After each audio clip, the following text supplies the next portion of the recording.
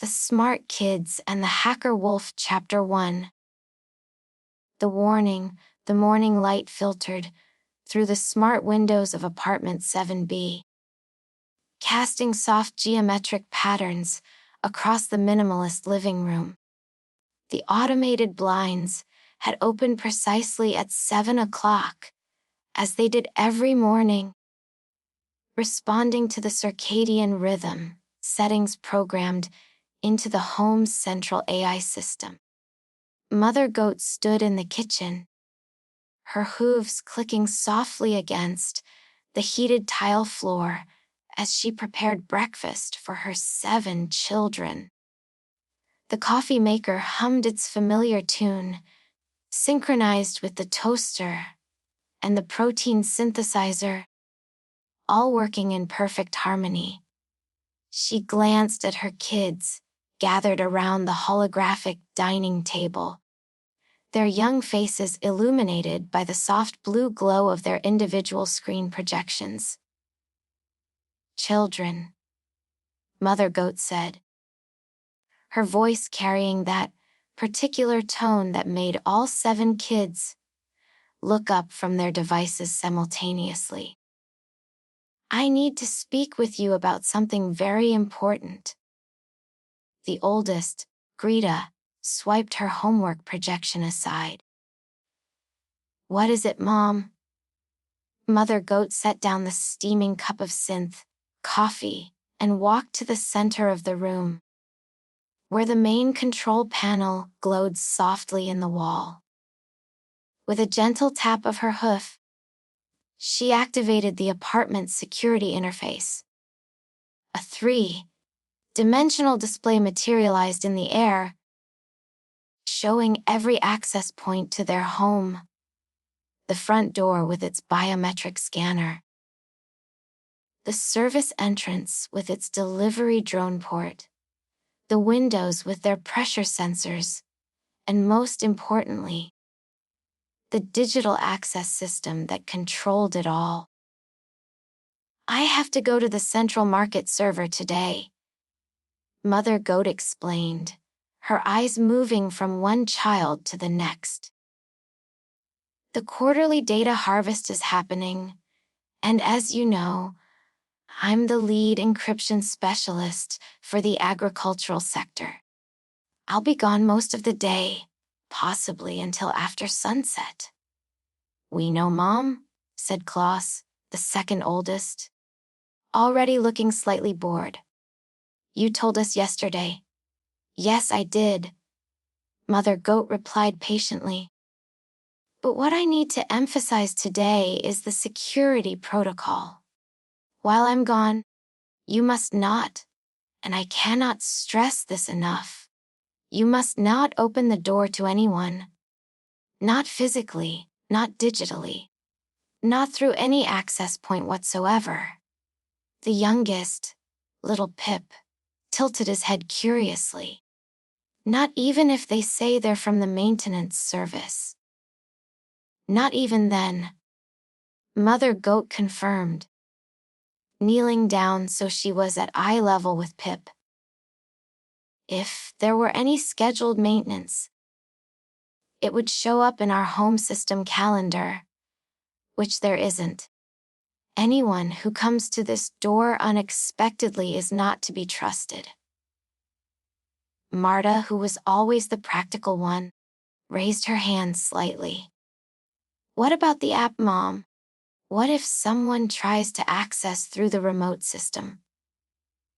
"Excellent question, Marta," Mother Goat said, standing and walking back to the control panel. She pulled up the security app interface, expanding it so all the children could see clearly. The same rule applies to the app. Do not grant access to anyone through the digital interface. No remote unlocks, no temporary passes, no guest permissions. Nothing. She tapped through several screens, pointing out each security feature. "You see here? The door camera, the voice authentication system, the biometric scanner, the motion sensors. All of these are designed to keep you safe, but they're only as good as your judgment. Technology can be fooled. Your caution cannot. Fritz, who fancied himself quite tech-savvy despite being only the fourth oldest, spoke up. But Mom, the system has your voice pattern saved. If someone calls, and it matches your voice signature, wouldn't that mean it's really you? Mother Goat's expression grew more serious. That's exactly what I want to talk to you about, Fritz. Voice patterns can be faked. Video can be manipulated. Even biometric data can be spoofed by someone with enough skill and the right equipment. That's why I'm not just relying on the technology. I'm relying on your intelligence. She pulled up a chair and sat down, gathering her children closer around her. When I come home today, I will knock 3 times on the door. Slowly, with a pause between each knock, like this. She demonstrated on the table, knock, knock, knock, knock. Then I will say, "My dear children, your mother is home with treats from the market for everyone." That exact phrase. Not similar words. That exact phrase. "What if you forget?" asked Heidi, the worrier of the family. "I won't forget," Mother Goat assured her.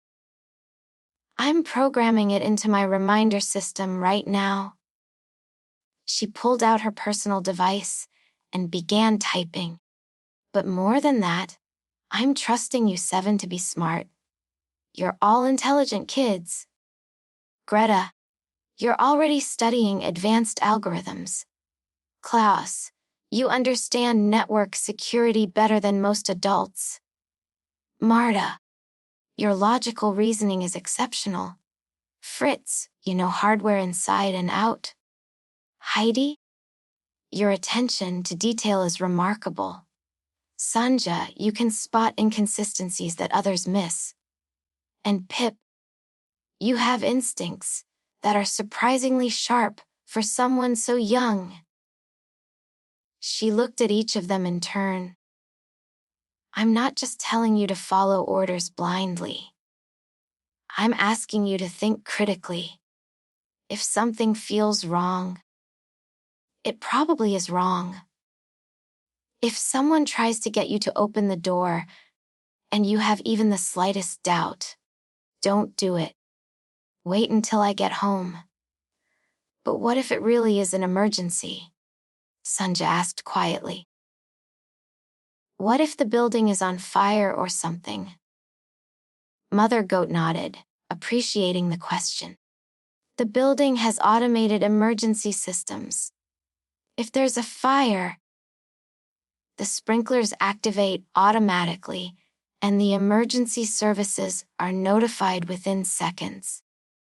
The fire department has override codes for the building's main entrances, but not for individual apartments unless necessary for rescue.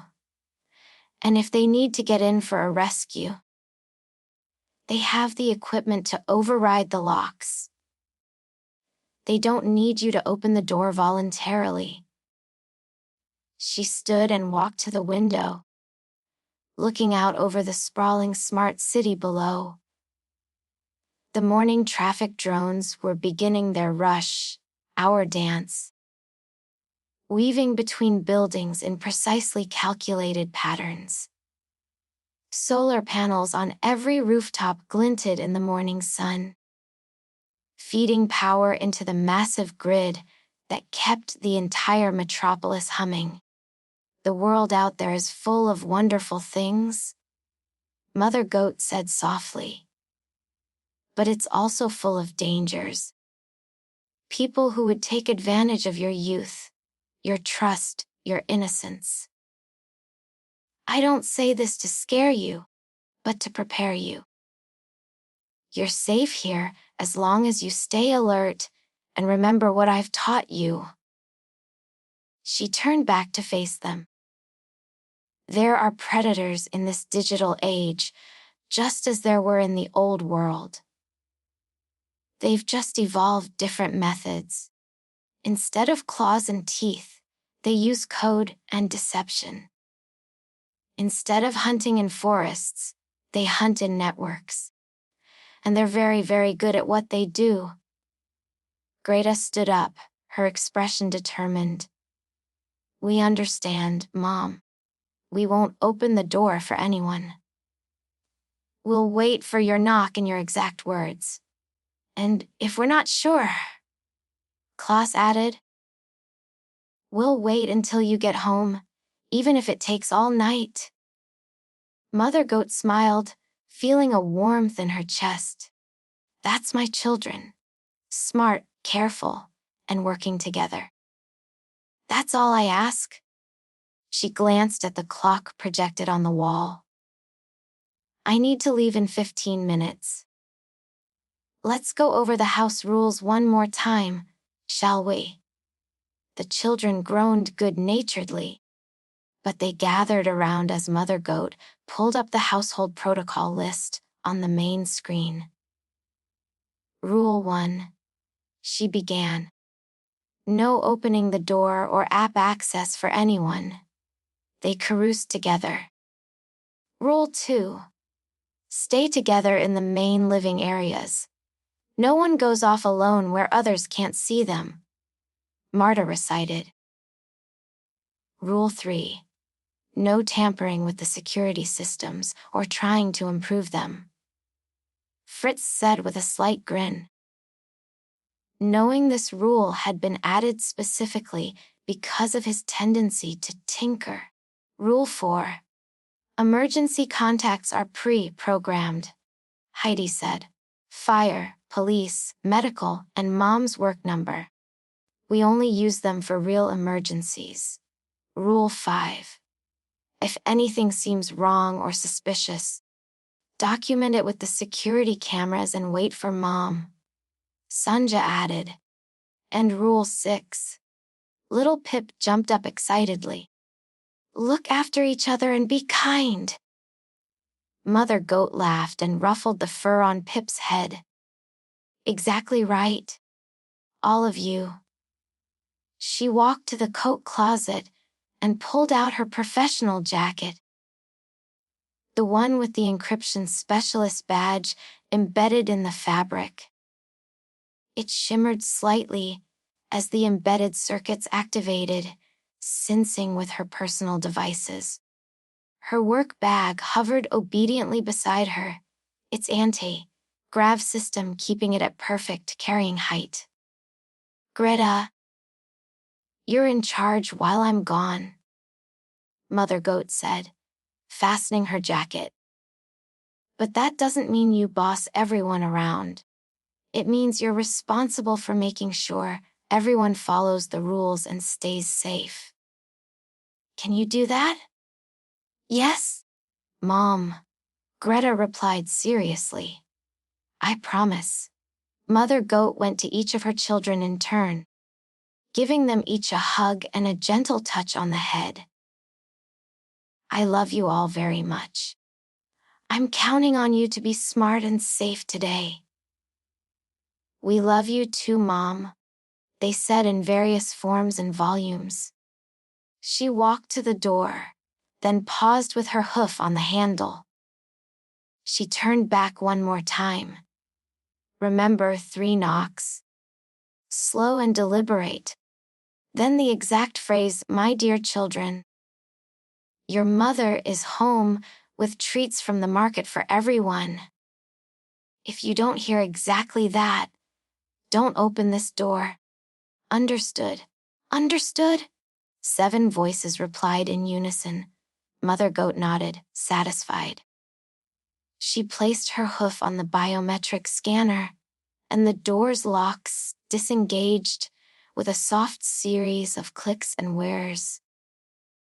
The door slid open, revealing the bright hallway beyond. Its walls lined with softly glowing panels, that provided both light and air purification. "I'll be back before dark," she said. "Be good, be smart, be safe." "Bye, Mom," they called out as she stepped through the doorway. The door slid shut behind her with a soft hiss, and the locks engaged automatically. The security panel beside the door glowed green, indicating all systems were active and functioning normally. Inside the apartment, the 7 kids stood in the sudden quiet, looking at each other. "Well," Greta said after a moment, "who wants to start with homework? And who wants to start with chores?" A collective groan filled the room, and normal family life resumed. But outside, in the network of corridors and data streams that connected their building to the rest of the city, something else was stirring. Someone else had been listening. And that someone was already formulating a plan. Chapter 2: The Hacker Wolf. In the shadows of the digital underground, in a converted warehouse space on the edge of the smart city's industrial district, a figure sat hunched over an array of glowing screens. The room was dark, except for the flickering light of dozens of monitors, each displaying streams of code, security feeds, network maps, and data intercepts. This was the domain of the wolf. He wasn't actually a wolf, of course, not in the traditional sense, but in the sprawling networks of the digital metropolis. He had earned that name through his predatory skills, his patience in stalking targets, and his ruthless efficiency in exploiting weaknesses. His real name had been forgotten long ago, buried under layers of aliases and encrypted identities. Now he was simply the Wolf, one of the most notorious hackers in the underground scene. The Wolf's workspace was a testament to his obsession with technology and his rejection of conventional society. Cables snaked across the floor like digital vines. Server towers hummed in the corners, their cooling fans creating a constant white noise. Empty containers of energy drinks and meal replacement bars littered every surface. The air smelled of ozone and stale coffee. But despite the chaos of his surroundings, the Wolf's mind was sharp and focused. He had been monitoring the building's communication network for weeks now, intercepting data packets, analyzing traffic patterns, and building profiles of every resident. He knew their schedules, their habits, their vulnerabilities. And this morning, he had hit the jackpot. The Wolf replayed the audio he had captured from the hallway outside apartment 7B.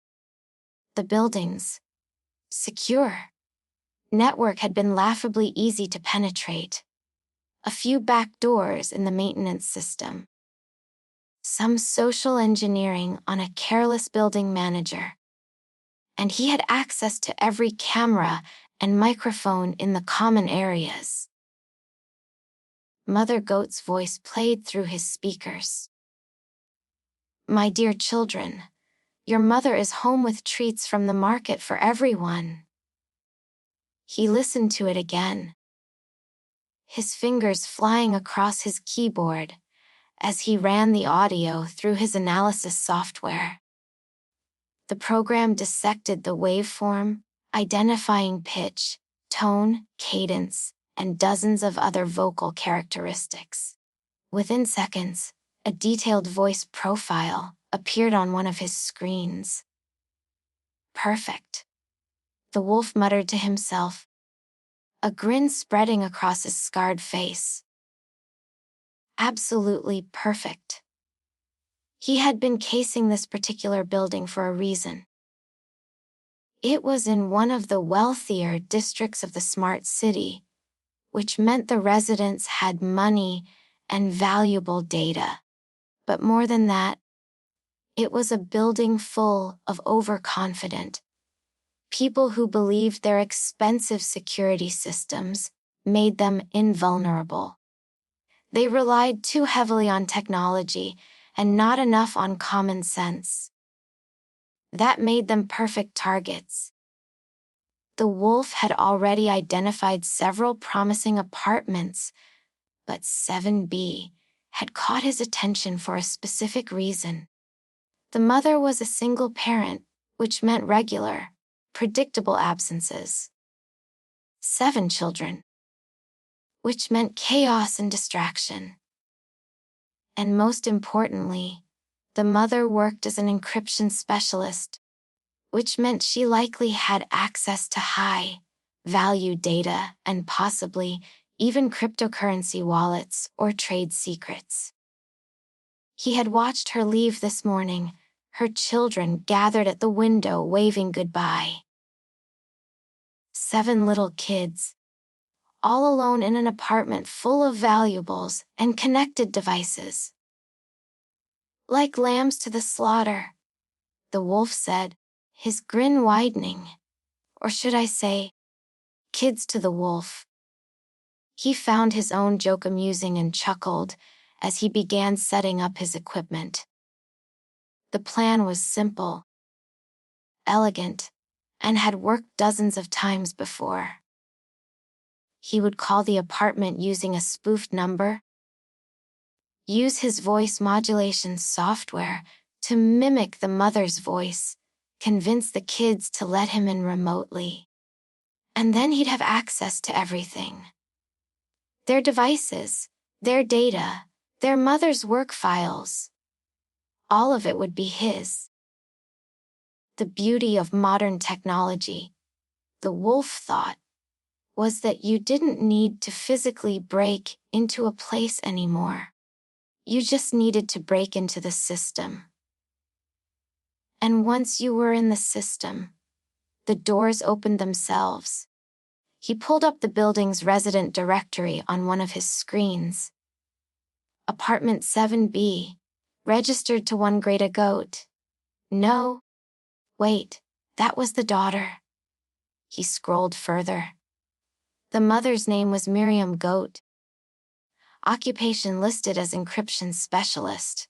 Employer listed as central market server. Agricultural division. Miriam Goat, the wolf said, testing the name. Let's see how smart your kids really are. He activated his voice modulation software. A sophisticated program he had assembled from various sources over the years. It could analyze a voice sample and create a near-perfect replica, adjusting in real time to match emotional tones and speaking patterns. He had used it to impersonate bank managers, government officials, and family members. It had never failed him. The wolf loaded Mother Goat's voice profile into the software and ran a test. "My dear children," he said into his microphone, and the software transformed his gravelly voice into Mother Goat's gentle tone.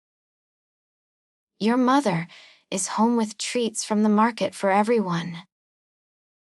He played it back and nodded with satisfaction. Nearly perfect. The software had captured the slight accent, the maternal warmth, even the specific way she pronounced certain syllables. A few more adjustments, and it would be indistinguishable from the real thing. But the wolf was nothing if not thorough. He spent the next 20 minutes tuning the voice profile, running it through various test phrases, adjusting frequency ranges and harmonic overtones. He knew that children, especially smart children, could be surprisingly perceptive about voices. They heard their mother every day. They knew the subtle nuances that most voice recognition software missed. That's why the wolf used the best software available.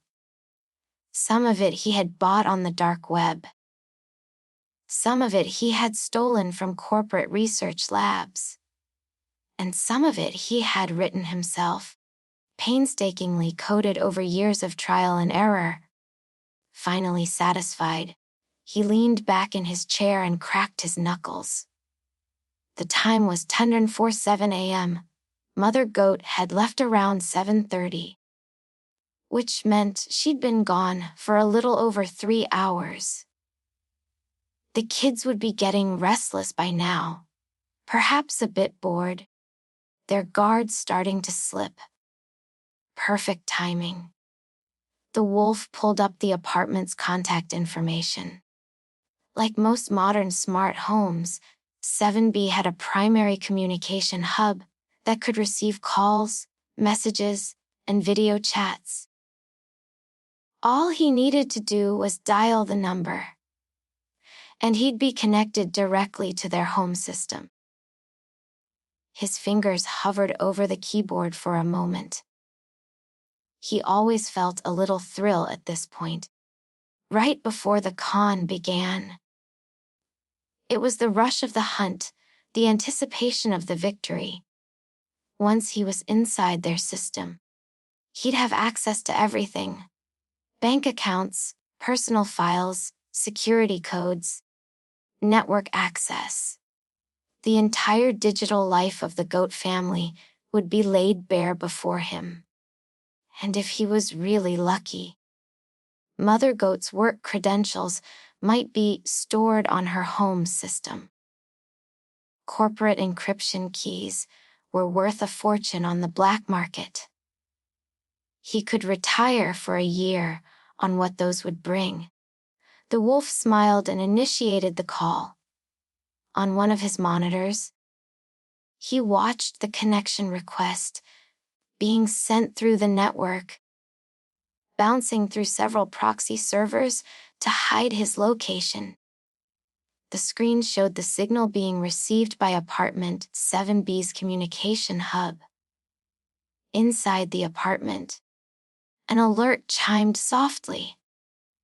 The main screen in the living room displayed an incoming call notification. A no number, voice call only. The wolf waited, his finger hovering over the activation key for his voice modulator. He had configured it to engage automatically when the call connected, transforming his voice in real time as he spoke. Inside apartment 7B, 7 young goats looked up from their various activities. They had been following their mother's instructions. Greta and Klaus were working on homework at the holographic table. Marta was organizing the kitchen. Fritz was reading a technical manual about network protocols. Heidi was practicing her violin with a muted synthesizer. Sanja was drawing on her tablet. And little Pip was building something elaborate with smart blocks that glowed and connected magnetically. Should we answer it? Pip asked, looking at the unknown number with curiosity. Greta stood up from the table and walked toward the screen. Mom said not to open the door or the app to anyone. She didn't say anything about not answering calls. Actually, Klaus said, looking up from his homework. Answering a call could be considered engaging with someone trying to gain access. We should probably just ignore it.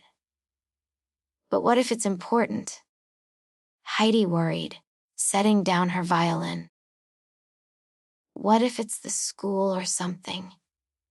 Marta emerged from the kitchen, wiping her hands on a towel. The school would show up with a verified caller ID. This says, unknown number. That's suspicious. Maybe we should just see who it is, Fritz suggested. We don't have to do anything they say. We can just listen, and then hang up if it's weird. The call notification continued to blink on the screen, waiting for response. Greta bit her lip, weighing the decision. As the oldest and the one their mother had put in charge, she felt the weight of responsibility. Okay, she said finally. We can answer it, but we all stay together, and we don't agree to anything. If it sounds even slightly wrong, we hang up immediately. Agreed. The other 6 nodded, gathering around the main screen. Greta reached out and tapped the Accept Audio Call button. In his warehouse lair, the wolf's screen showed the connection established. His voice modulator activated automatically, ready to transform his words into Mother Goat's familiar voice. Hello. Greta's young voice came through his speakers. Who is this? The wolf leaned toward his microphone and spoke, letting the software work its magic. Hello. My dear children, it's your mother. But something went wrong. The voice modulator, despite all the wolf's careful calibration and testing, encountered an unexpected problem. The real-time processing, combined with the compression algorithms used by the building's communication network, created a slight distortion. The voice that came through the speakers in apartment 7B sounded almost like Mother Goat's voice, but not quite. There was a digital quality to it, a subtle artificial flatness that made it sound like a recording being played back, rather than a live person speaking. The warmth was missing, replaced by a slightly mechanical undertone. Inside the apartment, all 7 kids froze. That voice, it sounded like their mother, but it also didn't. It was like listening to her speak through a bad connection, or hearing her voice played back on a cheap speaker. The words were right, but something fundamental was wrong. Klaus's eyes narrowed. He had spent enough time studying audio engineering to recognize digital artifacts when he heard them. That's not Mom, he said quietly but firmly. My dear children, the voice continued. I need you to. Greta didn't wait to hear the rest. She reached out and jabbed the end call button with her hoof, disconnecting the line immediately. The 7 kids stood in silence for a moment, staring at the now blank screen. That was really weird, Pip said in a small voice. That was someone trying to sound like Mom, Klaus said, his face serious. Some kind of voice modulation software, but it wasn't calibrated properly. Probably because they were transmitting over the network instead of playing back a recording. Heidi looked frightened. Someone's trying to trick us. Apparently, Marta said, her logical mind already working through the implications. Which means Mom was right to warn us. Someone is actively trying to gain access to the apartment. Fritz had already pulled up the call log on his tablet, examining the metadata. The number was spoofed, routed through multiple proxies. Whoever called us knows what they're doing. This wasn't some random prank call. Sanja, who had been quiet until now, spoke up. We should document this. Mom said if anything suspicious happened, we should record it with the security cameras. Good idea. Greta agreed. She pulled up the security interface and marked the time of the call, adding notes about what had happened. We'll show Mom when she gets home. In his warehouse, the wolf stared at his screen in disbelief. They had hung up on him. These kids, these children, had actually hung up on him. He replayed the call recording, listening critically to his modulated voice. As soon as he heard it in the context of the network transmission, he realized his mistake. The real-time processing had introduced artifacts that his testing hadn't accounted for. The voice was good, excellent, even, but not perfect enough to fool children who heard their mother's real voice every single day. Clever little brats. The wolf muttered, but there was a hint of respect in his voice. Most kids would have been fooled. Hell, most adults would have been fooled. But these 7 had been trained well, and they trusted their instincts. But the wolf hadn't become one of the most successful hackers in the city by giving up after one setback. If anything, this just made the challenge more interesting. He pulled up his voice modulation software and began making adjustments. The real-time processing was the weak point, so he needed to compensate for the network's compression algorithms. He loaded in additional voice samples. He had recorded Mother Goat's conversation with her children that morning, so he had plenty of material to work with. As he worked, refining and testing, the wolf found himself actually enjoying this. These kids were smarter than average, which meant beating them would be more satisfying. And he had plenty of tricks left to try. The voice modulator was just the first step. He had other tools, other techniques, other ways to gain their trust. He would get into that apartment. It was only a question of which approach would work. The wolf smiled as he began configuring his next attempt. The hunt was on, and he did so love a good hunt. In apartment 7B, the 7 kids had gathered around the dining table for an emergency family meeting. "I think we should call Mom," Heidi said nervously. "Tell her what happened." Greta considered this. Mom's at the Central Market server for the quarterly data harvest. That's a huge event with thousands of people. She's probably in the middle of something really important. But someone just tried to impersonate her. Klaus argued. That seems pretty important too. I know, Greta said.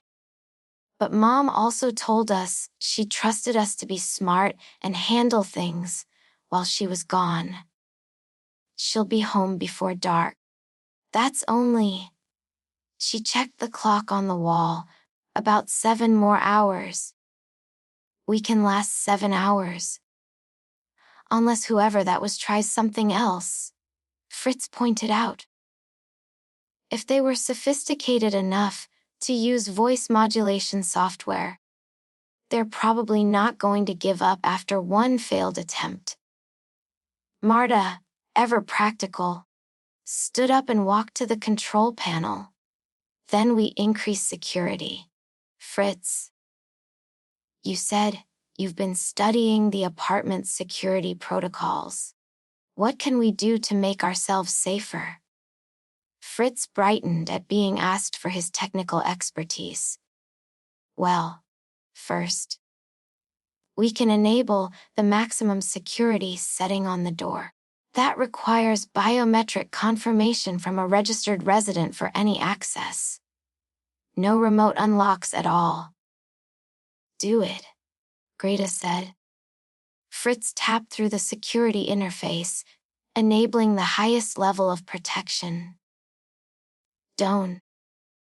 Now even if someone hacked the app, they couldn't unlock the door without physically being here and having Mom's biometric signature.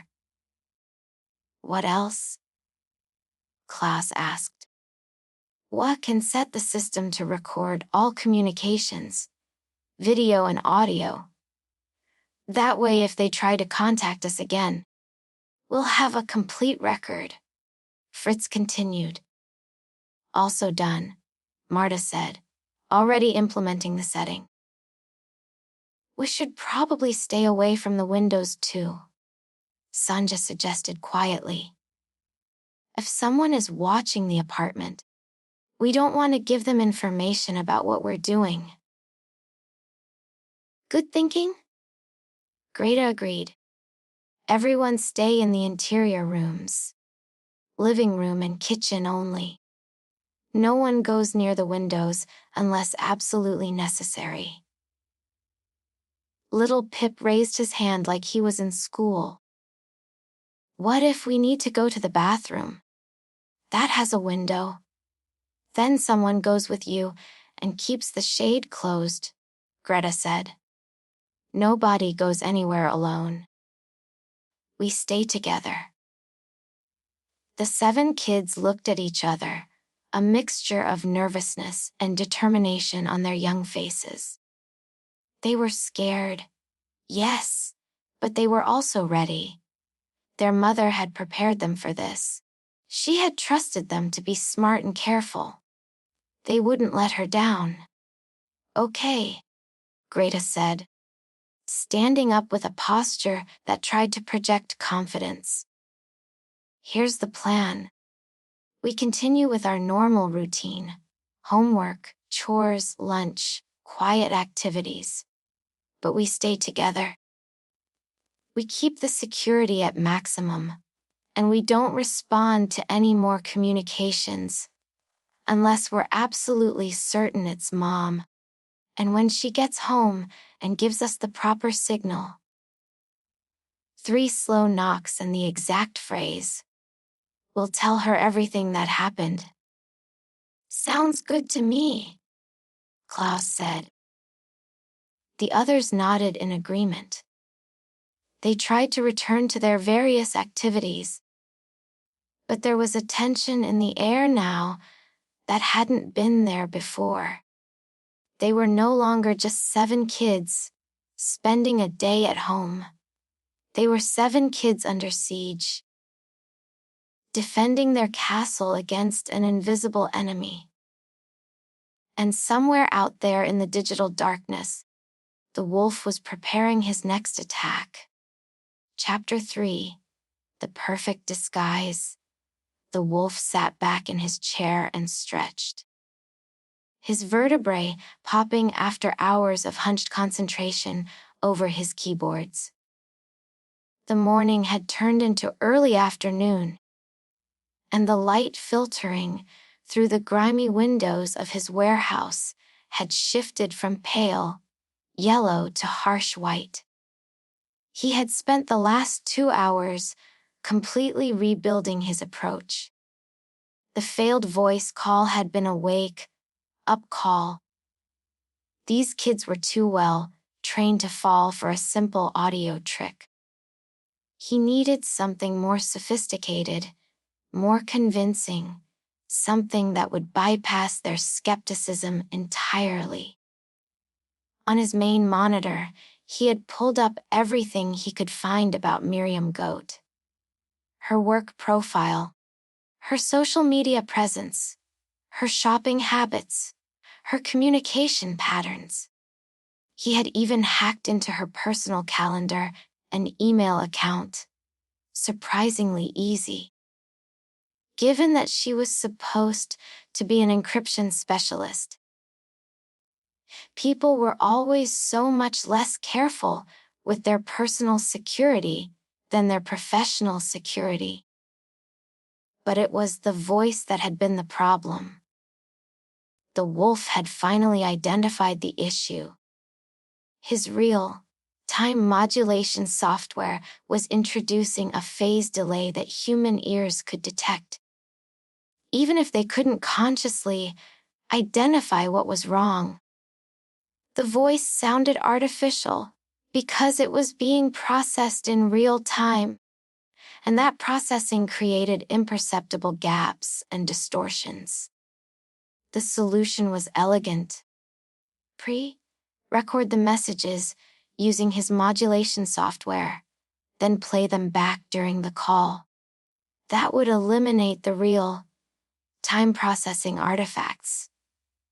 The voice would sound natural because technically, it would be a natural recording, just not of the person he was pretending to be.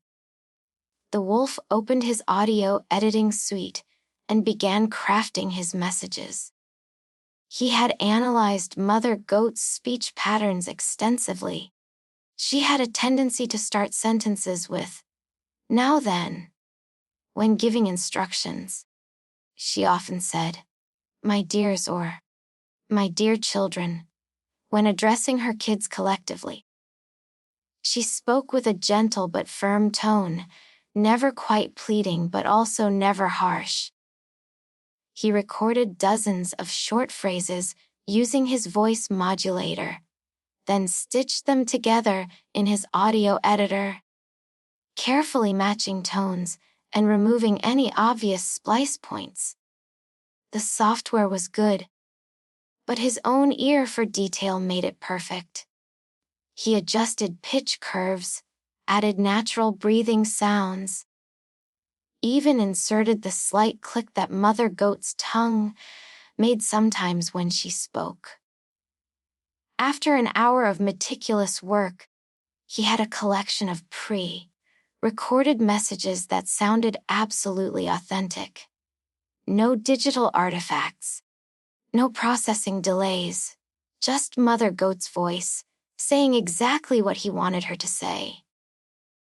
"My dear children, I need you to let me in through the app.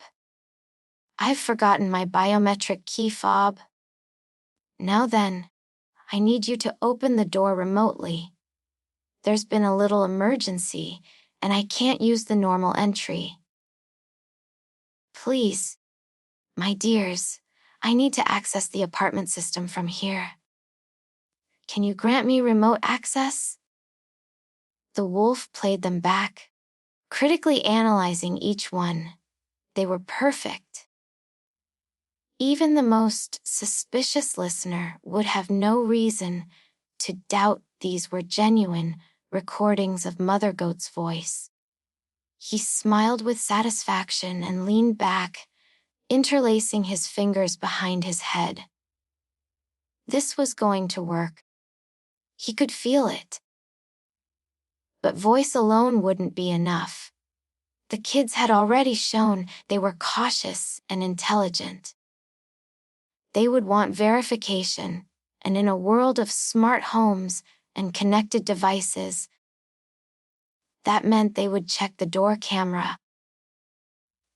The wolf pulled up the building's security network on another screen. He had already mapped out the entire system. Every camera, every sensor, every access point. Apartment 7B's front door had a standard high-definition camera with night vision capability and a wide-angle lens. It would give the kids a clear view of whoever was standing outside their door. And that was a problem, because the wolf definitely didn't look like Mother Goat. He was tall where she was medium height. His hands were large and dark, furred, scarred from years of manual work and street living before he'd discovered his talent for hacking. His claws were sharp and unmistakable. The claws of a predator, nothing like Mother Goat's neat, trimmed hooves. If he stood in front of that camera, looking like himself, the kids would slam the digital door in his face, even faster than they'd hung up the phone. But the wolf hadn't survived in the underground, hacking scene for years without learning how to solve problems. And for this particular problem, he had exactly the right tool.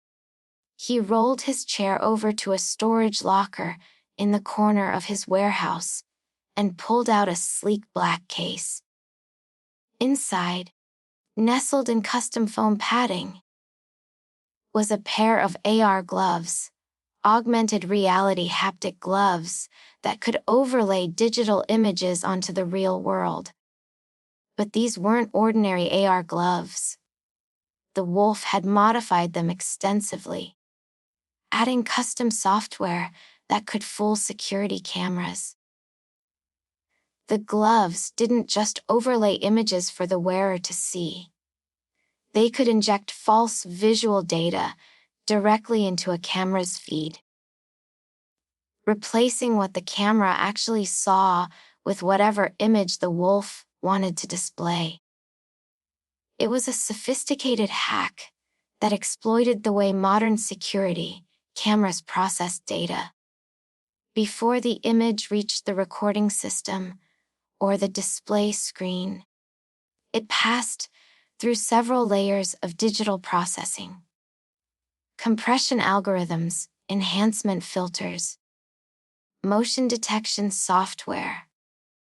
The wolf's gloves could inject false data at one of these intermediate processing stages, effectively replacing the real image with a fake one.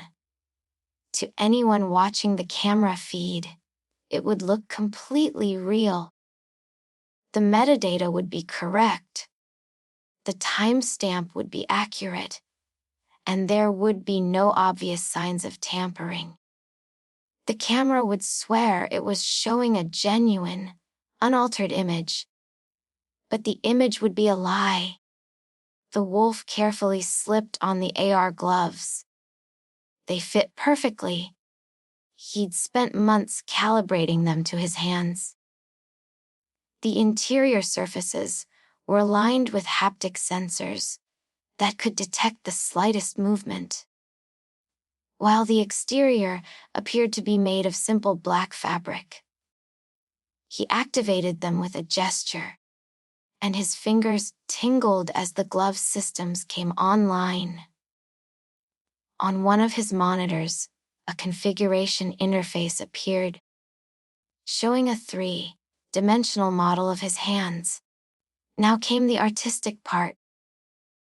He needed to create an overlay that would make his hands look like Mother Goat's hooves when viewed through apartment 7B's door camera.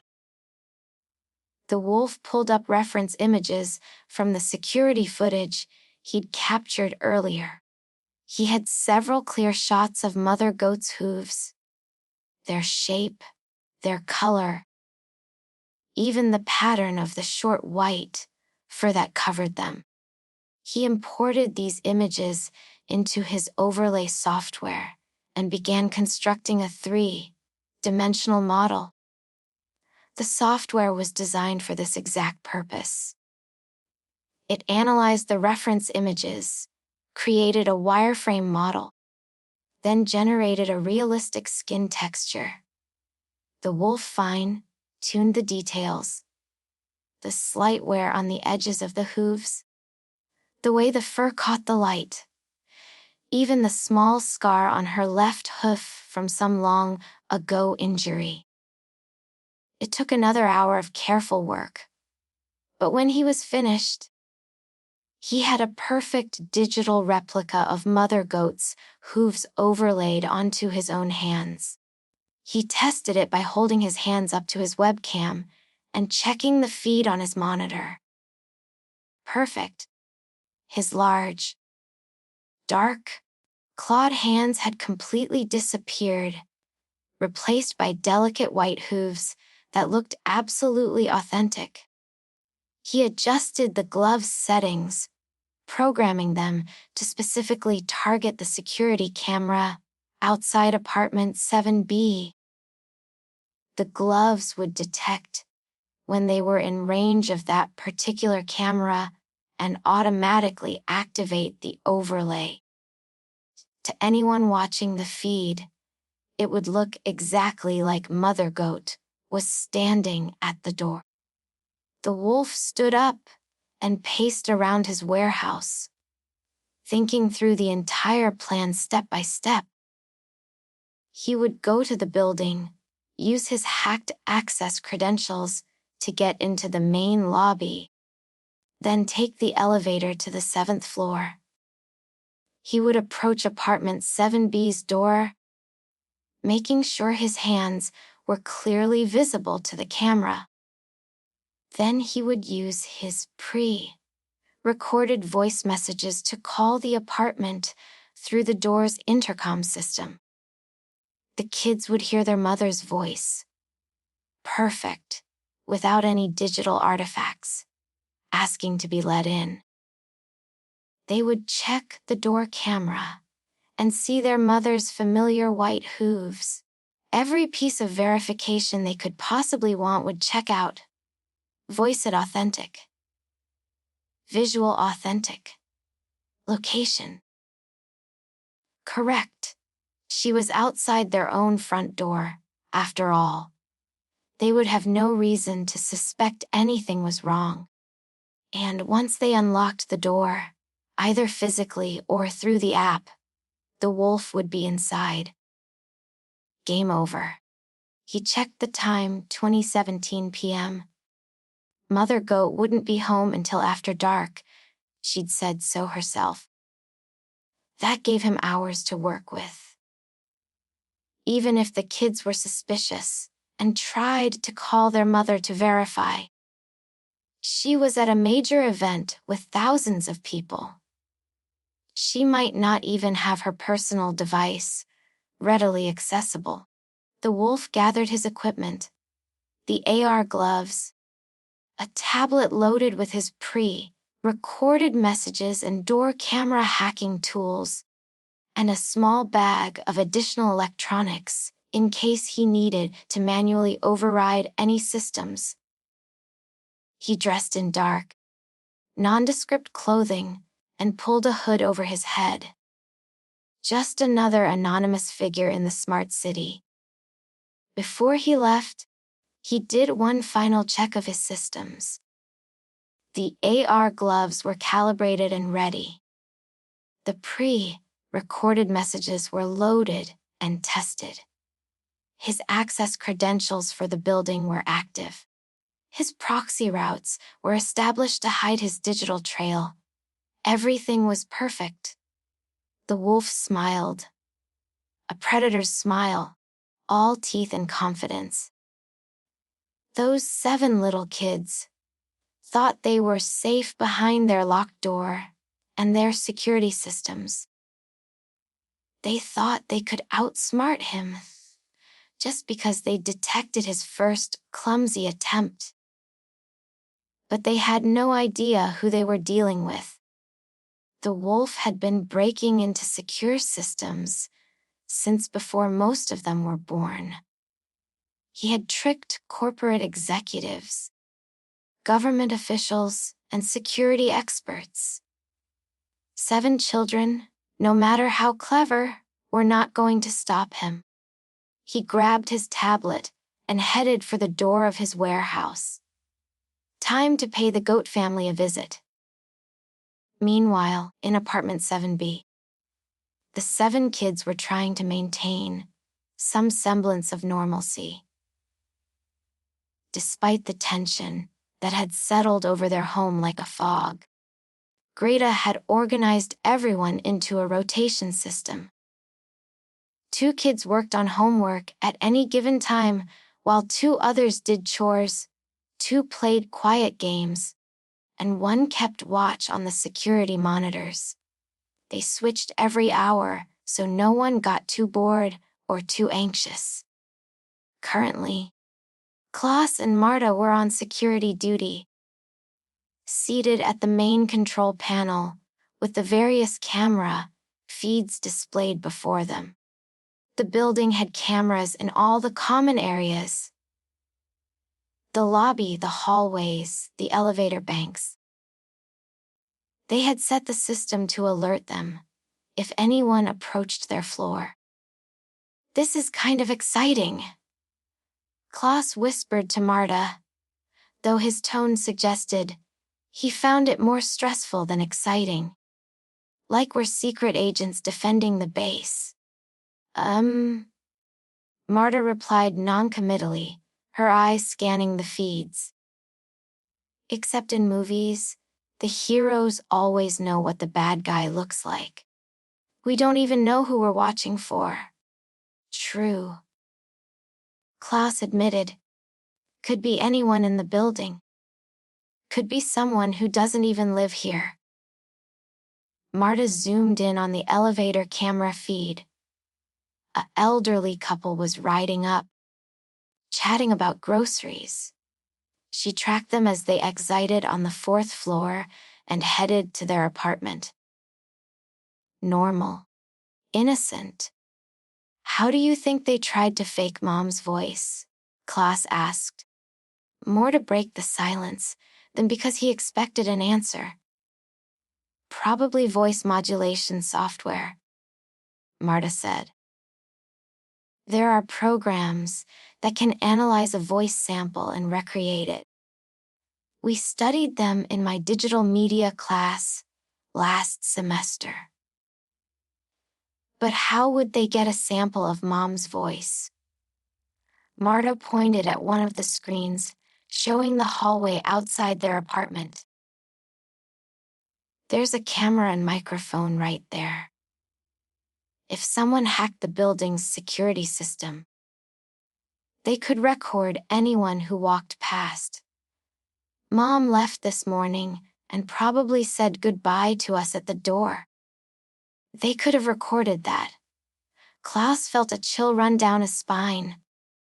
"That's really creepy. That's why Mom was so careful about security," Marta said. "The world is full of predators.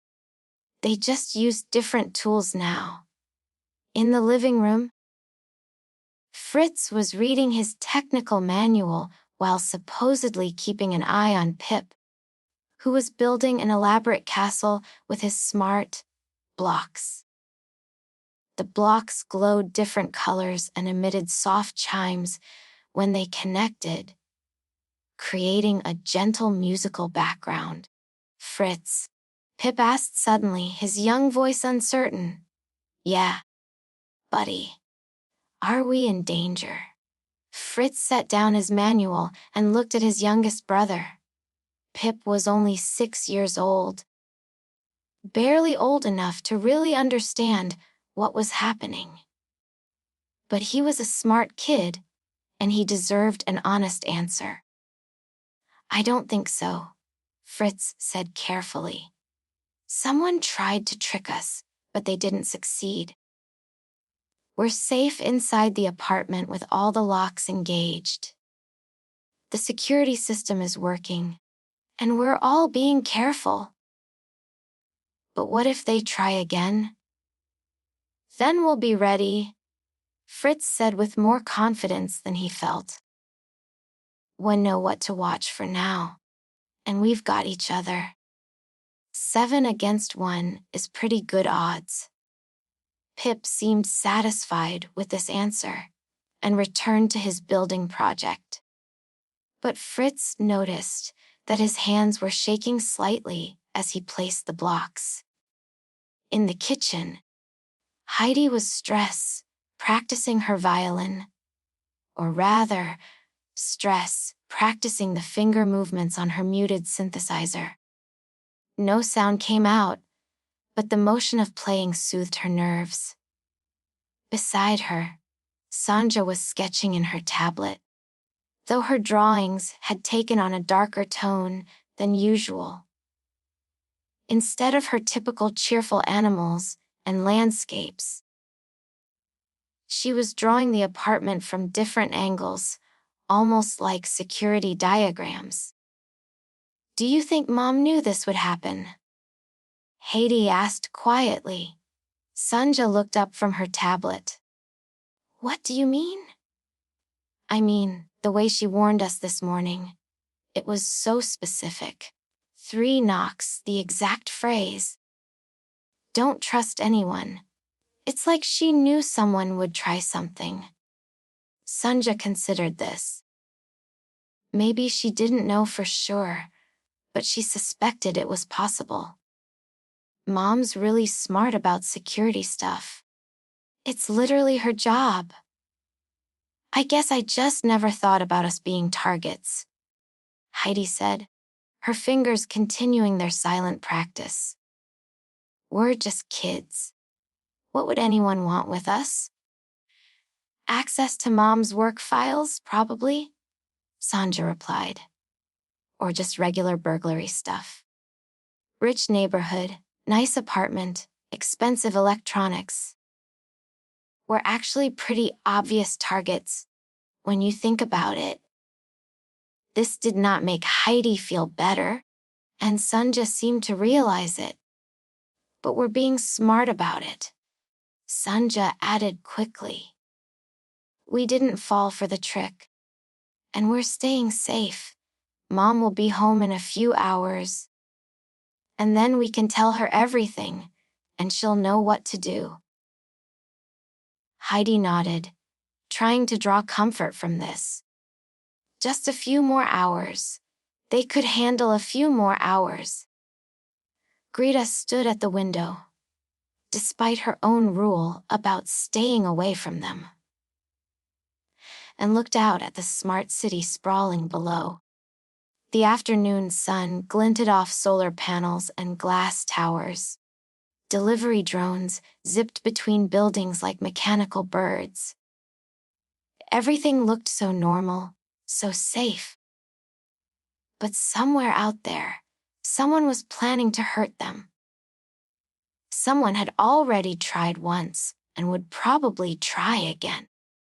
She thought about calling their mother, but what would she say? Mom, someone called pretending to be you, but we hung up and everything's fine now. It would just worry her.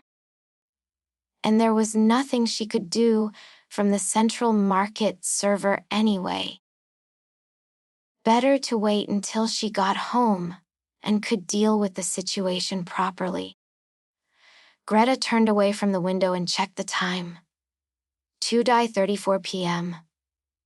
Still hours to go before their mother would return. She had a bad feeling that the worst wasn't over yet. And across the city, riding in a public transit pod toward the smart building complex, the wolf checked his tablet one more time. Everything was ready. The AR gloves were functioning perfectly. The pre-recorded messages were queued up and waiting. He pulled up a schematic of the building on his screen, tracing the route from the lobby to the 7th floor, from the elevator to apartment 7B. 12 steps from the elevator to the door. Perfect range for the AR gloves to sync with the security camera. The transit pod slowed as it approached his destination. The automated voice announcing, Waterfront Towers Complex. Next stop. The wolf smiled and flexed his fingers inside the AR gloves, watching them shimmer slightly as the overlay systems activated. Time to visit the goat family. Chapter 4. The second attack. The wolf stepped out of the transit pod and onto the pristine sidewalk of the Waterfront Towers complex. The building rose before him like a gleaming monument to wealth and technology. 42 floors of smart apartments, each one connected to the city's neural network, each one supposedly secure behind layers of encryption and biometric locks. He had broken into 17 apartments in this building over the past year. Number 18 would be apartment 7B. The afternoon sun was warm on his face as he approached the main entrance. A few residents passed by him, a businessman arguing into his wireless earpiece, a young couple pushing a hover stroller, an elderly woman walking a dog that had more cybernetic enhancements than organic parts. None of them gave the wolf a second glance. He was just another figure in the crowd, anonymous and unremarkable. The building's lobby doors slid open automatically as he approached, their sensors detecting his presence. Inside, the lobby was all marble and chrome, with holographic art installations floating in the air, and a massive digital waterfall cascading down one wall in pixels of blue light. The security desk was staffed by a bored-looking guard who was more interested in whatever game he was playing on his tablet than in monitoring the lobby. The wolf had studied this guard's patterns. He knew that between 200 and 300 p.m. during the post-lunch lull, the guard barely glanced at the security feeds. Perfect timing, as always. The wolf walked past the desk with confident, purposeful strides. Not hurried enough to draw attention, but not slow enough to seem like he was loitering. He headed straight for the elevator bank, pulling out his tablet, as if checking an apartment number. The elevator doors opened at his approach, the building's AI recognizing that someone wanted access. The wolf stepped inside, and the smooth female voice of the building's system asked, "Which floor?" "7," the wolf said clearly. "Thank you. Please confirm you are an authorized visitor." The wolf had been ready for this. He tapped his tablet, and a burst of spoofed authorization data transmitted to the elevator's security system. The credentials claimed he was a maintenance worker with building-wide access. Credentials he had stolen from the building system weeks ago and carefully maintained. There was a pause of less than a second while the elevator's AI processed the information. Authorization confirmed. Welcome, maintenance personnel. Proceeding to floor 7. The elevator began to rise smoothly, soft music playing from hidden speakers. The wolf watched the floor numbers tick upward on the display. 2, 4, 5, 6, 7. The doors slid open with a soft chime, revealing the 7th floor hallway. It was empty, as the wolf had expected it would be at this time of day. Most residents were at work or school. The few who were home were safely behind their locked doors, living their lives in blissful ignorance of the predator in their midst. The wolf stepped out of the elevator and looked down the hallway. Apartment 7B was at the far end, its door identical to all the others. Brushed steel with a biometric scanner beside it and a small camera mounted above. He took a moment to activate his AR gloves fully. He held up his hands and looked at them through his tablet's camera app. On the screen, his large, clawed hands had vanished completely, replaced by the delicate white hooves he had so carefully modeled. The overlay was perfect. Every detail exact, every movement natural. The wolf smiled and began walking down the hallway toward apartment 7B. Inside the apartment, Klaus suddenly sat up straighter at the security monitor. "Hey, Marta. We've got someone on our floor." Marta immediately zoomed in on the hallway camera feed. A figure had just exited the elevator. Male, wearing dark clothes and a hood pulled up. not immediately threatening, but also not someone she recognized from the building. "Can you see his face?" she asked. Klaus adjusted the camera angle, but the hood obscured most of the stranger's features. "Not clearly. Should we tell Greta?" "Wait," Marta said, watching the screen intently. "Let's see where he goes. He might just be visiting someone else on the floor." They watched as the hooded figure walked down the hallway with measured, confident steps. He passed apartment 7A without slowing. He passed 7C, 7D, 7E. "He's coming toward us," Klaus said, his voice tight with tension. The figure on the screen continued walking, and now they could see him more clearly from the hallway's overhead camera. His gait was strange, not quite human, not quite animal. There was something predatory about the way he moved. "Greta!" Marta called out, trying to keep her voice calm but urgent. "Greta, you need to see this." In the living room, Greta had been helping Pip with his smart block castle, but the tone in Marta's voice brought her to her feet immediately. "What is it?" "Someone's in the hallway," Klaus said. "And he's walking straight toward our door." All 7 kids converged on the security monitor, crowding around to see the screen. The hooded figure was now clearly visible on their door camera feed. He had stopped directly in front of apartment 7B and was standing there, as if gathering his courage or preparing for something. "Should we call the police?" Heidi whispered, her voice trembling. "And tell them what?" Fritz asked.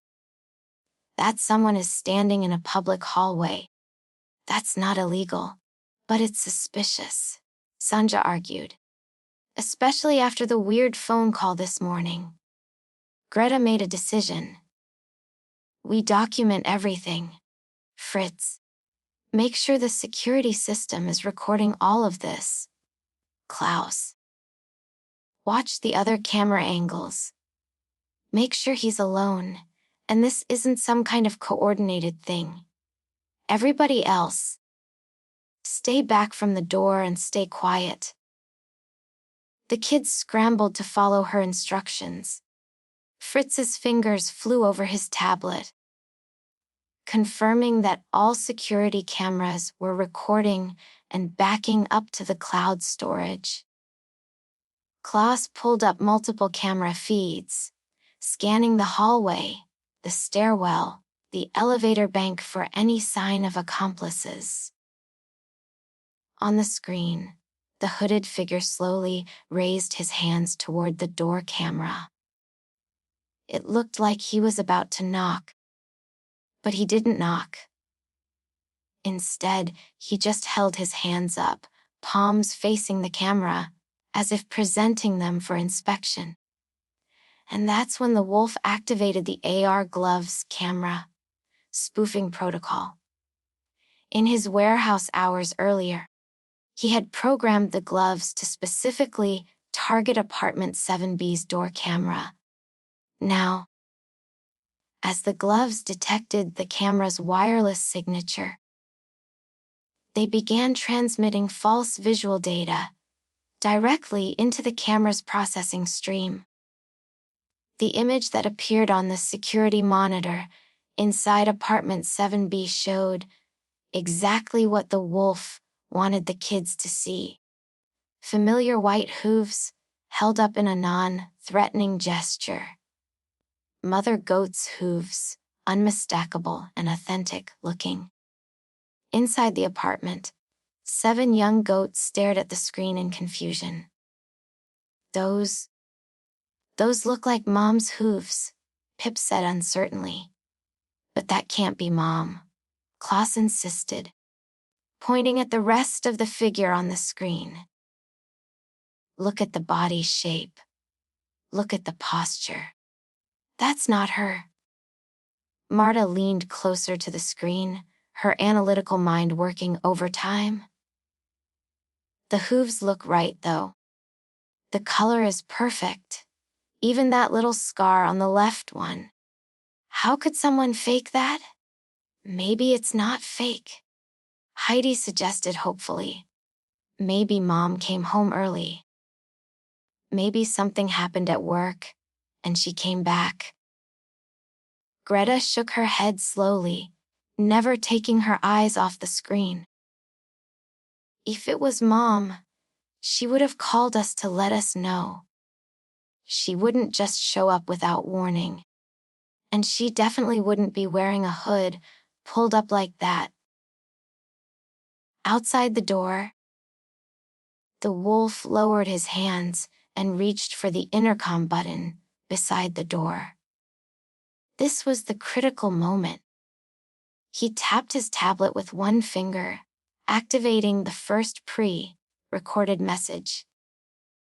The door's intercom system came alive, and Mother Goat's voice, warm, familiar, absolutely authentic, spoke from the speaker.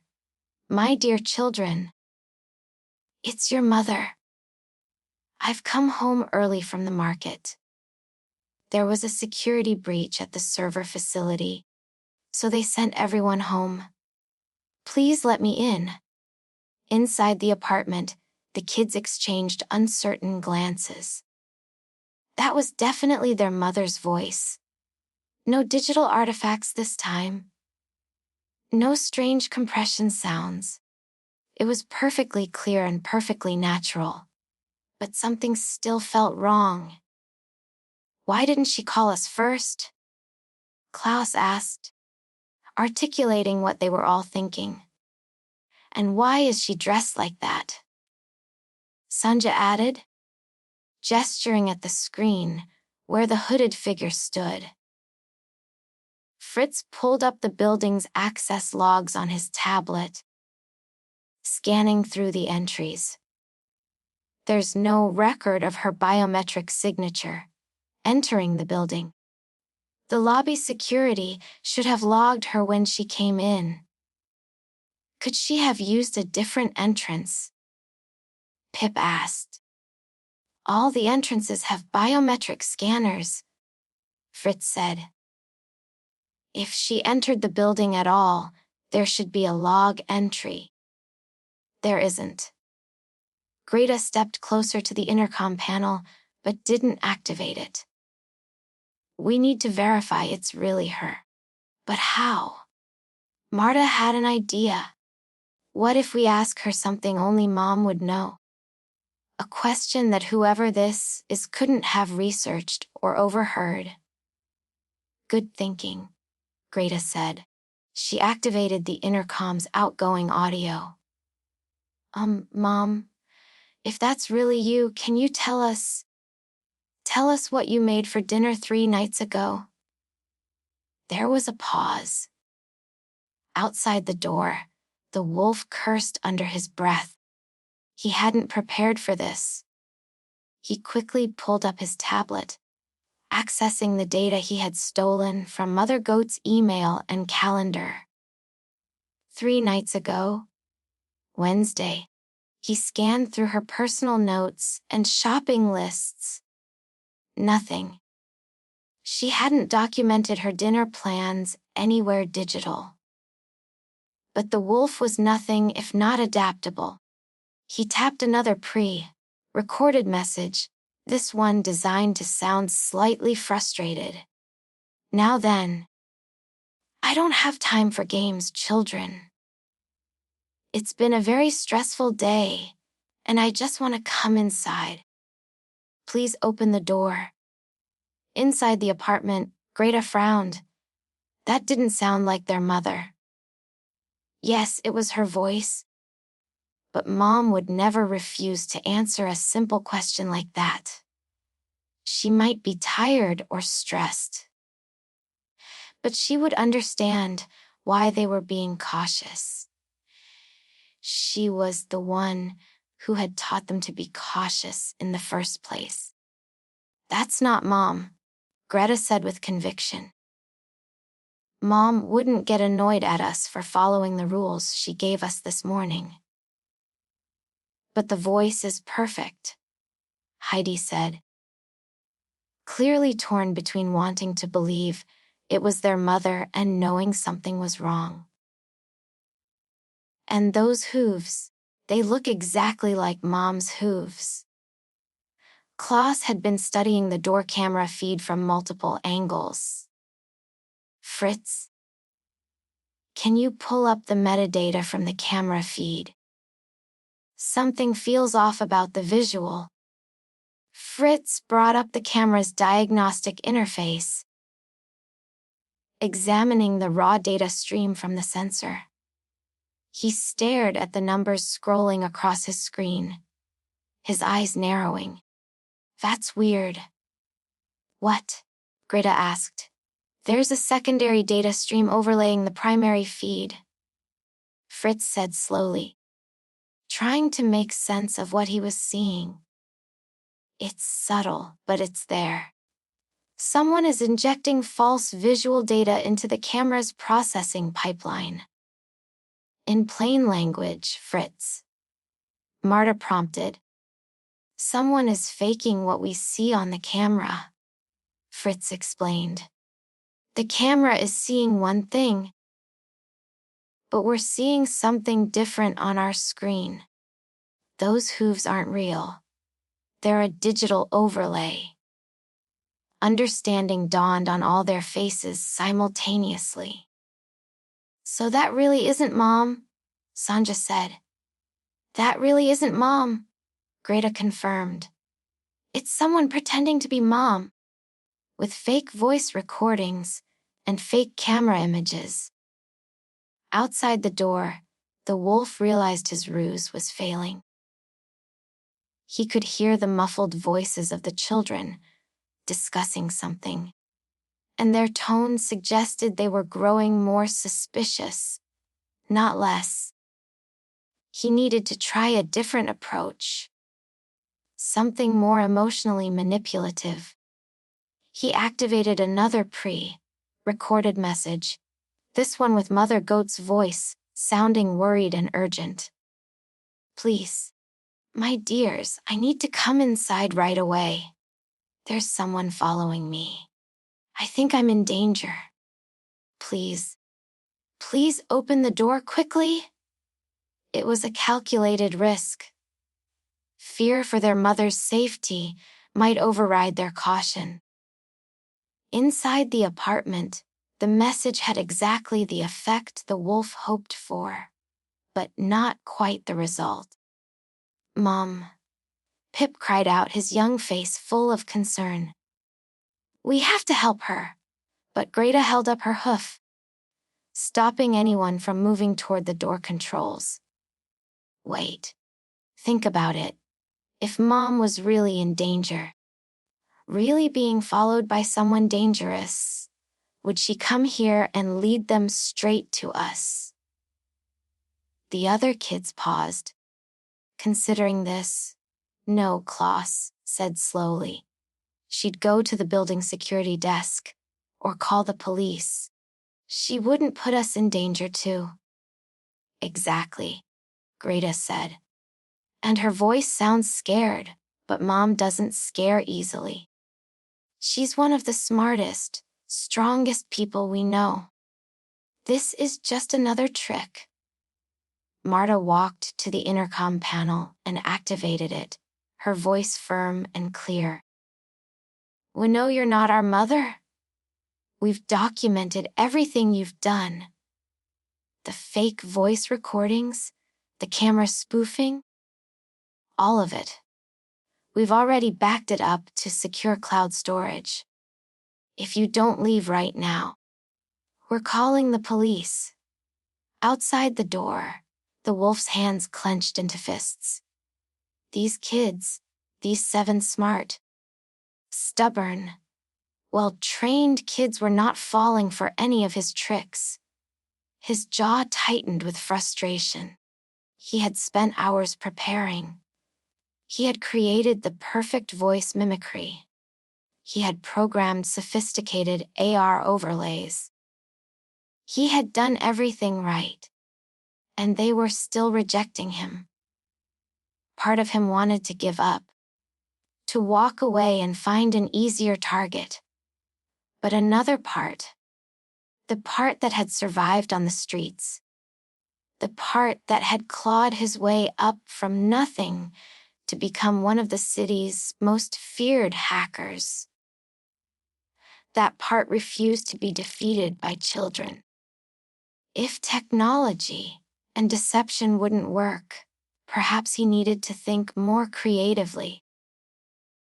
The wolf stepped back from the door, making sure to stay in view of the camera. He deactivated his AR gloves. No point in maintaining the illusion anymore. He reached up and slowly pulled back his hood, revealing his face to the camera for the first time. Inside the apartment, the kids gasped. On the screen, they could now see clearly what had been standing outside their door: a wolf. Just as the old stories described. His fur was dark and grizzled, his eyes sharp and intelligent, his teeth visible as he smiled directly at the camera. "Hello, children," he said, using his own voice now. No more pretense, no more fake recordings. His voice was rough and deep, with a slight electronic rasp from years of living in the tech underground. "You're very clever. Cleverer than most. I respect that." He held up his hands, showing his true clawed paws and the AR gloves that covered them. "You saw through the voice trick and the camera trick. Very impressive. Your mother taught you well." The kids didn't respond, but they watched the screen with wide eyes. The wolf continued, his tone almost conversational. "I'm going to be honest with you now. I came here to rob your apartment. That was my intention. Get inside, access your systems, steal whatever data I could find. Simple, professional. Nothing personal." He paused, studying the camera as if he could see through it to the faces watching on the other side. "But you've made that difficult, so now I have a choice. I can either walk away, find an easier target, or I can get creative." "We should call the police," Heidi whispered urgently. His admitting to attempted burglary right on camera. Klaus agreed. "We've got all the evidence we need." But Greta held up her hoof again, signaling everyone to wait and listen. Something in the wolf's manner suggested he wasn't finished, and she wanted to hear what he had to say before they made their next move. The wolf smiled wider, showing more teeth. "Here's what I'm thinking. Your security system is good, really good. But it's not perfect. Nothing is. Every system has vulnerabilities. Especially systems designed to protect people rather than data." He pulled out his tablet and held it up to the camera. "For instance, your apartment's climate control is connected to the building's network. So is your water system, your power grid, your emergency services. All of these are designed to be accessible remotely in case of emergencies." The implication was clear, and Fritz felt his blood run cold. "He's threatening to hack the building systems," he whispered. "He could turn off our power, our water, our air conditioning. Or he could do worse," Marta added grimly. "He could trigger false fire alarms, flood the apartment, who knows what else." On the screen, the wolf nodded as if he could hear their whispered conversation. I could make your life very uncomfortable in here. Not dangerous. Necessarily. I'm not a monster. But uncomfortable enough that you'd want to open that door just to make it stop. He tapped his tablet thoughtfully. But I'm not going to do that. You know why? Because I respect intelligence. And you kids are clearly intelligent. So I'm going to give you a choice. The wolf looked directly into the camera, his expression serious. Option 1. You open the door right now. I come in. I take what I came for, and I leave. No harm comes to any of you. I have no interest in hurting children. I just want access to your mother's work files.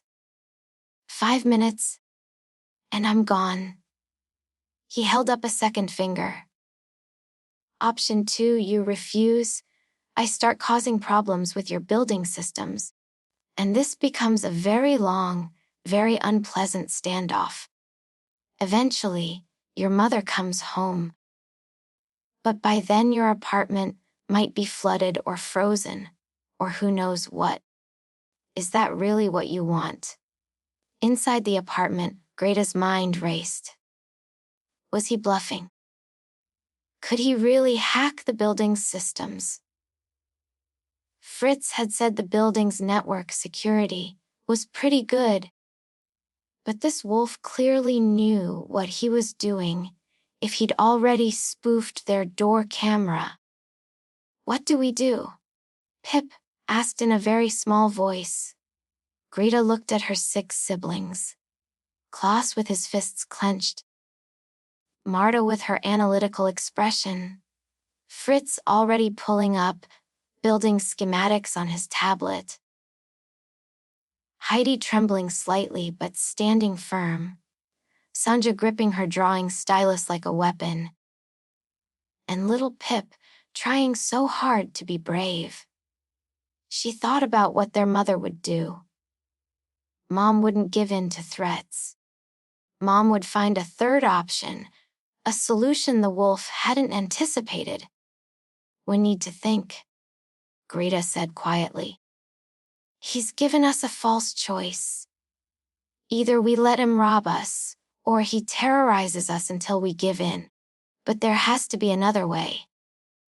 We could call Mom, Sanja suggested.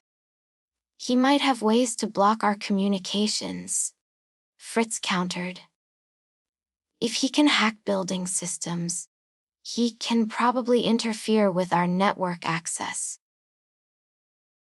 Outside, the wolf was checking his watch with exaggerated patience. I'm going to give you 2 minutes to decide, he called through the door.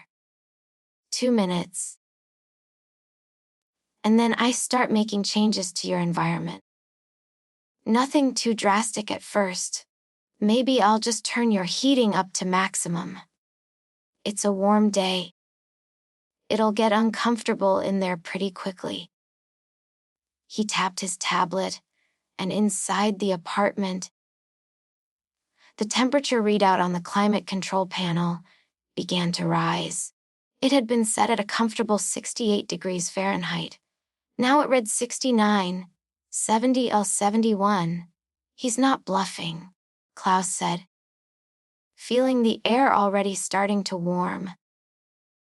He really can access the building systems. The temperature continued to climb. 73, 74. Okay, think, Greta said, refusing to panic. What are our assets? What can we do that he doesn't expect? Fritz was already working on something on his tablet. I might be able to lock him out of the climate system. Give me a minute. We don't have a minute, Marta said, watching the temperature gauge. 75, 76. The apartment was definitely getting warmer now. Heidi pulled off her sweater, and Pip fanned himself with his hand. There has to be something. Greta insisted. Some system we can use, some way to fight back. And then Klaus had an idea. The building security system. We can't just call our apartments security. We can trigger a building-wide alert. If we report an intruder in the hallway, building security will respond. They have to. It's in their protocol. But will they get here before he makes things really bad in here? Sunja asked. The temperature read 78 degrees now, and climbing. It was getting genuinely uncomfortable. Outside, the wolf smiled. 1 minute left, he announced. And then I start getting creative with the water pressure. Hope you don't mind if your shower starts spraying everywhere. Greta made a decision. Klaus, trigger the building security alert. Fritz, try to lock him out of as many systems as you can. Everybody else, we're going to have to endure whatever he does until help arrives. We do not. I repeat, do not open that door no matter what. Are you sure? Heidi asked, wiping sweat from her forehead as the temperature hit 80 degrees. I'm sure, Greta said firmly. Mom told us to keep the door closed no matter what. We're going to trust her instructions. Klaus pulled up the building security interface, and his hoof hovered over the emergency alert button. Here goes nothing, he said, and pressed it. Immediately, alarms began sounding throughout the building. Not in their apartment, but in the security office, in the hallway, in every common area. Red lights flashed along the corridor outside their door. The wolf's head snapped up, surprise flickering across his face. These kids had just escalated the situation beyond anything he had planned for. Building security would be here in minutes, maybe seconds. He had a choice to make, and he had to make it fast. Chapter 5, Digital Trap. The wolf's mind raced as the emergency alarms echoed through the hallway. Red lights strobed along the corridor walls, and somewhere in the distance, he could hear the elevator beginning to move. Security was already responding. He had perhaps 90 seconds before guards arrived. Maybe less. But the wolf hadn't survived years in the digital underground by panicking under pressure. His fingers flew across his tablet's interface. Executing a program he'd prepared for exactly this kind of emergency. A digital smoke bomb that would temporarily crash the building's security network. Buying him precious time. He tapped the execute button, and throughout the building, security monitors flickered and went dark. The cameras froze on their last captured frames. The access logs stopped recording. The alarm systems continued their automated sequences, but the live surveillance went completely blind. Inside the security office in the lobby, the guard who had been playing games on his tablet suddenly found himself staring at static-filled screens. What the? He started frantically trying to reboot the system, but the wolf's malware was thorough. It would take at least 5 minutes to restore functionality, and by then, the wolf smiled grimly. By then, he would have what he came for. But there was a problem. He couldn't get through apartment 7B's door. Not without the kids opening it. And they had proven they were far too smart for that. The building's security was temporarily blinded. but it would come back online soon. And when it did, every camera would have captured his face, his presence, his attempted intrusion. He needed a new plan, and he needed it immediately. The wolf looked at his tablet, pulling up the building's system architecture that he'd mapped over weeks of careful surveillance. Apartment 7B's security was impressive, but like all modern smart apartments, it was connected to dozens of other systems. Climate control, check, he'd already demonstrated that. Water systems, accessible. Power grid, definitely hackable. But there was one system that caught his attention, one vulnerability he hadn't fully explored yet. The apartment's entertainment network. Every modern smart home had one. A high bandwidth connection designed for streaming media, playing games, running simulations. And this particular building had invested in cutting-edge VR capabilities for its residents. Each apartment had access to the building's massive VR server farm, allowing residents to enter fully immersive virtual worlds for entertainment, education, or work. The wolf's eyes narrowed as an idea formed. It was risky, complex, and would require every bit of his considerable skill. But if it worked, he wouldn't need to physically enter the apartment at all. He pulled up the VR network architecture on his tablet. The system was designed with multiple safeguards, parental controls, time limits, emergency exit protocols. But like all networked systems, it had vulnerabilities. And the wolf was very, very good at finding vulnerabilities. Inside apartment 7B, the temperature had climbed to 82 degrees and was still rising. The kids were sweating. Their fur matted, but they remained resolute.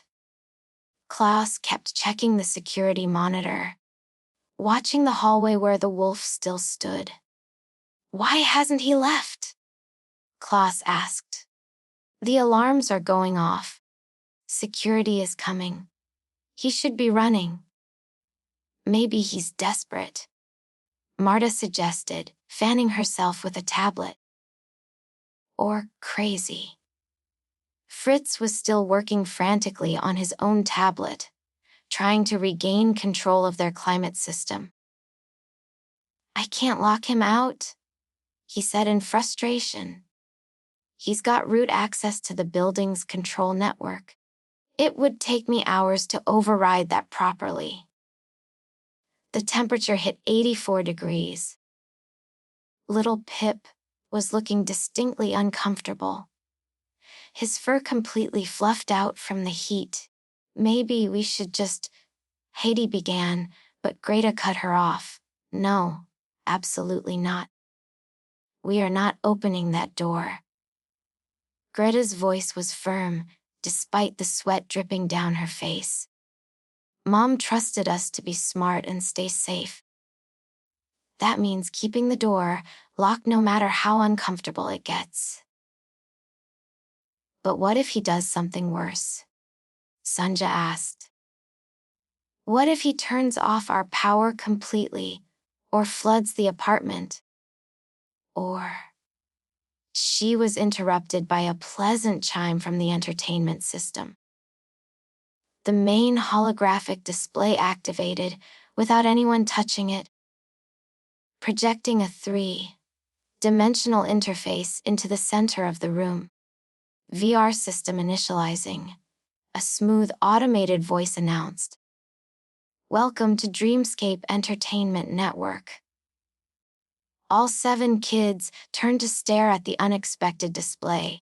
"Did anyone activate that?" Greta asked slowly. 6 heads shook in unison. Fritz's eyes widened in alarm. "Oh no. No. What?" Klaus demanded. He's accessing our VR system, Fritz said, his hooves already flying across his tablet as he tried to pull up the network security logs. Has coming in through the entertainment network instead of trying to breach the door. On the holographic display, the Dreamscape logo spun slowly, followed by a list of available virtual environments. Fantasy Quest, Space Explorer, Ocean Adventure Creative Studio, Educational Realm. Can you shut it down? Marta asked urgently. Fritz shook his head. The VR system is on a separate network from the apartment's main security. It has to be, because of the bandwidth requirements. I can't just disconnect it without. The display suddenly changed. The list of standard environments disappeared, replaced by a custom interface that none of them recognized. Dark code scrolled across the projection, and a new environment name appeared. Wolf's Den. That's not a standard environment, Klaus said, stating the obvious. He's created a custom VR space, Fritz explained, his voice tight with worry. And I think he's trying to force us into it. As if in response to Fritz's words, the apartment's VR emitters activated throughout the room. Small projectors emerged from the ceiling and walls, creating a grid of haptic field generators. These were designed to create the sensory feedback that made VR experiences feel real. The sensation of touch, temperature resistance. Turn it off, Haiti cried out, but it was too late. The haptic field activated, and suddenly the kids felt a strange pulling sensation. It wasn't physical. They weren't being moved, but there was an undeniable sense of being drawn towards something. Like standing at the edge of a cliff and feeling the vertigo pull of the drop. Don't put on any VR headsets, Greta shouted. Don't touch any of the VR controllers. As long as we don't engage with the system directly, he can't pull us in. But the wolf had anticipated this resistance. He'd spent the last 2 minutes coding a workaround. A hack that exploited a vulnerability in the VR system's safety protocols. The system was designed to be safe, to ensure users could always exit, to prevent anyone from being trapped in a virtual space. But those same safety features could be inverted, twisted, made to work against their intended purpose. The wolf finished his code and executed it with a tap of his finger. In the server farm beneath the building, processors hummed with sudden activity as his custom program propagated through the network. Inside apartment 7B, the holographic display flashed a message. Emergency VR protocol activated, mandatory evacuation drill. All residents must enter safe virtual space. That's not a real emergency protocol, Fritz said, but there was uncertainty in his voice. Is it? Of course it's not real, Klaus said. It's another one of his tricks. But the VR system was insistent. The haptic field intensified. And now, the kids could feel something like gentle hands on their shoulders, urging them toward the VR interface. The holographic projection expanded, becoming more immersive, more encompassing. Warning, the automated voice announced. Building environmental hazard detected. Temperature exceeds safe levels. All residents must evacuate to virtual safe zone immediately. The temperature gauge now read 87 degrees, and the kids were genuinely suffering from the heat. The system's warning, fake though it was, had just enough plausibility to create doubt. "It's a trap," Greta said firmly. His using the real temperature problem he created to make his fake emergency seem legitimate. Sunja, who had been quiet through all of this, suddenly spoke up. "But what if we just let him think it's working? What if some of us pretend to enter the VR space? We could try to understand what he's planning, maybe even sabotage it from inside." "That's way too dangerous," Klaus protested. "We have no idea what he's set up in there. It could be anything." "But we're running out of options," Marta pointed out. "Security is taking too long to respond. He's got control of the building systems, and we're getting dangerously overheated in here." The temperature hit 88 degrees. Pip was panting now, looking genuinely distressed. Fritz was studying his tablet, scrolling through diagnostics of the VR system. If someone did enter the virtual space, they wouldn't actually be in danger, he said slowly. VR can't physically hurt you. It's just sensory simulation. The worst he could do is trap someone in there, but we could pull them out by manually disconnecting them from the system. Could we? Greta challenged. Or has he locked down those controls too? I'm not sure, Fritz admitted. Outside in the hallway, the wolf could see through the apartment's door camera. Still functioning despite the building's security being down. That the kids were debating something.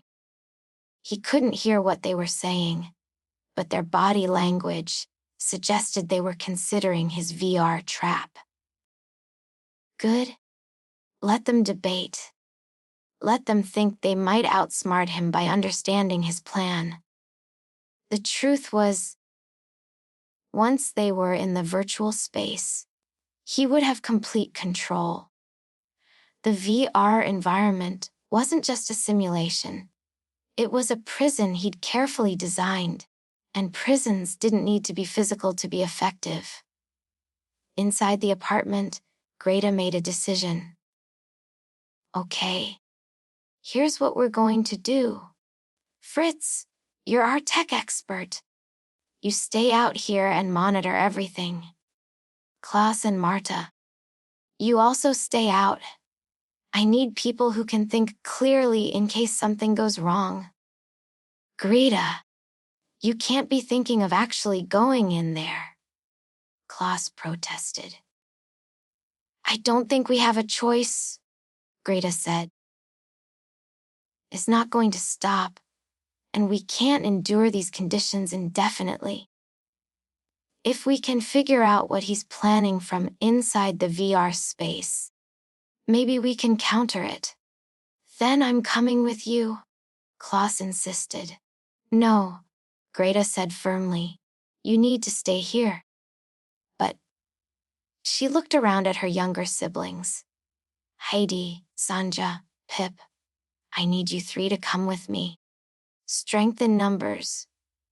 We stick together in the virtual space. We figure out what he wants, and we find a way to stop him." "Are you sure about this?" Fritz asked, his voice full of worry. "No," Greta admitted. "But I don't have any better ideas, do you?" Fritz was silent. "Okay then." Greta took a deep breath and walked toward the VR interface. The holographic display seemed to pulse with anticipation as she approached. "Fritz, you keep trying to regain control of the building systems. Klaus, Marta, you're our backup. If anything goes wrong in there, You figure out how to pull us out. Everyone understand. Reluctant nods all around. Heidi, Sanja, Pip, are you ready? The three younger kids looked terrified but nodded. They trusted their big sister. Even when she was leading them into something unknown and dangerous. Greta reached out and touched the holographic interface. Immediately, the haptic field locked onto her, and she felt a rushing sensation as the VR system initialized around her. The apartment began to fade, replaced by swirling lights and geometric patterns. The loading sequence for the virtual environment. Here goes nothing, she whispered. Heidi, Sanja, and Pip quickly followed, each touching the interface in turn. The haptic field enveloped them, and they felt the disorienting sensation of their consciousness being translated into digital space. Fritz, Klaus, and Marta watched in horror as their four siblings stood frozen in the middle of the room, their eyes glazed over, completely immersed in whatever virtual environment the wolf had created. They're in, Fritz said unnecessarily, his voice hollow. On his tablet, he could see their biometric readings. Heart rates elevated but stable. Neural activity intense, but within normal parameters. They were safe, physically. But in the virtual space, anything could happen. Klaus moved to the VR control panel, studying the interface. Can you see what they're seeing? Can we monitor the virtual environment? Fritz pulled up the VR system's observation mode. But instead of showing him the virtual space where his siblings now existed, he got only an error message. Access denied. Custom environment. Admin privileges required. Has locked us out, Fritz said, feeling helpless. I can see that they're in there, but I can't see what's happening to them.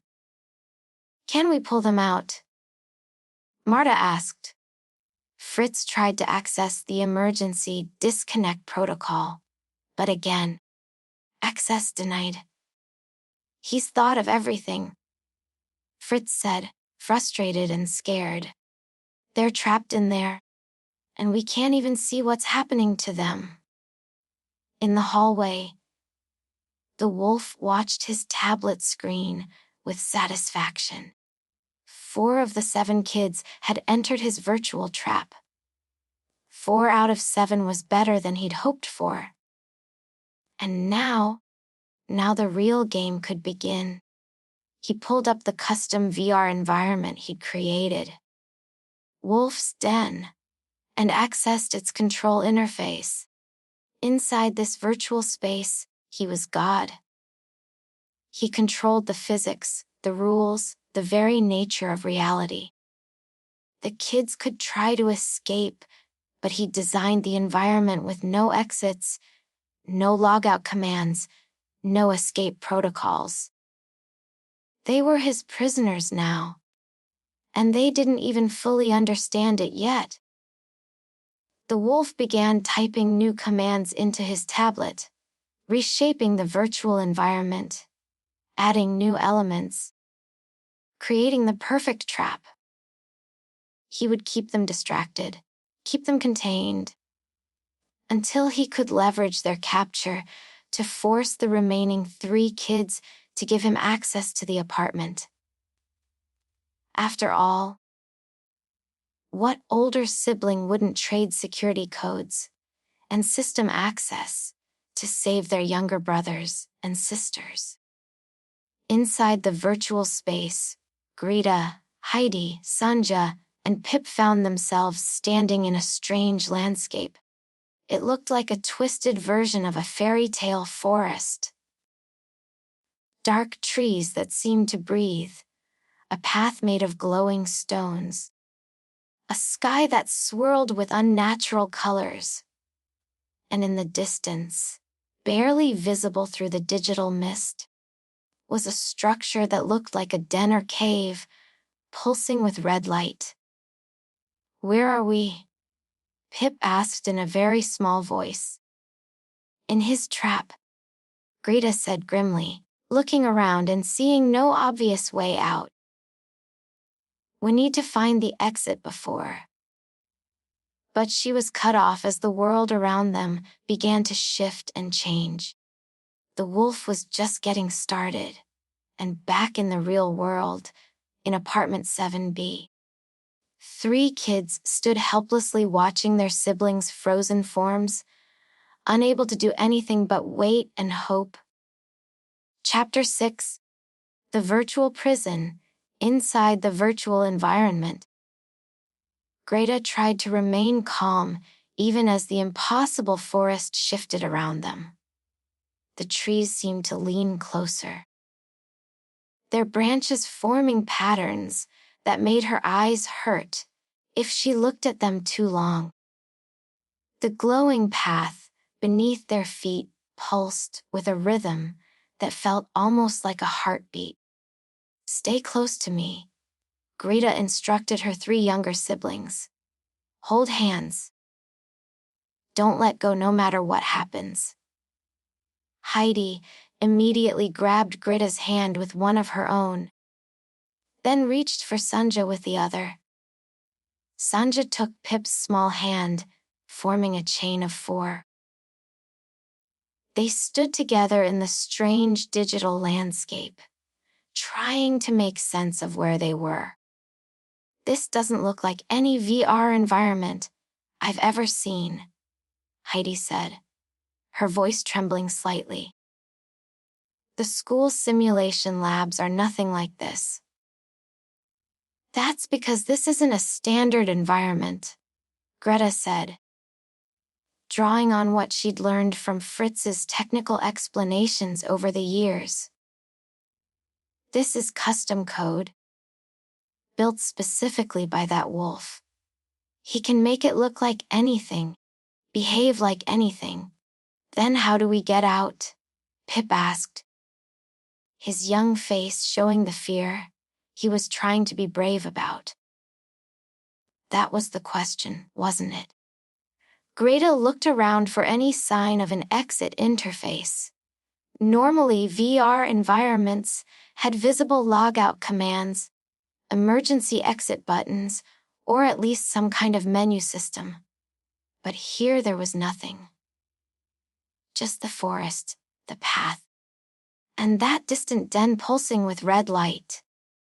"We need to think logically," Greta said, more to herself than to her siblings. "Every VR system has to have an exit protocol. It's a safety requirement. The question is where he's hidden it." Sanja, who was artistic and had a good eye for patterns, studied their surroundings carefully.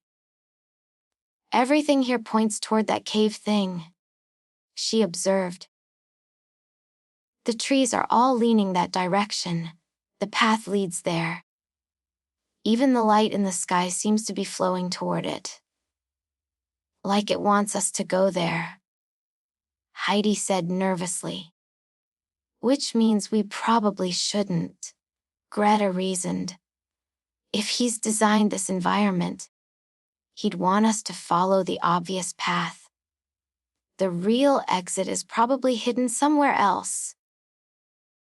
She turned away from the path, looking into the dark forest. "Let's try going off the path, into the trees. Maybe there's something hidden." But as soon as she took a step off the glowing stones, the ground beneath her feet vanished. She found herself falling through empty digital space. The sensation terrifyingly real despite knowing it was just simulation. Her siblings screamed as they were pulled along with her, their joined hands keeping them together. They fell for what felt like forever, but was probably only seconds. Then suddenly they were back on the path, right where they'd started. The forest looked exactly the same. The red den still pulsed in the distance. "Okay," Greta said, catching her breath even though breathing wasn't technically necessary in VR. The simulation was so thorough that her body believed it needed to breathe. "He's programmed it so we can't leave the path.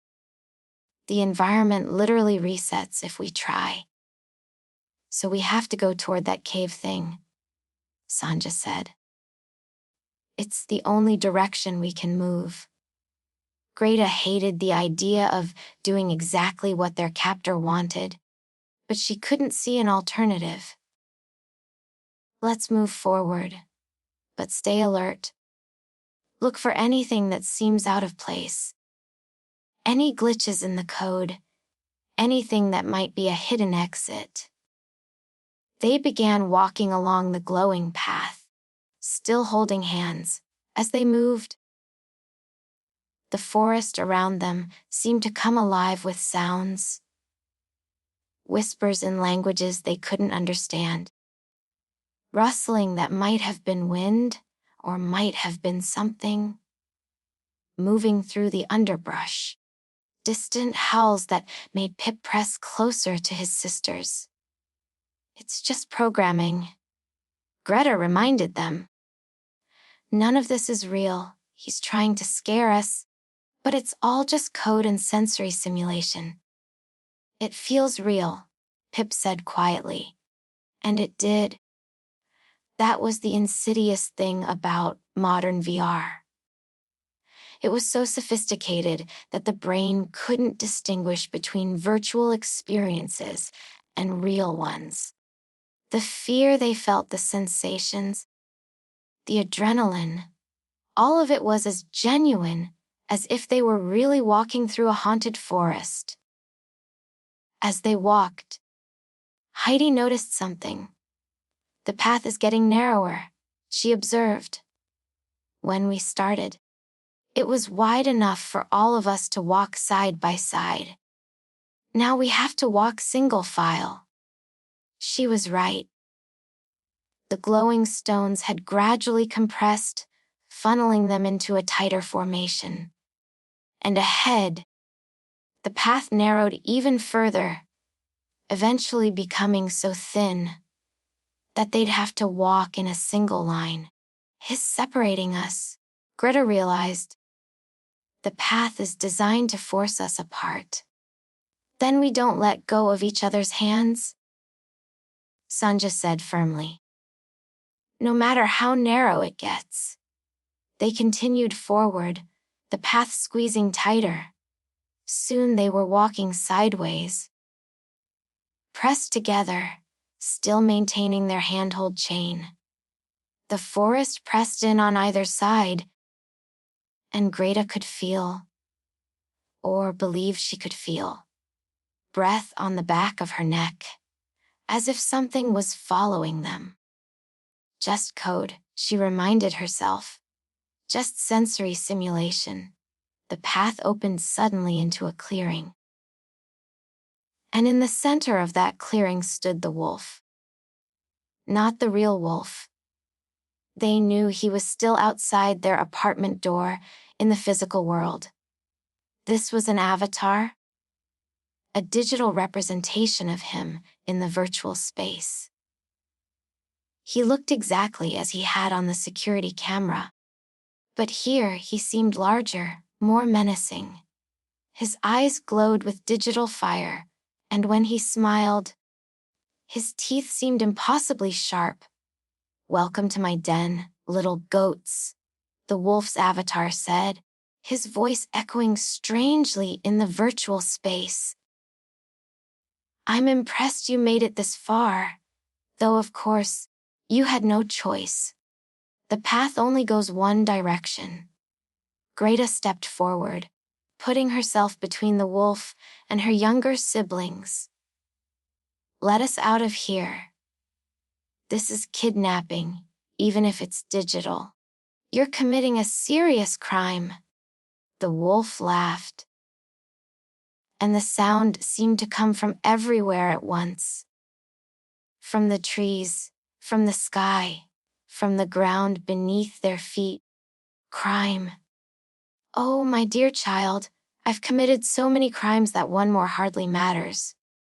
And besides, you came here voluntarily. You chose to enter the VR system. You manipulated us into it, Greta argued. You created a false emergency, made us think we had no choice. Did I? The wolf tilted his head, his expression mockingly innocent. Or did you make a series of choices that led you here? You chose not to open your apartment door. You chose to trigger the building alarm. You chose to enter this virtual space.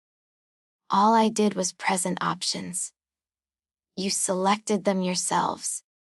It was infuriating how he twisted logic, but Greta forced herself to stay calm. Getting angry would accomplish nothing. What do you want? Ah, now we're getting to the point.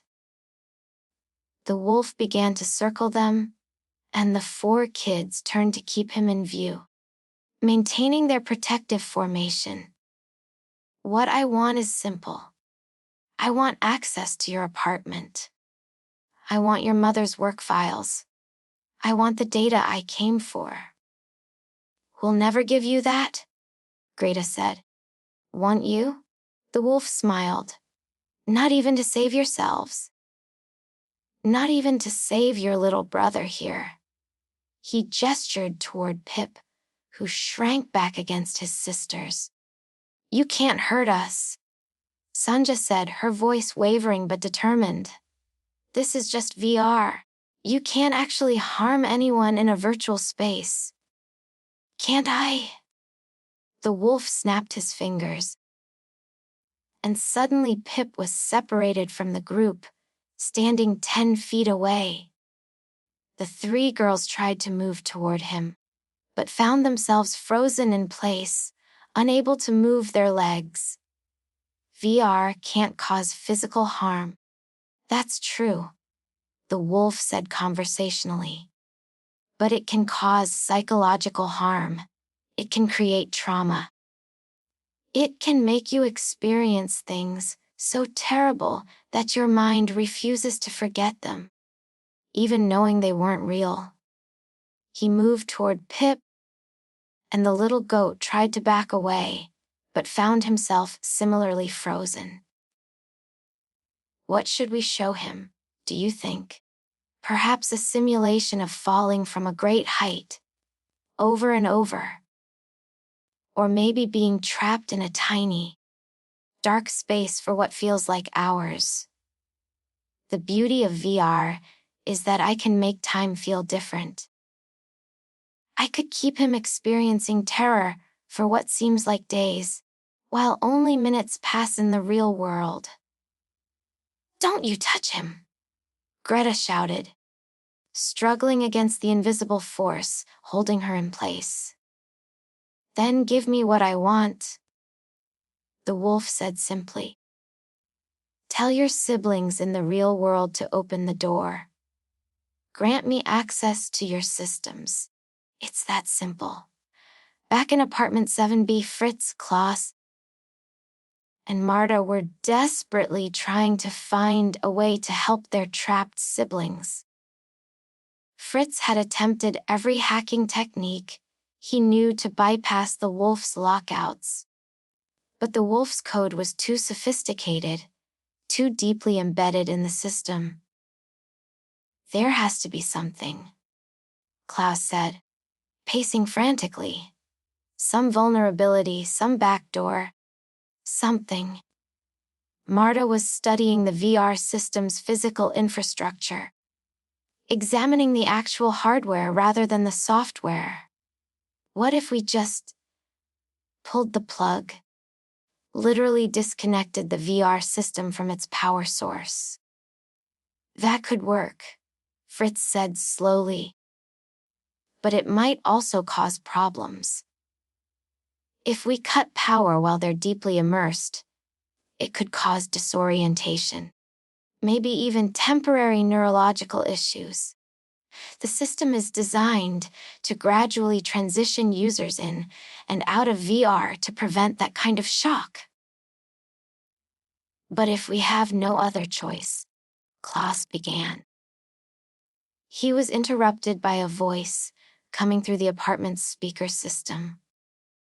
It was the wolf, broadcasting from the hallway into their home. I know you three are trying to figure out how to save your siblings. It's admirable, really. But you should know that if you forcibly disconnect them from the VR system, while they're in my custom environment, the shock could cause serious psychological damage. Their minds are deeply engaged with the simulation right now. A sudden disconnect would be like being violently awakened from the deepest sleep. Disorienting at best. Traumatic at worst. His bluffing, Klaus said, but his voice lacked conviction. Am I? The wolf's voice continued. Are you willing to take that risk? You're very intelligent kids, all of you. Surely you've learned about the dangers of improper VR disconnection in your school's safety courses. Fritz nodded reluctantly. It's not completely wrong. The safety guidelines do warn against forced disconnection from deep immersion states. It's supposed to be done gradually, with the system bringing users back to awareness slowly. So we're stuck, Marta said, her voice hollow. We can't pull them out safely. We can't hack into the environment to help them. We can't. Wet. Fritz interrupted, his eyes widening as an idea struck him. We can't hack into his environment, but what if we don't need to? What do you mean? Klaus asked. The VR system runs on the building's server farm, right? That's where all the processing power comes from. But the building's servers aren't just running his custom environment. They're running all the standard environments too. What if we could load one of the standard environments and somehow merge it with his? Create a collision of virtual spaces. Would that work? Marta asked skeptically.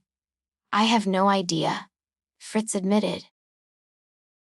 But it might create enough chaos in the code that we could find a vulnerability, or at least distract him long enough for them to find an exit. Do it, Klaus said. We don't have any better options. Fritz pulled up the VR system's standard environment library and selected one at random. Ocean Adventure. A popular simulation of underwater exploration.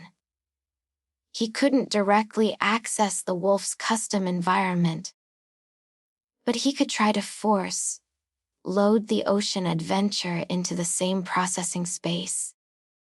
His hooves flew across the tablet's interface, writing override commands and exploiting the few admin privileges he still had access to. It was a desperate gamble, but desperation was all they had left. Executing, Fritz said, and pressed the final command. In the server farm beneath the building, processors suddenly found themselves trying to render two completely different virtual environments simultaneously in the same space. The code conflicted, collided, created errors and artifacts. Inside the wolf's den, Greta and her siblings suddenly saw the impossible forest begin to glitch.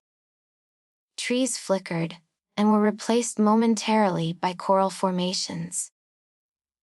The dark sky turned briefly blue, with shafts of sunlight filtering through water. The ground beneath their feet became momentarily transparent, showing a sandy ocean floor beneath. The wolf's avatar frowned, his confident expression replaced by confusion, and then anger. What? What is this? Who's interfering with my code? The virtual environment began to destabilize. Greta felt the force holding her in place weaken, and then disappear entirely. She could move again. No! She shouted to her siblings. Whatever's happening, this is our chance. But the wolf wasn't defeated yet. Even as his custom environment glitched and conflicted with the standard simulation, he maintained enough control to reshape the space around them. The forest and ocean fought for dominance, creating a surreal landscape that was sometimes solid wood, sometimes flowing water, sometimes both at once. You think you're clever, the wolf snarled, his avatar flickering between his normal appearance and strange hybrid forms. Part wolf, part shark, part digital corruption. But I still control the core systems. You're not escaping that easily. The path beneath their feet disappeared, and suddenly all 4 kids were falling again. But this time through water, or air, or something in between. The sensory simulation went haywire, making it impossible to tell up from down, real from false. Greta reached out and grabbed Heidi's hand, then Sanja's, then felt Pip's small hand find hers. They clung together as the impossible space churned around them, environment code fighting environment code. Reality becoming meaningless. Fritz is trying to help us. Greta shouted over the digital chaos. He's breaking the environment from outside. We need to look for exits while everything's unstable. Sanja, with her artist's eye for seeing things others missed, suddenly pointed.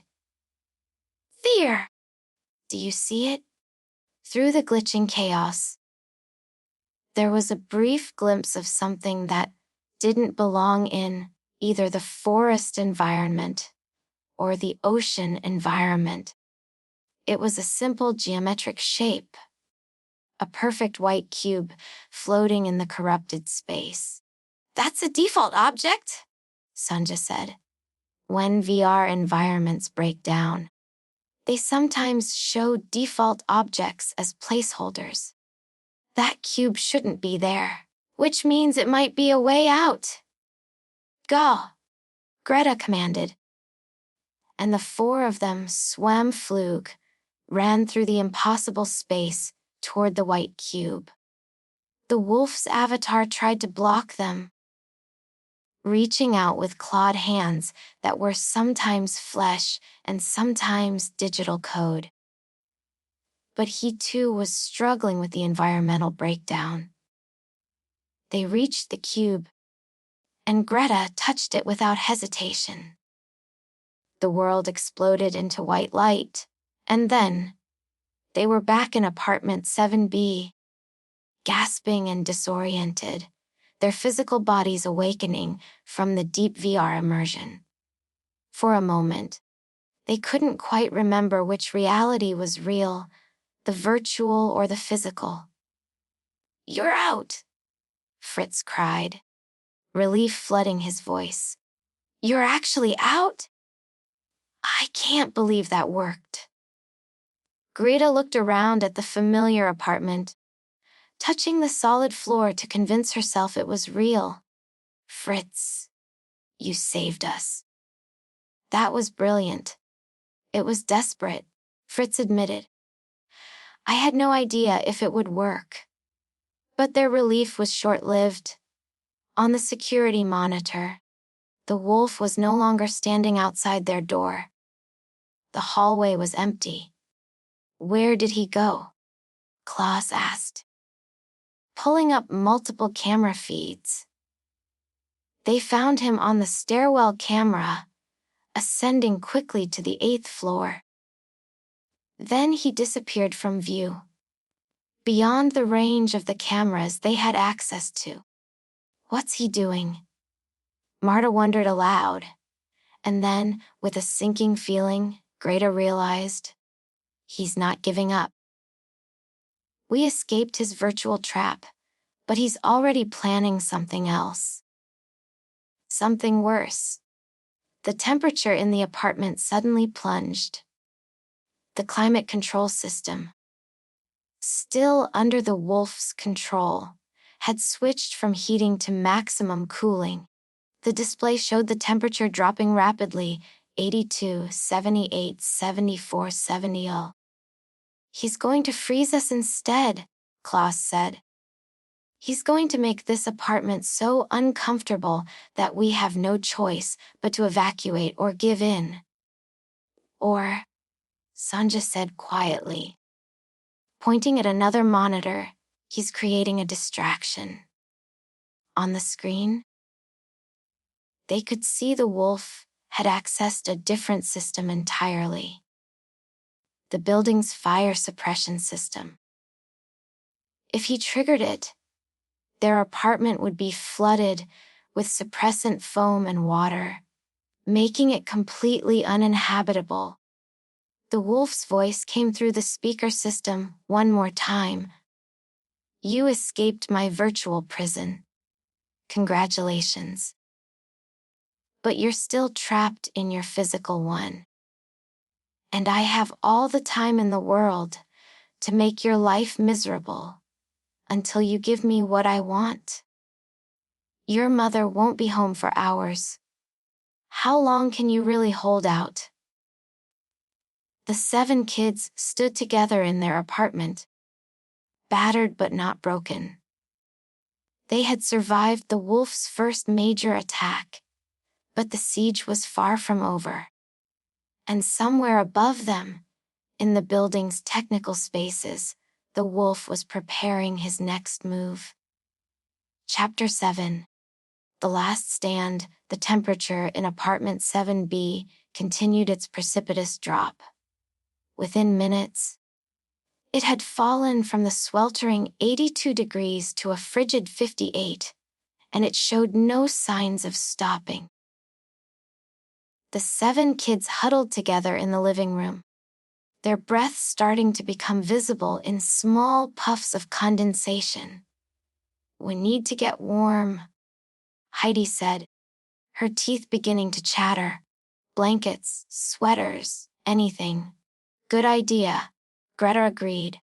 Everybody grab whatever warm clothing you can find. Layer up. The kids scattered briefly, ransacking their bedrooms for every warm item they owned. They returned wearing multiple sweaters, wrapped in blankets, some even wearing winter hats, despite being indoors. Little Pip was almost completely buried under a pile of blankets, only his face visible. The temperature read 52 degrees now, and still dropping. Klaus stared at the climate control interface on his tablet, watching helplessly as the system refused every override command he attempted. He's locked us out completely. I can't even access the manual controls anymore. Could we physically disable the air conditioning unit? Marta asked practically. Fritz shook his head. It's built into the building's central system. We'd need to access the mechanical rooms, which are locked and outside the apartment. Even if we could get there, it wouldn't help. He'd just switch to a different attack vector. Then we need to think of this differently, Greta said, pulling her blanket tighter around her shoulders. We've been playing defense this whole time, reacting to what he does. We need to go on offense. How? Sanjay asked. He controls the building systems. He's demonstrated he can manipulate temperature, VR, probably water and power too. What can we possibly do against that? Greta's mind raced, thinking through everything they knew about their situation. The wolf had sophisticated hacking skills, yes. He had access to the building's infrastructure, certainly. But he also had a weakness. He was still outside their apartment. He needs to get inside, Greta said slowly. Working through the logic. Everything he's doing. The temperature manipulation, the VR trap, the threats about the fire suppression system. It's all designed to force us to open the door, which means he still can't get through our security on his own. So, Klaus asked. So? Greta continued, her voice gaining confidence. Or door security is strong enough to keep him out. That's why he's resorting to these indirect attacks. If we can just hold out until Mom gets home, we win. But can we hold out? Heidi asked, gesturing at the temperature display, which now read 48 degrees. How cold is he going to make it? How uncomfortable is he willing to make us? There are limits, Fritz said, pulling up building code regulations on his tablet with shaking hands. The building's environmental systems have safety cutoffs. They're not allowed to create conditions that would be genuinely dangerous to residents. The absolute minimum temperature the system can reach is 45 degrees Fahrenheit. Cold and miserable, but not life-threatening. As if the wolf had been listening and wanted to prove them wrong, the temperature display suddenly flickered and changed. Instead of continuing to drop gradually, it jumped downward 45, 42, 38. His overriding the safety limits, Klaus said, his eyes wide with alarm. The apartment was getting genuinely cold now. Ice began to form on the inside of the windows. The kids could see their breath with every exhalation. Pip was shivering violently despite his pile of blankets. This is actually dangerous now, Marta said, her practical nature cutting through the fear. We need to think about hypothermia, especially for Pip. He's the smallest and youngest. Greta made a quick decision. Everyone into the bathroom. It's the smallest room. Our body heat will warm it faster. We all stay together. Use all our blankets and share warmth. The 7 kids crowded into the bathroom, which was indeed smaller and already felt slightly warmer than the rest of the apartment, just from being enclosed. They piled together under every blanket they'd gathered, forming a huddle of warm bodies and shared heat. Fritz kept his tablet with him, still trying to find some way to regain control of the systems. The screen's glow illuminated his determined face as his hooves moved across the interface. Outside their apartment, somewhere in the building's infrastructure, the wolf smiled as he watched the temperature readings. He'd pushed them into a corner, literally. Now they were all contained in one small room, cold and frightened and running out of options. But he wasn't a monster, not entirely. He didn't actually want to freeze 7 children. He just wanted them scared enough, desperate enough, to make a mistake. He activated the intercom system again, broadcasting into apartment 7B. "You're all very brave," he said, his tone almost admiring. "Braver than most adults I've encountered. But bravery only gets you so far when you're up against someone with superior resources and skills." In the bathroom, huddled together, the kids heard his voice and said nothing. They'd stopped responding to his taunts. The wolf continued, "I'm going to give you one more chance. One final offer before I have to escalate further. Open your door. Let me access your mother's files, and I'll restore your apartment to normal. You'll be warm again within minutes. No one gets hurt. I take what I need and leave. You never see me again." Silence from the bathroom. "Think about your youngest brother," the wolf pressed. "Think about little Pip. He's what, 6 years old? 7? How long can a child that age endure these conditions? Don't his safety and comfort matter more than some data files?" In the huddle, Greta felt Pip trembling against her. He was being so brave, not crying, not complaining, but she could feel how cold he was, how scared. "We can't give in," Klaus whispered fiercely. "That's what he wants. Once we open that door, we've lost everything. He could hurt us, or Mom when she gets home, or steal things that are way more important than we realize." "I know," Greta whispered back. "But Klaus is right, Pip. We have to be strong just a little longer." "I'm okay," Pip said in a small but determined voice. "I'm warm with all of you here. We can do this." Greta felt a surge of pride in her youngest brother. He was frightened and cold, but he understood what was at stake, and he wasn't giving up. The wolf waited for a response that didn't come. His patience, already thin, began to fray. These children were more resilient than he'd anticipated. Most people would have cracked by now. The heat, the cold, the psychological pressure of the VR trap. But these 7 just kept resisting. He needed to try something different, something more personal. The wolf pulled up Mother Goat's personal files, the ones he'd stolen from her email account earlier.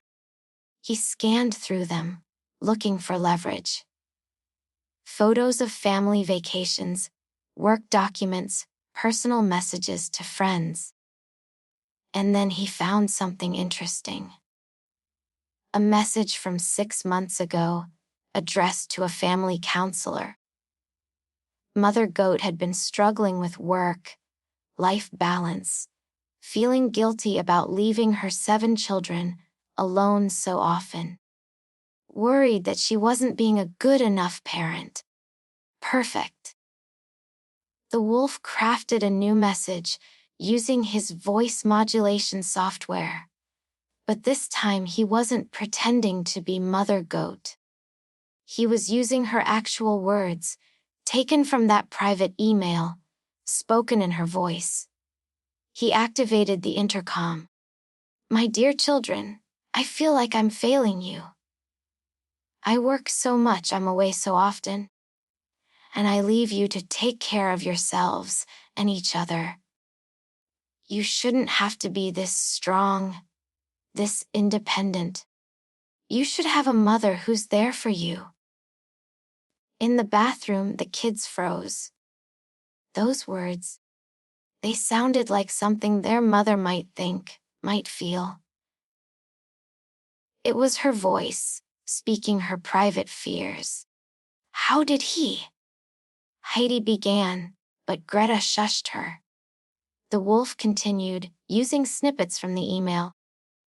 "Carefully stitched together. Sometimes I wonder if you'd be better off with someone else raising you. Someone who could be there more often. Someone who put you first. Stop it, Greta said loudly, so the intercom would pick up her voice. Those aren't your words to use. You stole them from something private. Did I? The wolf's own voice returned, dropping the pretense. Or am I just saying what your mother really thinks? What she's too kind to say to your faces? That you're a burden. That her work is more important than you are. That's not true, Sunja shouted, anger overriding her fear. Mom loves us. She tells us every day. Then why isn't she here? The wolf shot back.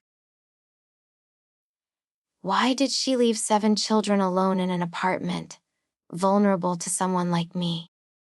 What kind of mother does that? It was a cruel line of attack, designed to hurt and create doubt. But it backfired. Instead of making the kids feel abandoned or resentful of their mother, it reminded them exactly why they were fighting. Their mother had trusted them. She had believed in their intelligence and their strength. She had given them rules and tools and confidence. And they were proving her right. Our mom left us alone because she knew we could handle it, Klaus said firmly. She taught us to be smart and careful. She warned us about people exactly like you. And we're not letting her down. In the cramped bathroom, the 7 kids squeezed closer together, drawing strength from each other. They were cold, yes. They were scared. Absolutely. But they were together, and they were not giving up. Fritz suddenly looked up from his tablet, his eyes bright with realization. I've got something. What? Marta asked. I can't break his control over the environmental systems, Fritz explained quickly. But I can access the building's emergency services network. It's on a completely separate system. Has to be. For safety reasons.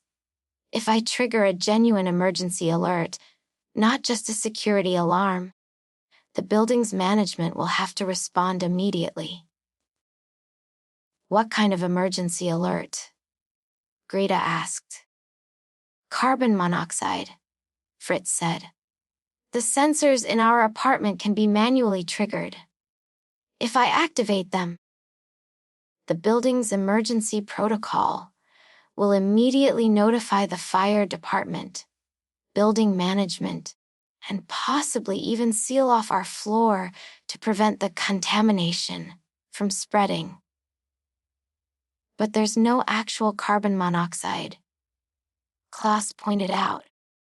Exactly, Fritz said with a grim smile. Which means when the emergency responders get here, they'll discover that someone has been hacking the building systems and creating false conditions. They'll find him. Do it, Greta said immediately.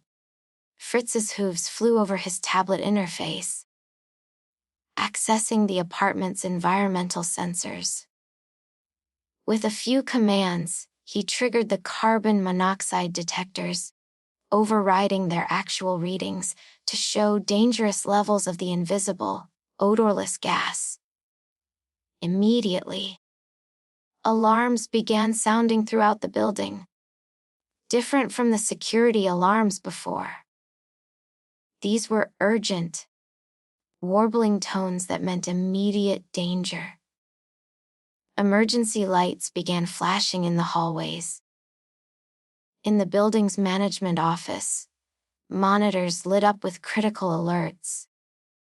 The automated system immediately contacted the fire department and began emergency ventilation protocols for the 7th floor.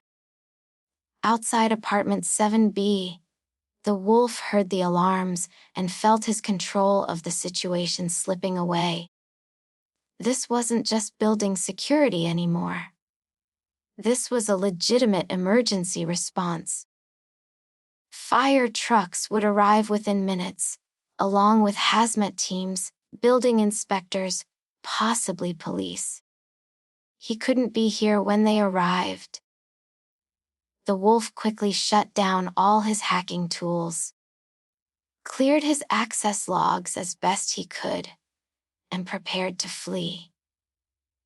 But he'd spent too much time in the building systems, left too many traces, and he'd stayed too long, too confident in his ability to break the children's resistance. He heard the building's elevator activating, coming up to the 7th floor.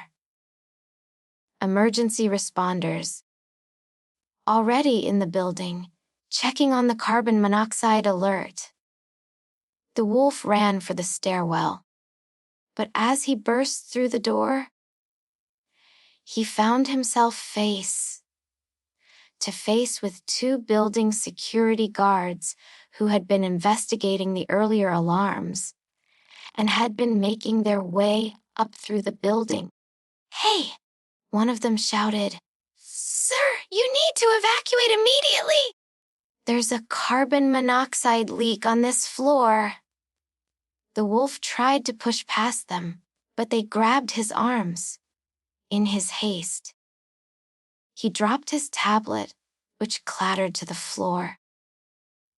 Its screen was still displaying the building's environmental control interface.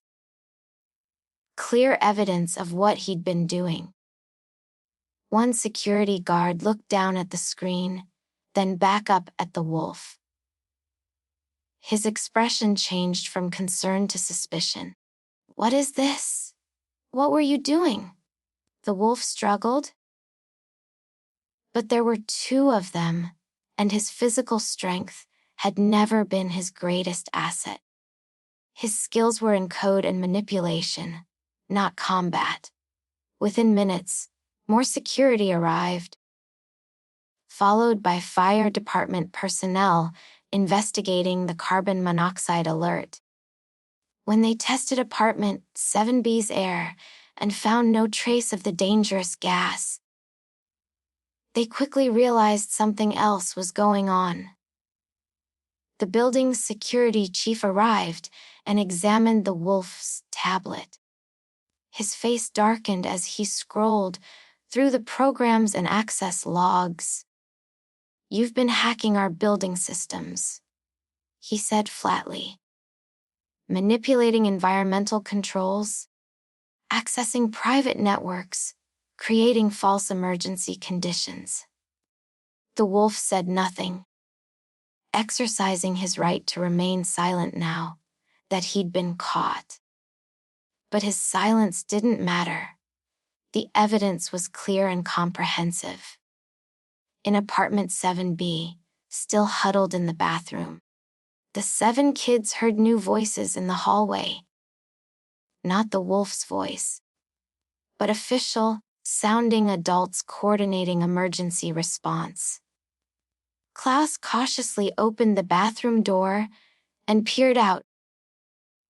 The apartment's temperature was already beginning to normalize. Someone had overridden the wolf's controls and restored the climate system to normal operation. "I think," Klaus said slowly, "I think it might be over." There was a knock at the apartment door. Not 3 slow knocks, but a professional rap, rap, rap. A voice called out, "Building security.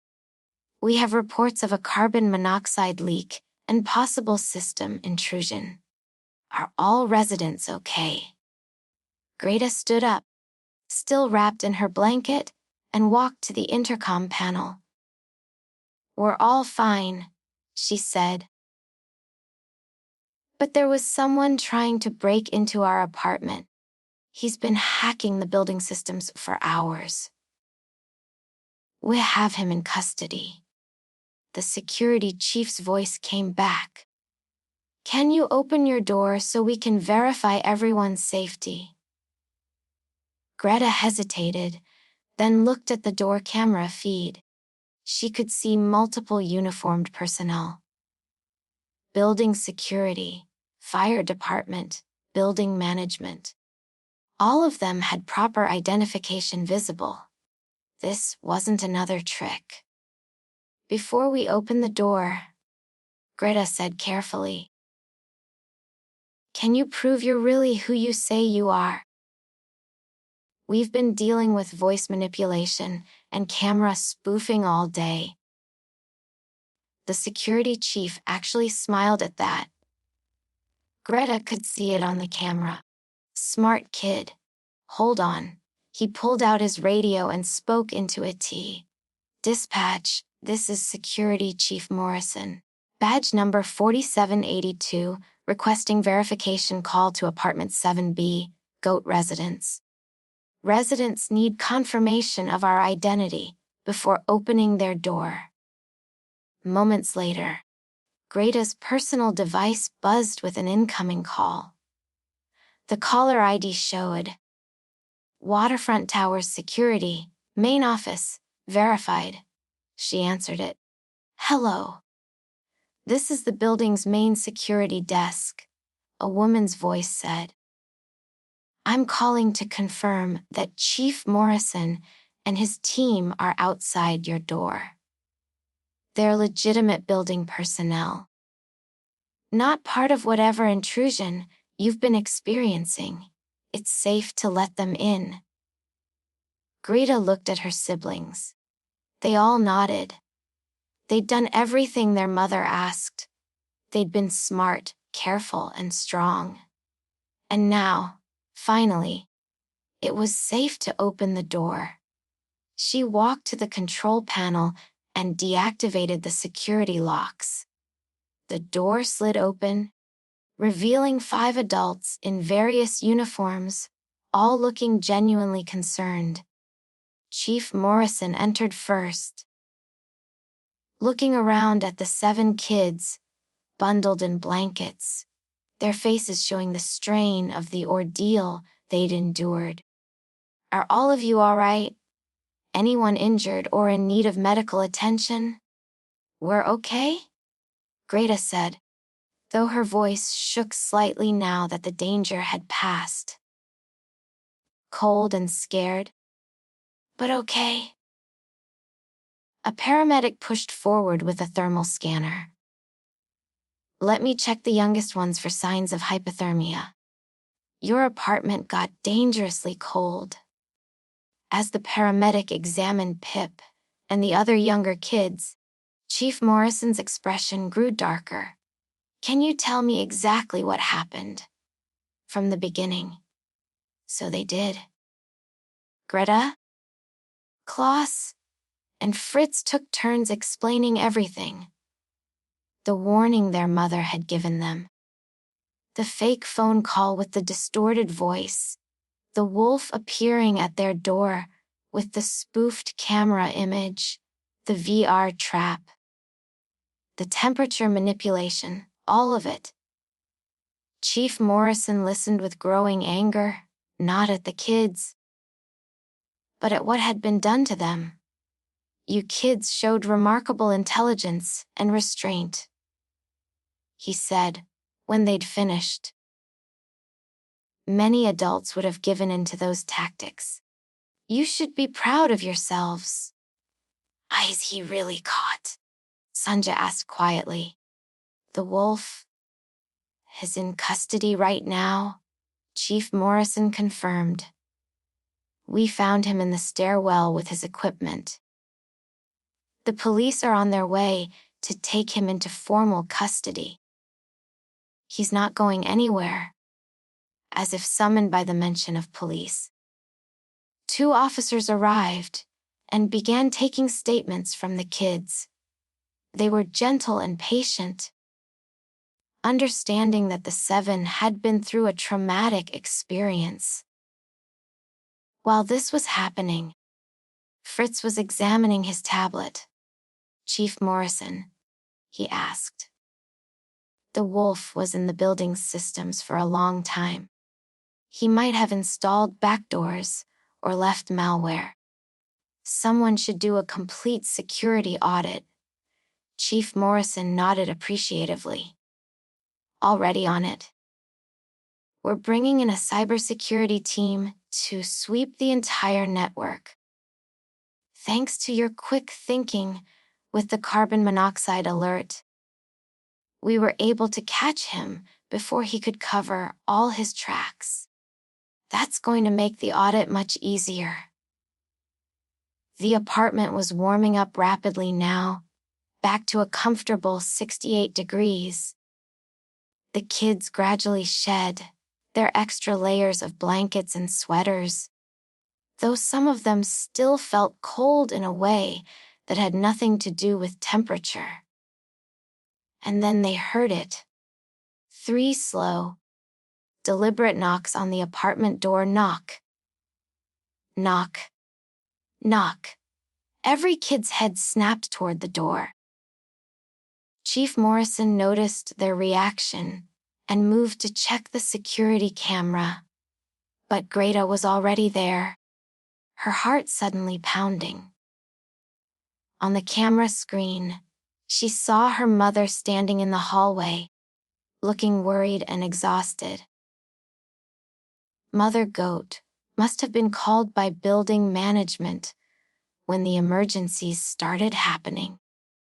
Before Chief Morrison could speak into the intercom, they all heard Mother Goat's voice, loud and clear. My dear children, your mother is home with treats from the market for everyone. The exact phrase, the exact words she'd promised that morning. Greta burst into tears, the first tears she'd allowed herself all day, and ran to the door, opening it fully. Mother Goat rushed in and immediately found herself surrounded by 7 children, all trying to hug her at once, all talking over each other, trying to explain what had happened. Shh, shh, it's all right, Mother Goat said, her own voice thick with emotion. I'm here now. You're safe. You're all safe.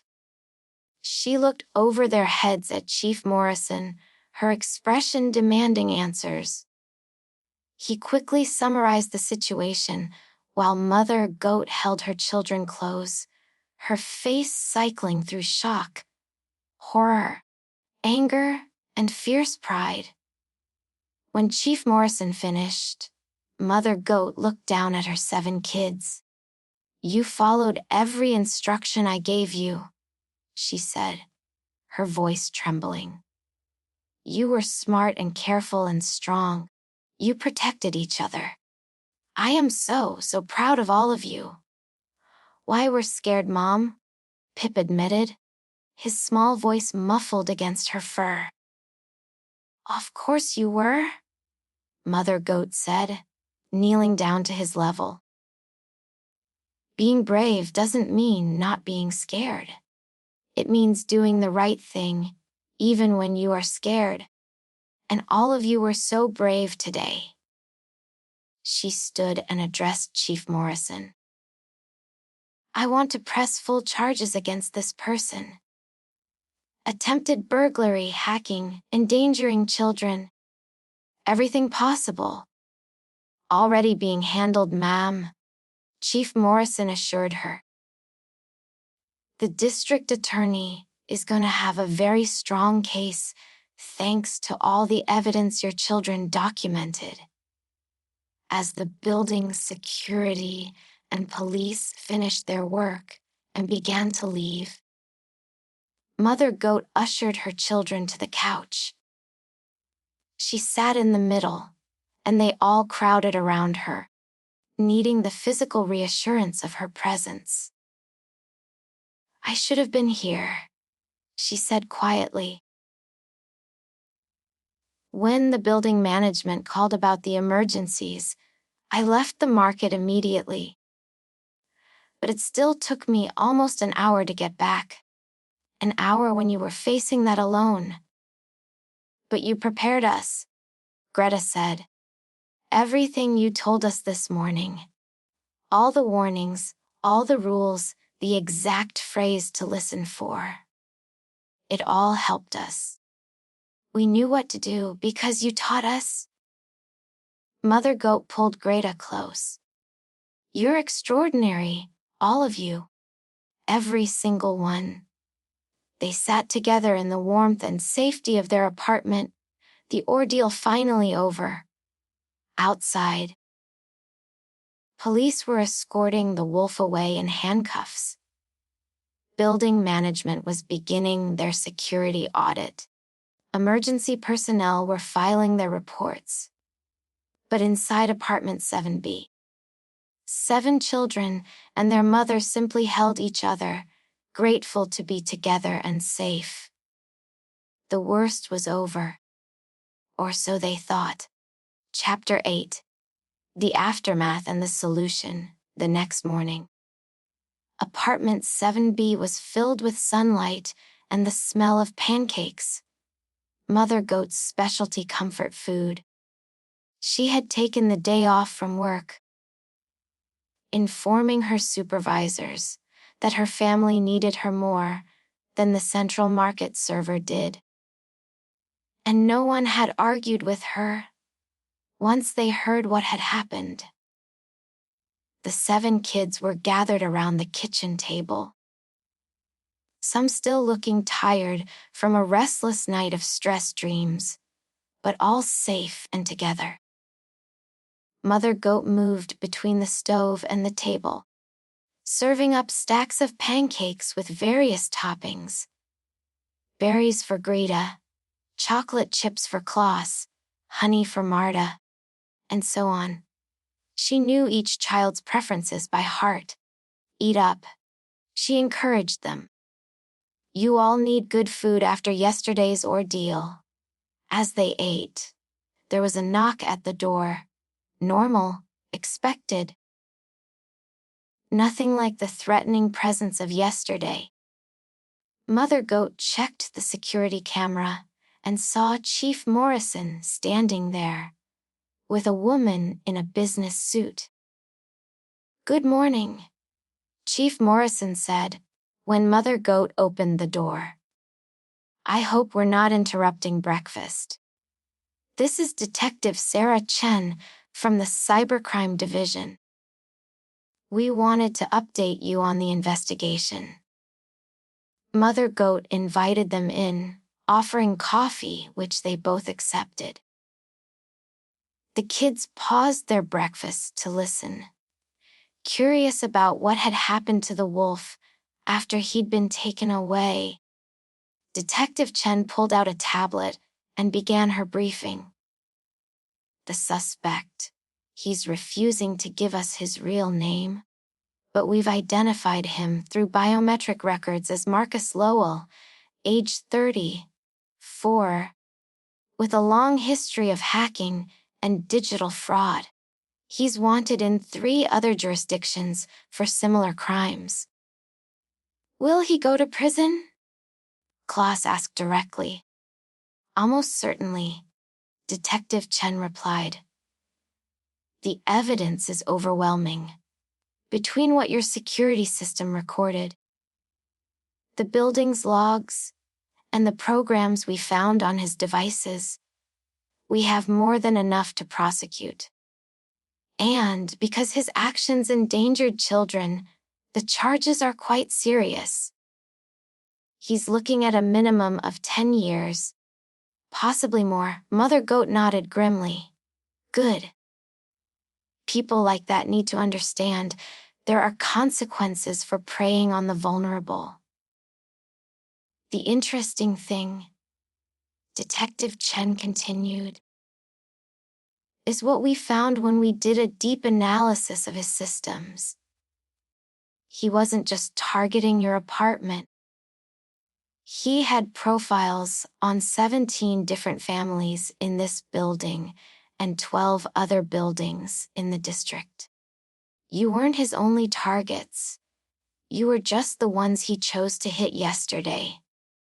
17 families. Mother Goat repeated, her expression darkening. Al with children. Most of them, yes, Chief Morrison confirmed. He seemed to specifically target single-parent households with smart home systems. He'd done extensive research on all of them. Fritz, ever the technical thinker, asked, what kind of security vulnerabilities did he exploit? How did he get into the building's systems so thoroughly? Detective Chen smiled slightly. That's actually something we wanted to discuss with you. You demonstrated considerable technical skill yesterday. The way you disrupted his VR environment, triggered the carbon monoxide alert, documented everything for evidence. Have you had formal training? Just school courses and personal study, Fritz said modestly. I like understanding how systems work. Well, you clearly have a talent for it, Detective Chen said. The building's cybersecurity team was very impressed with what you did. They've asked if you'd be willing to consult on their security audit. With your mother's permission, of course. They want to understand the vulnerabilities from the perspective of someone who successfully defended against the attack. Fritz's eyes lit up with excitement, but he looked to his mother for approval. Mother Goat considered this carefully. Would it be safe? And would it be appropriate for someone his age? Completely safe, Chief Morrison assured her. It would just be Fritz explaining what he observed and what he did to counter the intrusion. His insights could help us prevent this from happening to other families. And there would be a consulting fee. Naturally, this would be professional work. Can I, Mom? Fritz asked eagerly. Mother Goat smiled and ruffled the fur on his head. If you want to, then yes. I think you've more than earned the right to be taken seriously as a security expert. As Fritz beamed with pride, Detective Chen turned her attention to Greta. And you, she said. Your leadership during the crisis was remarkable. Keeping everyone calm, making strategic decisions under pressure, knowing when to hold firm and when to adapt. Those are qualities we look for in crisis management specialists. Greta blushed under the praise. I was just trying to do what Mom would have done. You did exactly what I would have hoped you'd do, Mother Goat said warmly. I'm so proud of all of you. Detective Chen stood, preparing to leave. We'll need you to come to the station sometime this week to give formal statements for the prosecution. But there's no rush. Take time to recover from the ordeal. And if any of you want to speak to a counselor about what happened, the city provides free services for crime victims. After the detective and Chief Morrison left, the family returned to their breakfast, though the mood had shifted slightly. The kids were processing everything. The danger they'd been in, the fact that they'd successfully defended themselves, and the realization that the wolf had been planning to victimize many more families. Mom, Sanja said quietly, setting down her fork. Detective Chen said he had profiles on other families. Does that mean other kids might have to go through what we did? Not if we can help it, Mother Goat said firmly. The authorities have all his files now. They'll be contacting the families he was targeting and helping them improve their security. What you seven did, by resisting him, by being smart and documenting everything, you didn't just save yourselves. You saved all those other potential victims too. This seemed to comfort Sanja, and she returned to her pancakes with a bit more appetite. As the morning wore on and breakfast concluded, Mother Goat suggested they all spend some time doing something normal and comforting. No technology, no security systems, just family time together. They decided on board games. Old, fashioned physical board games that had been passed down through generations. While they were setting up the game pieces, there was another knock at the door. Mother Goat checked the camera and saw a delivery drone hovering in the hallway, its cargo bay containing a large package.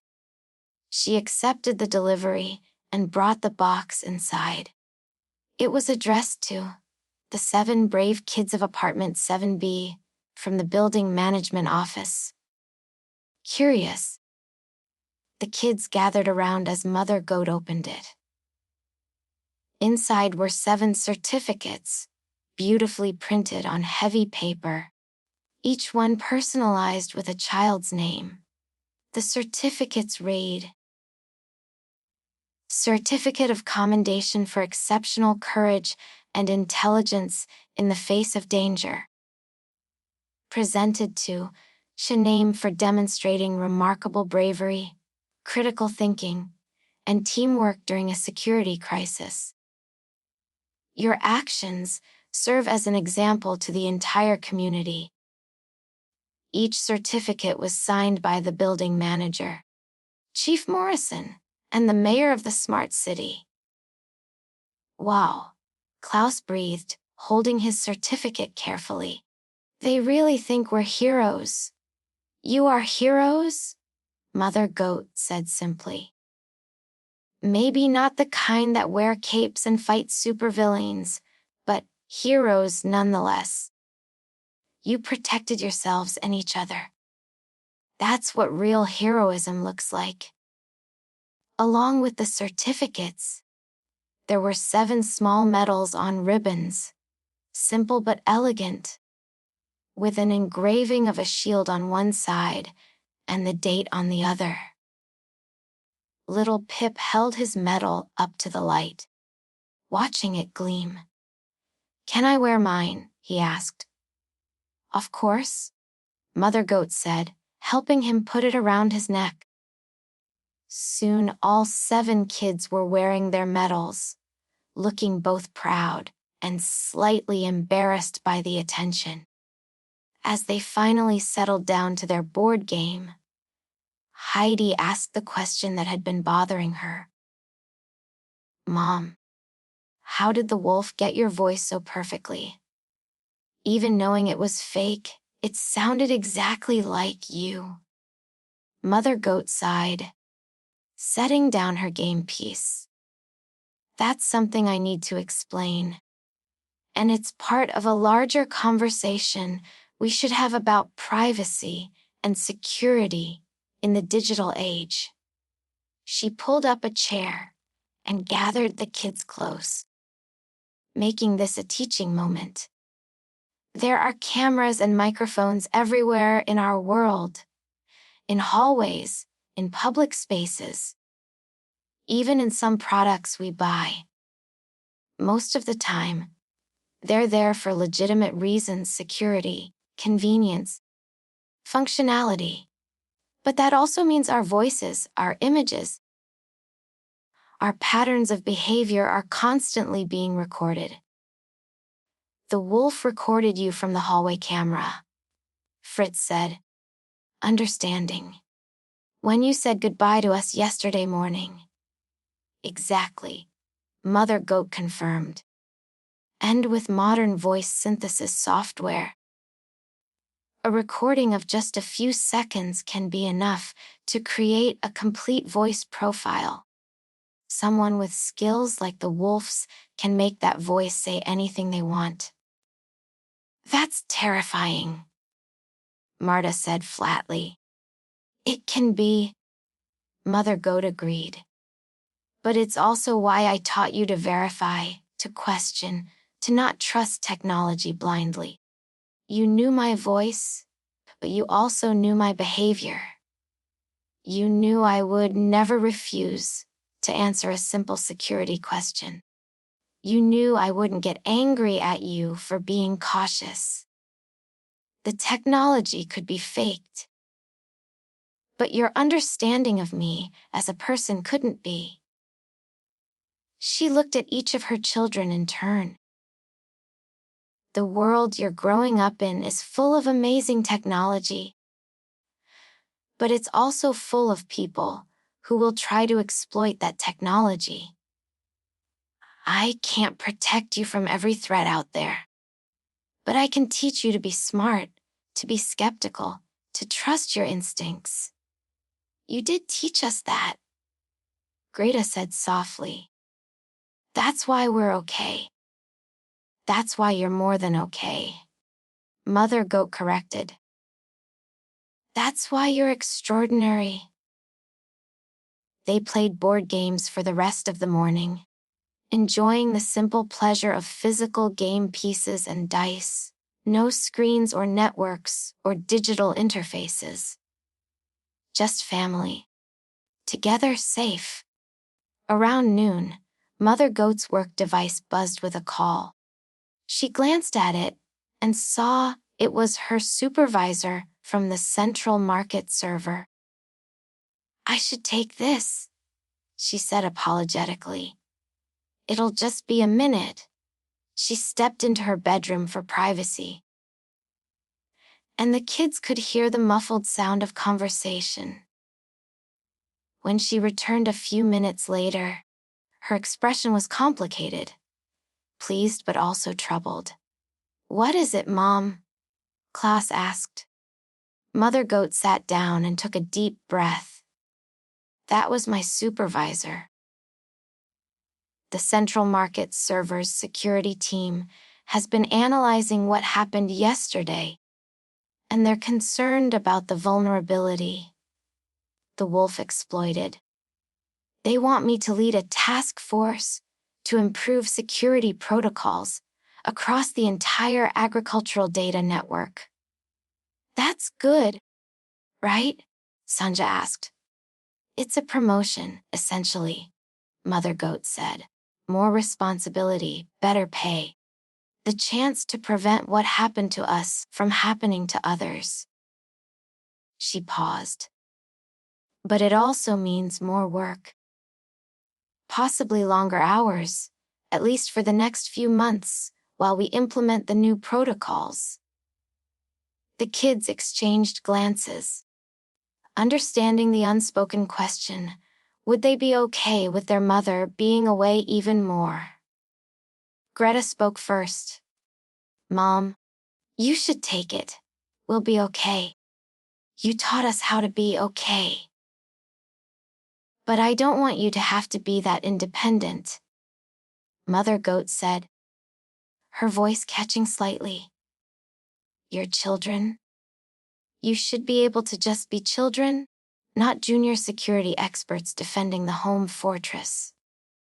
We are just children, Klaus said. But we're also your children, which means we're smart and capable. And yes, yesterday was scary, but we handled it.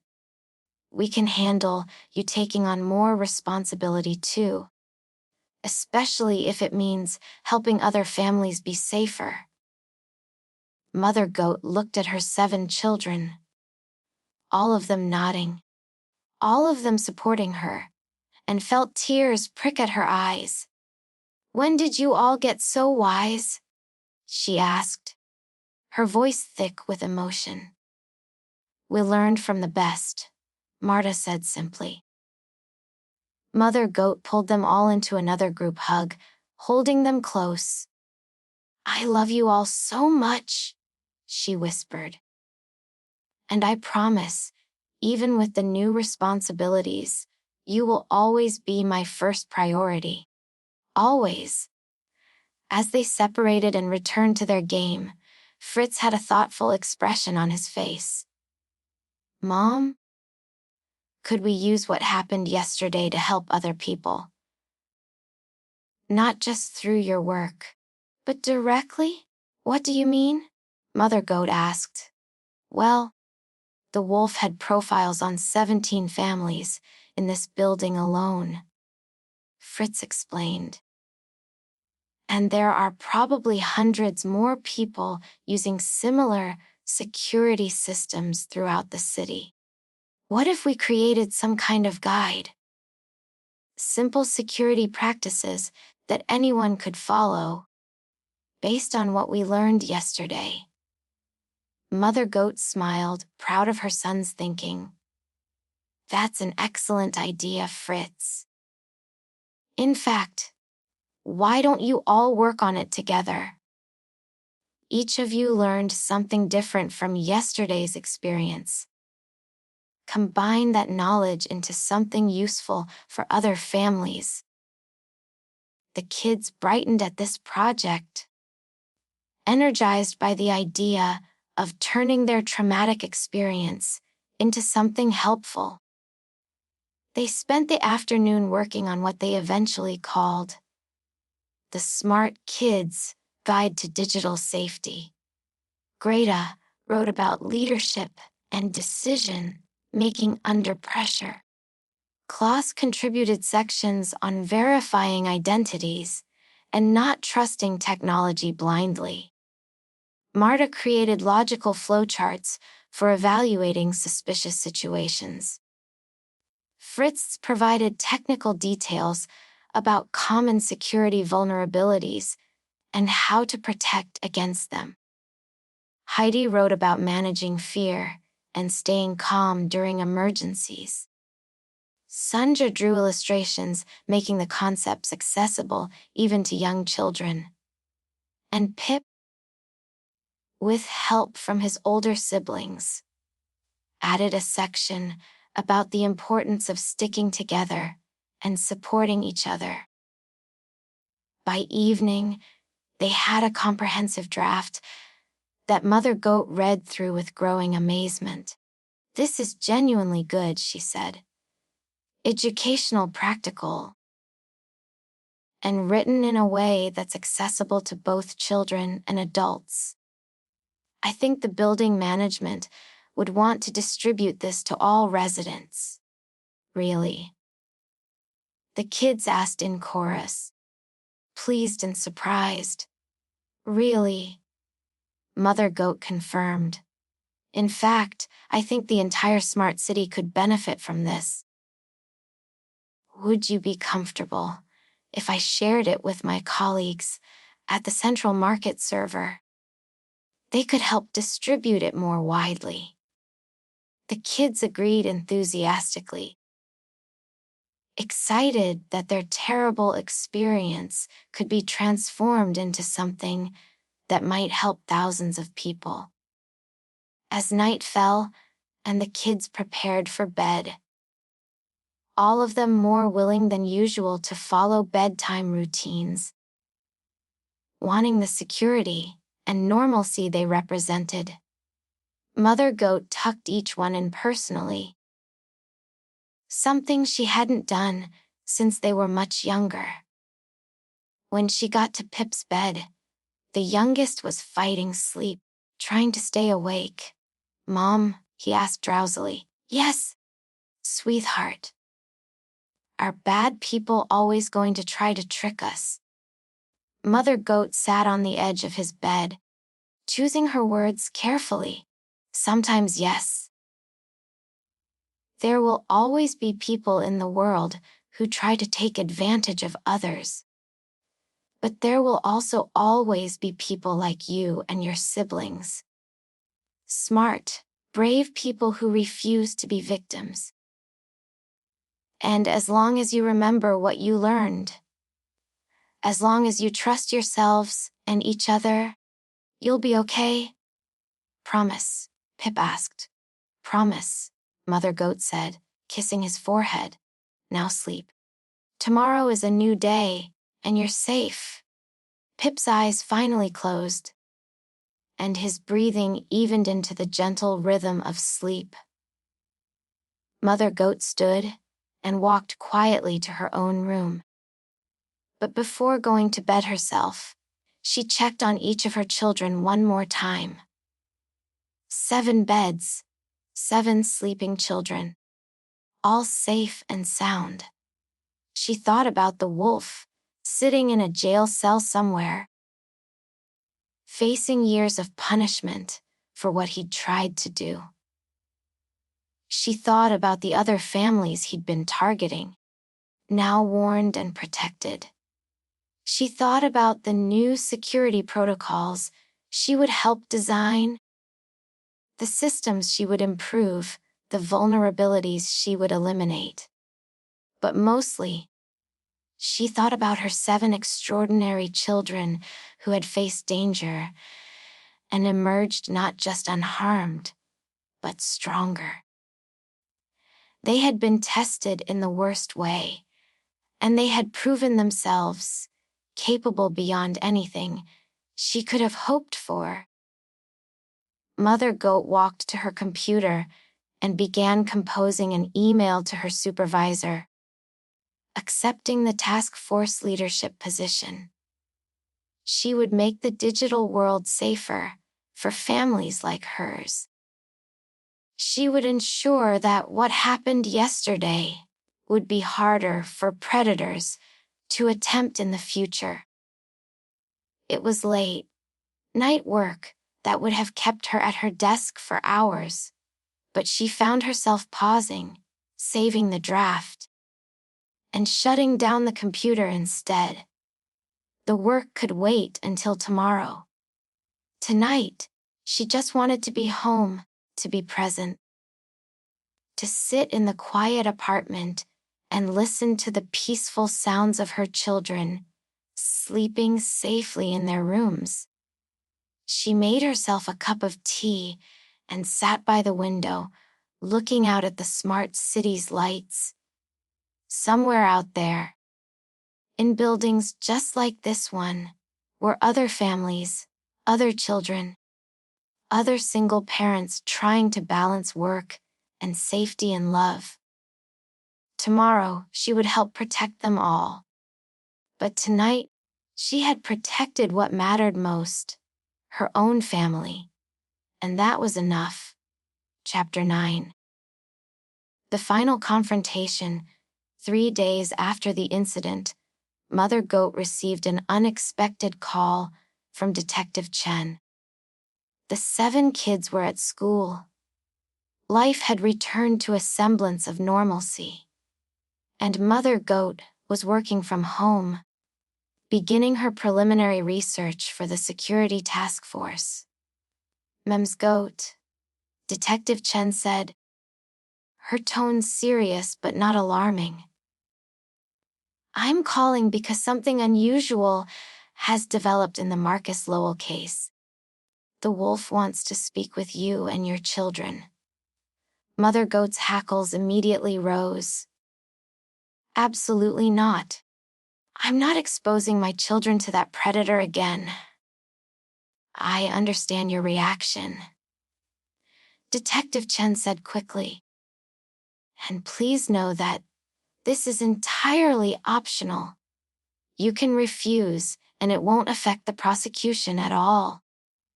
But I wanted to explain the situation before you make a decision. Mother Goat took a deep breath, forcing herself to listen rationally. Explain. Lowell has been in custody for 3 days now, and something has shifted in him. Detective Chen began. Our psychologist has been conducting evaluations, and she believes that being caught by children, being outsmarted by 7 kids when he spent years successfully victimizing adults, has triggered what might be a genuine crisis of conscience. I find that hard to believe, Mother Goat said coldly. So did I, Detective Chen admitted. But he's been asking repeatedly to speak with your family. Not to threaten, not to manipulate, but to, well, he says he needs to apologize, to explain himself. And our psychologist thinks it might actually be therapeutic, both for him and potentially for your children. Mother Goat was silent for a long moment. Therapeutic how? Closure, Detective Chen explained. Right now. The wolf is probably this boogeyman figure in your children's minds. This faceless threat who tried to hurt them. Seeing him as what he really is, a broken, defeated man facing consequences for his actions, might help them process the trauma. It might help them understand that they weren't victims of some unstoppable force, but that they genuinely defeated someone who thought he was smarter than everyone else. And what does he get out of this? Mother Goat asked suspiciously. Honestly, I'm not sure, Detective Chen said. Maybe a chance to feel less like a monster. Maybe a step toward rehabilitation. Or maybe he's still trying to manipulate the situation. We can't rule that out entirely. Which is why there would be multiple safeguards in place.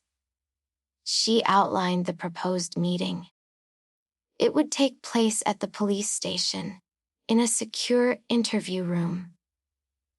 The wolf would be behind reinforced glass, unable to physically reach anyone. Multiple officers and the psychologist would be present.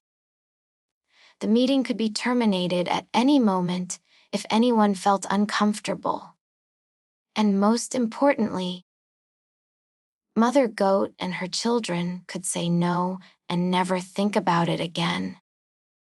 I need to discuss this with my children, Mother Goat said finally. They're the ones who faced him. They should have a say in whether they want this confrontation. Of course, Detective Chen agreed.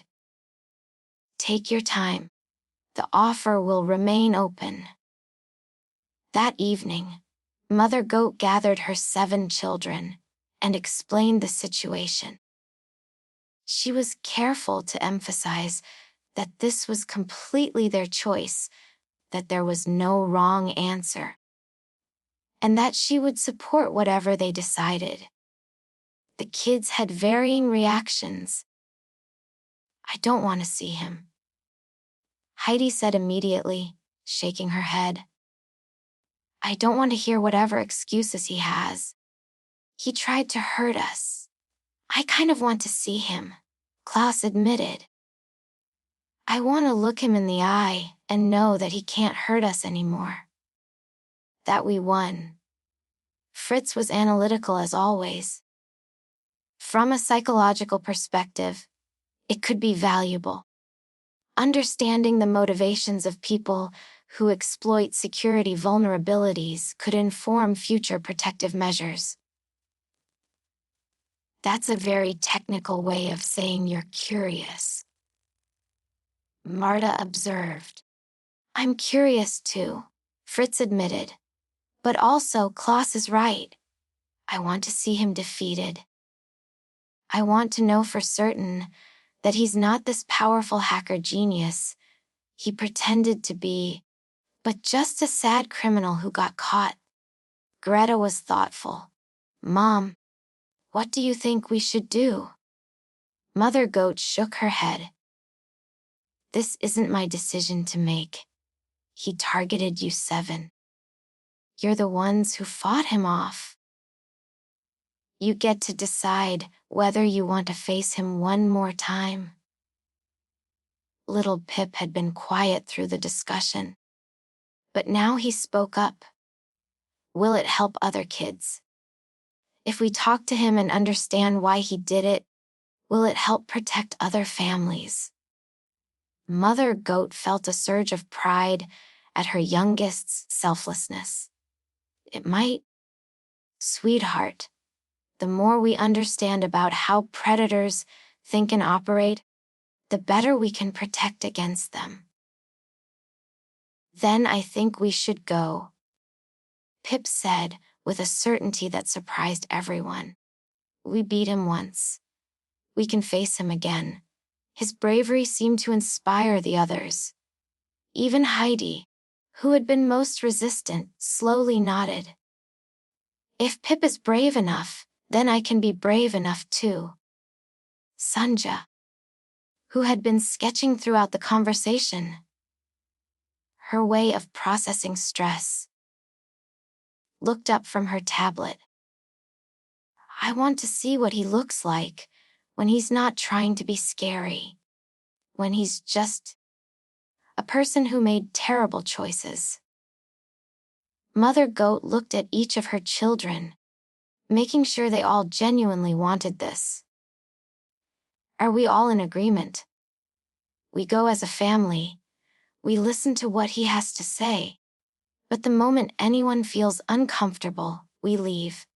Deal. Deal. 7 voices agreed.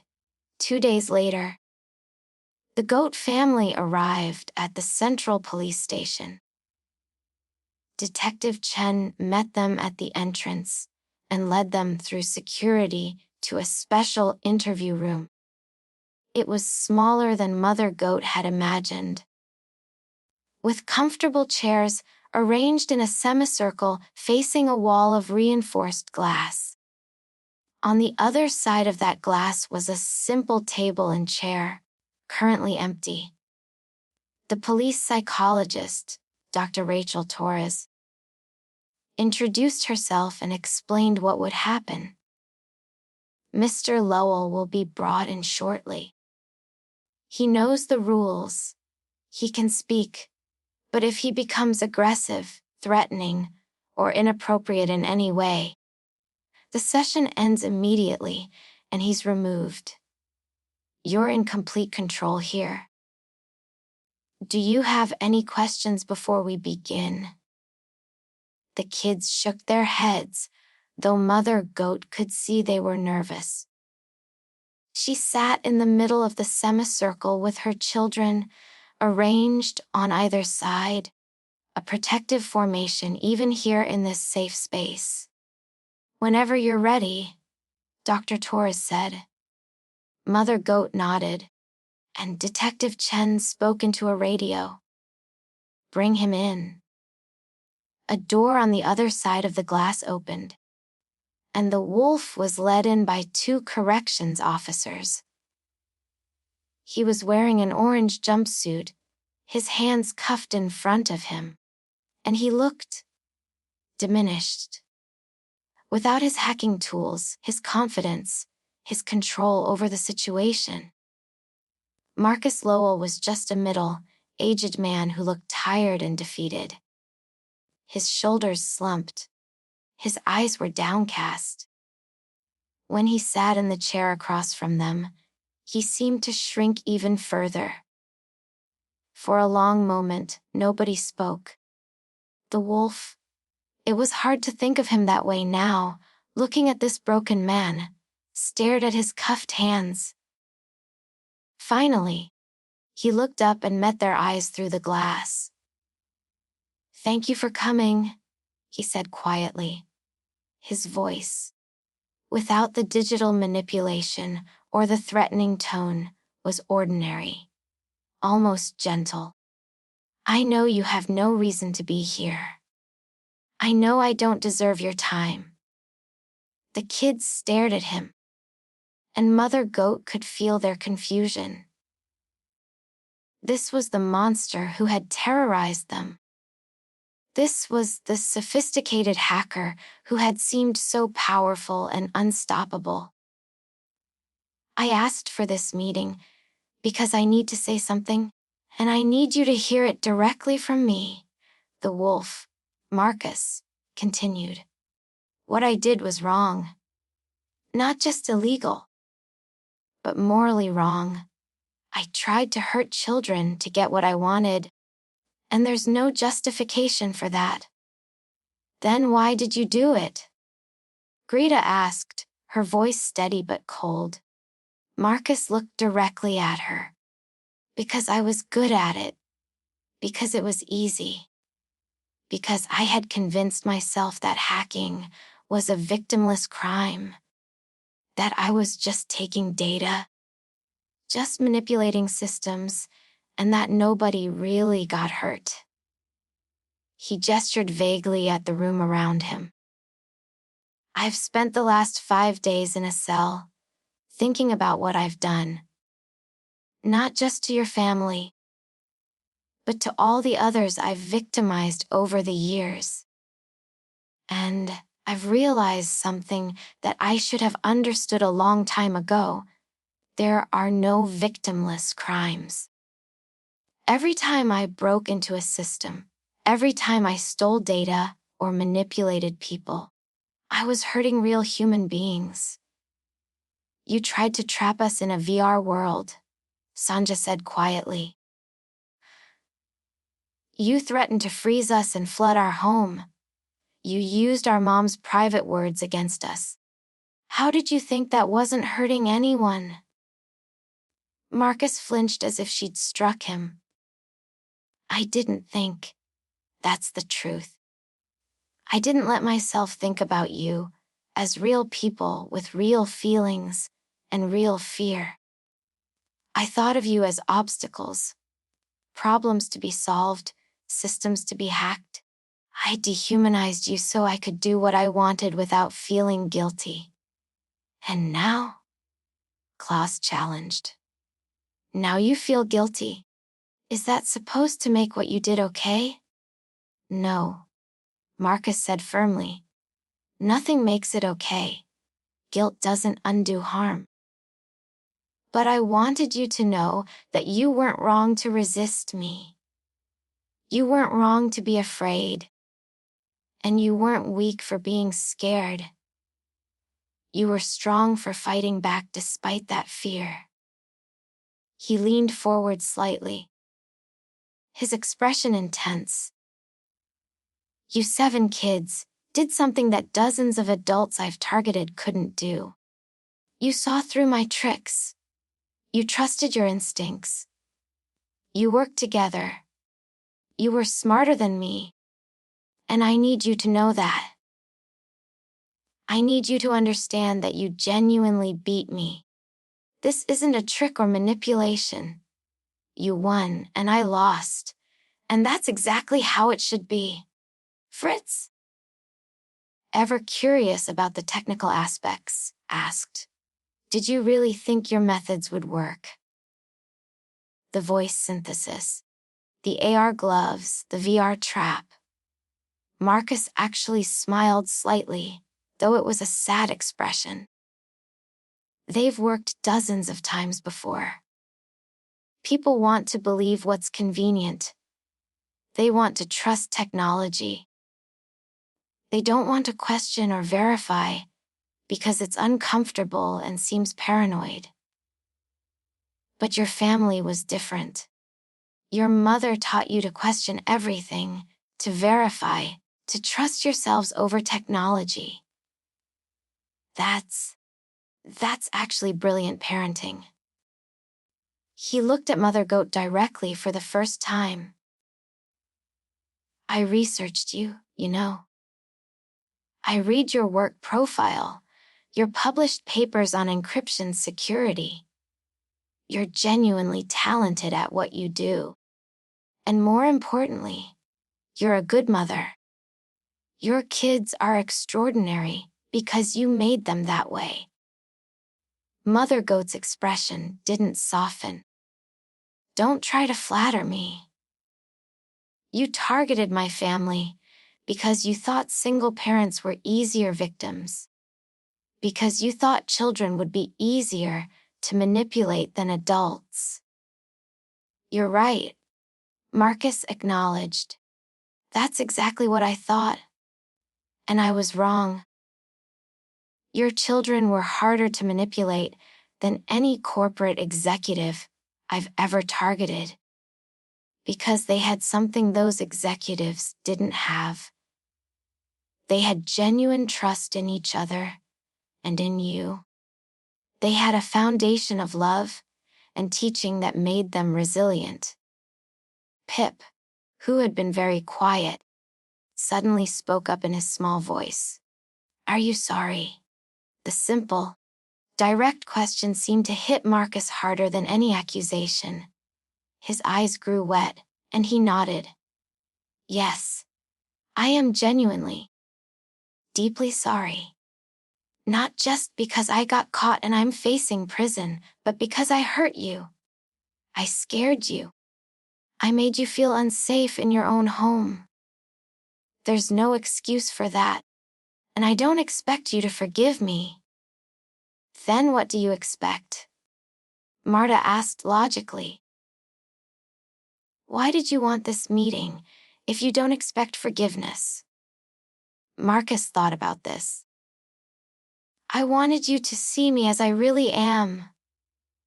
Not as this powerful hacker who could control systems and manipulate reality, but as a person who made terrible choices and is facing the consequences. I wanted you to know that monsters aren't actually monsters. They're just people who chose wrong over and over until they became something destructive. He looked at each child in turn. And I wanted to tell you that if I could go back and make different choices, I would. But I can't. All I can do is accept my punishment and hope that somehow, sharing my story might prevent someone else from making the same mistakes I did. Dr. Torres, the psychologist, spoke up for the first time. Marcus has agreed to participate in a rehabilitation program while in prison. Part of that program involves him sharing his knowledge with law enforcement and security companies, helping them understand how people like him think and operate so they can develop better protections. So he gets to feel like a hero while sitting in a comfortable prison.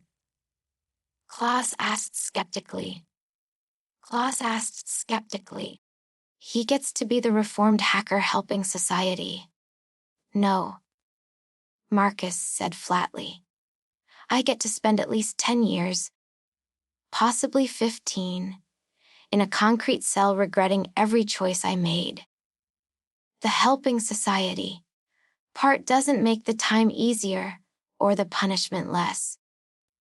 It just means maybe something useful can come from my mistakes.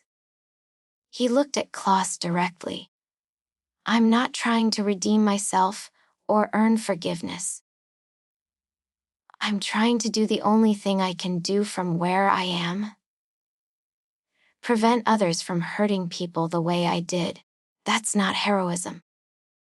That's just basic human decency that I should have exercised years ago. Greta studied him through the glass, her sharp mind analyzing every word and gesture. You're telling us all this because you want us to feel like we helped change you. You want us to feel like facing you meant something. But what you did was still wrong, and you're still going to prison. And our feelings about you don't change any of that. Marcus nodded. You're absolutely right. Whether you leave here feeling closure or still feeling angry, whether you believe I'm sincere or think I'm still manipulating you, none of that changes the facts. I committed crimes. You stopped me. I'm being punished. Your feelings about me are valid no matter what they are. This answer seemed to satisfy something in Greta. She nodded slightly, acknowledging his words. Heidi, who had been quietly crying throughout the conversation, finally spoke. I was so scared. when you trapped us in that virtual world and threatened to hurt Pip. I thought you were going to do terrible things to us." "I know," Marcus said softly. "And I'm sorry. I used fear as a weapon, and fear is the worst kind of weapon to use against children. You should have been safe in your home, not terrified for your lives." "We were safe," Sanja said suddenly, her voice strong. "Because we had each other. You tried to separate us, tried to make us weak by scaring us individually. But we stayed together, and that made us stronger than you." Marcus smiled. Genuinely smiled, for the first time. "Yes, that's exactly what happened. You figured out the one thing I couldn't hack or manipulate. Family bonds, trust, love. I could fake voices and images and environments, but I couldn't fake the way you knew each other and believed in each other." He looked at all 7 kids with something that might have been respect. "You're going to do great things in your lives, all of you. You've already proven you're smarter and braver than most adults I've met. Don't let what I did make you cynical or distrustful. Stay smart, stay careful. But also stay open to the good things in the world. There are more good people than people like me." Mother Goat had been silent through most of the conversation, letting her children ask their questions and process their feelings. But now she spoke, her voice firm and clear. "My children will do great things, despite you, not because of you. They were extraordinary before you tried to hurt them. And they'll be extraordinary long after you're forgotten. Don't flatter yourself that you taught them anything important. I taught them what they needed to know. You just provided an unfortunate opportunity for them to practice those lessons." Marcus nodded, accepting the rebuke. "You're right. I'm a footnote in their story, not a defining chapter. And that's how it should be. Doctor." Tors checked her watch and caught Mother Goat's eye. They'd been talking for nearly an hour. Longer than the psychologist had anticipated. Does anyone else have questions for Mr. Lowell? Otherwise, I think we might be reaching a natural conclusion. The kids looked at each other, silently communicating. Finally, Fritz spoke up. "I have one question. Why did you call yourself the wolf? Was it just because of the old fairy tale?" Marcus actually looked slightly embarrassed. "Partly that. And partly because in the digital underground, you need a memorable name. Wolf sounded dangerous and clever. Now it just sounds juvenile and pretentious." "It does," Fritz agreed bluntly. And several of his siblings actually smiled at that. The mood in the room had shifted. The initial tension and fear had evolved into something more complex. Understanding without forgiveness. Closure without reconciliation. The kids had seen their predator reduced to just another person, flawed and defeated. Mother Goat stood, signaling that they were done. "Thank you for your apology, Mr. Lowell. My children heard what you had to say. Whether it means anything to them is for them to decide. But we won't be visiting again. This is closure. And then we move on with our lives, while you face the consequences of yours." "I understand," Marcus said, standing as well. "Thank you for coming. And to all of you, He looked at each child one final time. I'm genuinely sorry. I hope your lives are filled with better people than me. Detective Chen signaled to the corrections officers, who moved forward to escort Marcus out. Before he left, he turned back one more time. One last thing. The security guide you created. The Smart Kids Guide to Digital Safety. They showed it to me as part of evaluating my security knowledge. It's good. Really good. It'll help a lot of people. That's a legacy worth being proud of. And then he was gone, led back to his cell, and the goat family was alone with Detective Chen and Dr. Torres. How are you all feeling, Doctor? Torres asked gently. Weird, Sanja said, speaking for all of them. He seemed so scary before, and now he just seems sad. That's a very mature observation, Dr. Torres said. People who do bad things aren't always bad people. They're often just people who made bad choices and kept making them until those choices defined them. Understanding that doesn't mean excusing what they did, but it can help you process the trauma. Mother Goat gathered her children together. Ready to go home. They nodded. And as a family, they left the police station. The afternoon sun was bright. After the fluorescent lighting of the interview room. And for a moment they all just stood there, letting the warmth wash over them. I'm proud of you, Mother Goat said quietly. That was difficult. And you all handled it with grace and maturity. Do you think he meant it? Pip asked. About being sorry.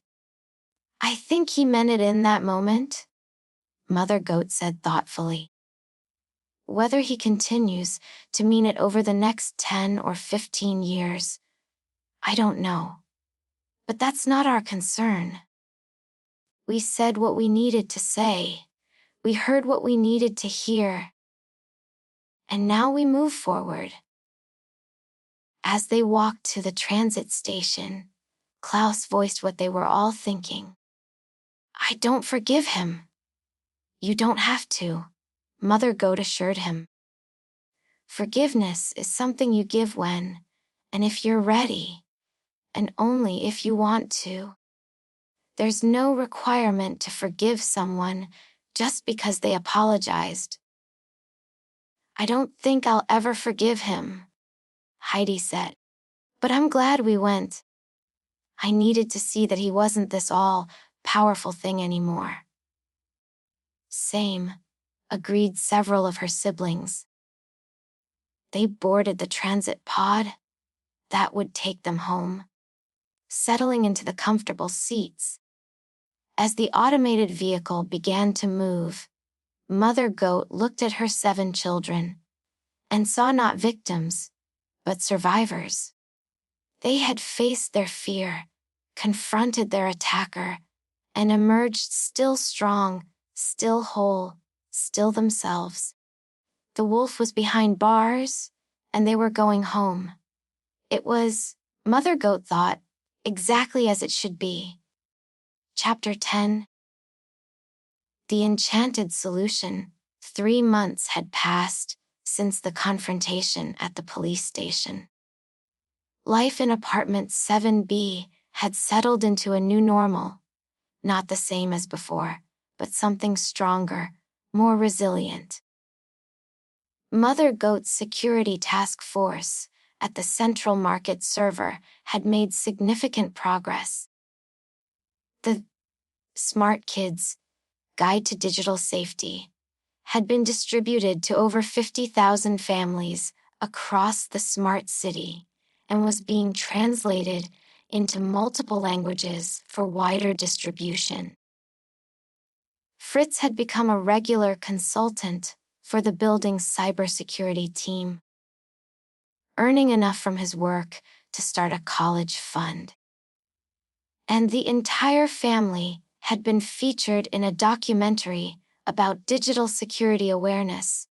But something still bothered Mother Goat. The wolf, Marcus Lowell, was in prison, yes.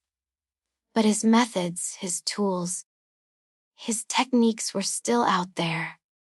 The software he'd used for voice synthesis, the AR glove hacks, the VR manipulation code. All of it had been confiscated as evidence. But similar tools were available on the dark web. Other predators could learn from what he'd done, could refine his methods, could target other families. The system had caught one wolf, but the forest was still full of dangers. Mother Goat had been thinking about this problem late at night, after her children were asleep. Sitting at her workstation with her encryption software open before her. She was one of the city's leading experts in digital security, specializing in what some of her colleagues jokingly called magic coded software. Encryption so sophisticated and multi-layered that it seemed almost magical in its ability to protect data. What if, she thought, she could create something that would make systems like theirs truly impervious to attacks like the wolf's? Not just better security, but fundamentally different security. Something that could actively defend against intrusion, rather than just passively resisting it.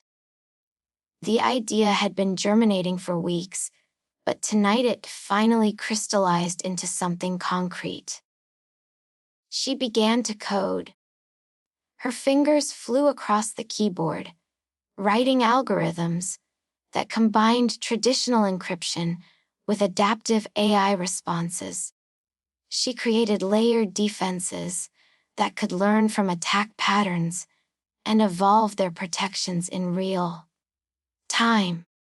She wrote code that could detect spoofing attempts, voice, video, biometric, and automatically alert residents while logging the intrusion.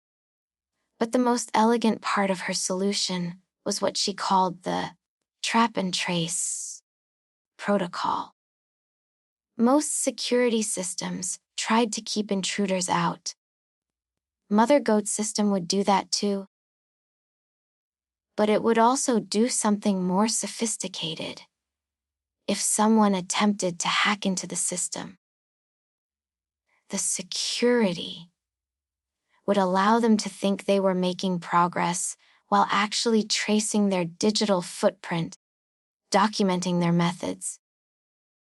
And this was the clever part, filling their devices with corrupted data that would make their hacking tools unusable.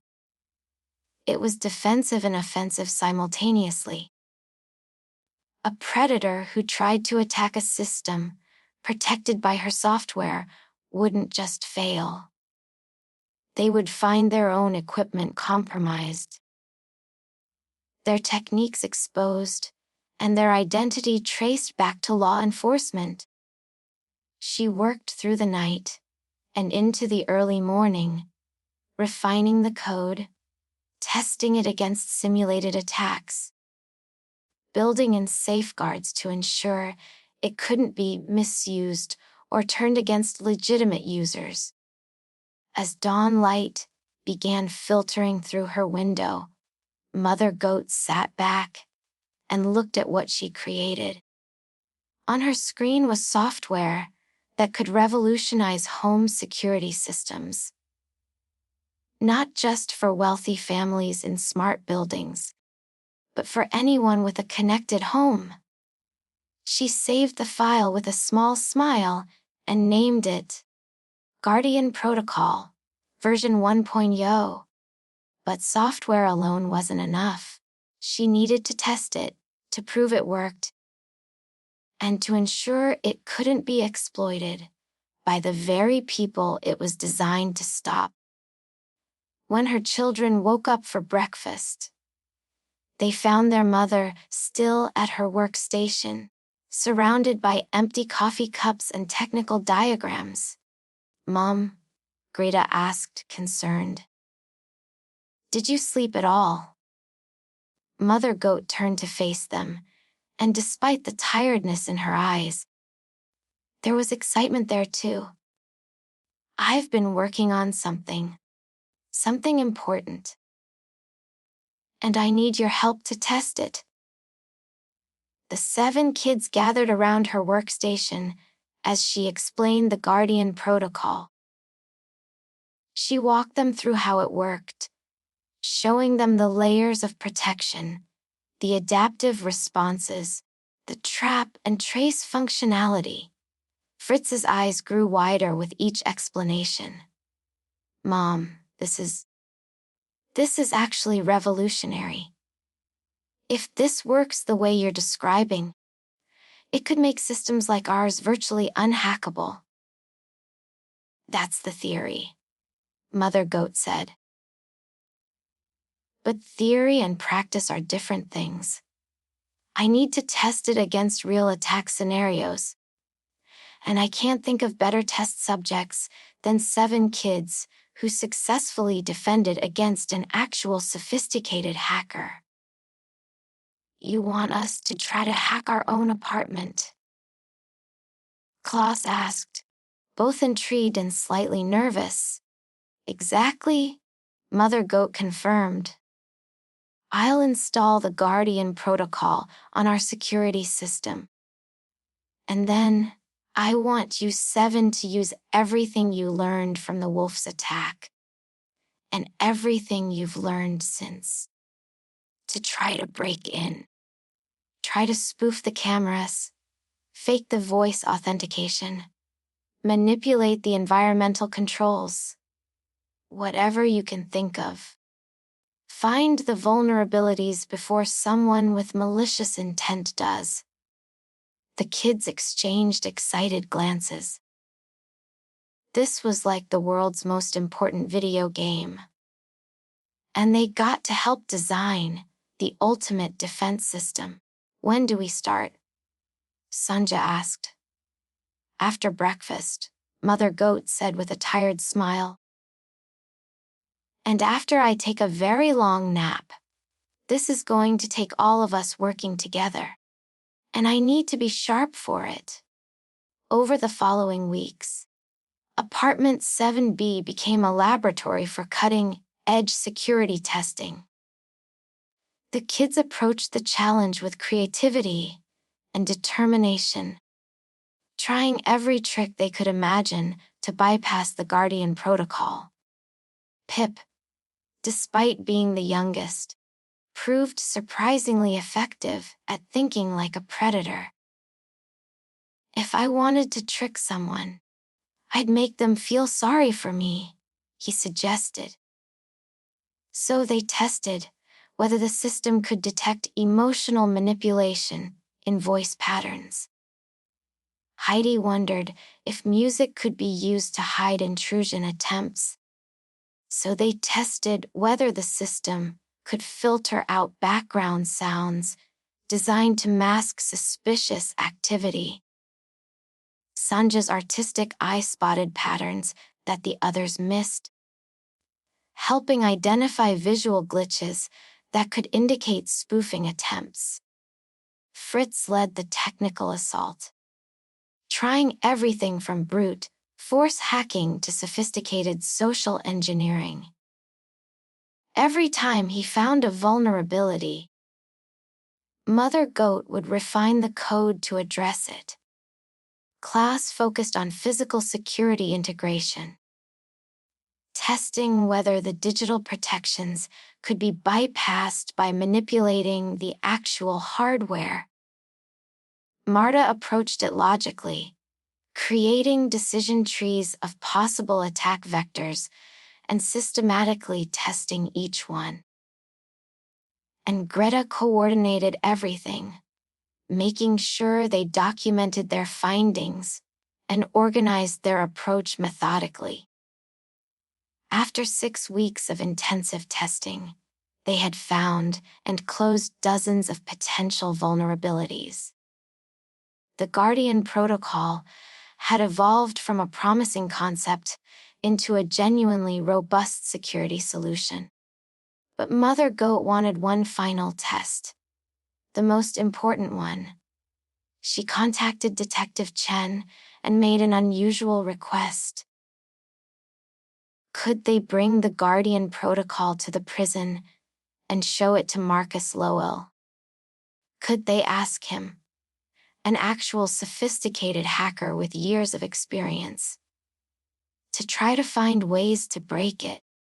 Detective Chen was skeptical at first, but Dr. Torres, the psychologist, thought it might be valuable as part of Marcus's rehabilitation.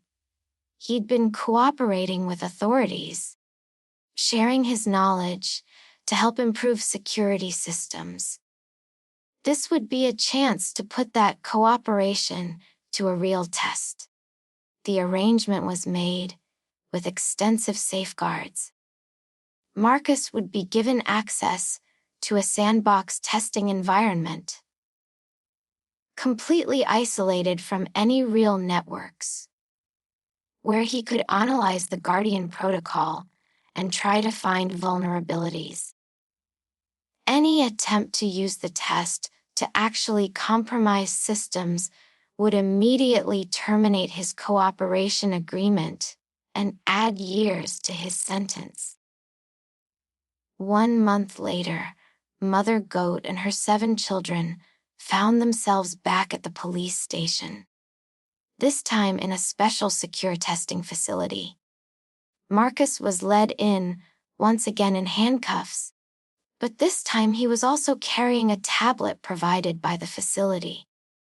"M's Goat," he said with a respectful nod. "Children, I understand you've developed a new security protocol and you want me to test it." "That's correct," Mother Goat said formally. "You're one of the few people who has the skill to properly evaluate sophisticated security software. We want to know if it can withstand the kind of attack you attempted on my family." Marcus sat down at the testing station and examined the tablet that provided. On it was a complete simulation of a smart home system protected by the Guardian Protocol. "What are the rules?" he asked. "Try to break in using any method you can think of," Mother Goat said. "Voice spoofing, camera manipulation, system hacking, social engineering, whatever you would have used in a real attack. The simulation includes everything you'd need to know about the fictional family living in this fictional apartment." Marcus nodded and began to work. The goat family watched as his fingers moved across the tablet's interface, trying various approaches, testing different vulnerabilities, attempting increasingly sophisticated attacks. Hours passed. Marcus worked with intense concentration, occasionally muttering to himself, sometimes pausing to think before trying a new approach. Finally, after nearly 4 hours of continuous effort, he set down the tablet and looked up at Mother Goat. "I can't break it?" he said simply. "You're saying it's impenetrable?" Mother Goat asked, wanting to be clear. "No," Marcus corrected. "Nothing is completely impenetrable. But I'm saying that with the time, resources, and skill level I have, which is considerable. I cannot find a way to break into this system without triggering multiple alerts and having my intrusion traced back to me. The risk to reward ratio is completely unacceptable for any rational attacker." He pulled up several screens on the tablet, showing his various attempted attacks. Every time I tried voice spoofing, the system detected micro-pattern inconsistencies I didn't even know could be detected.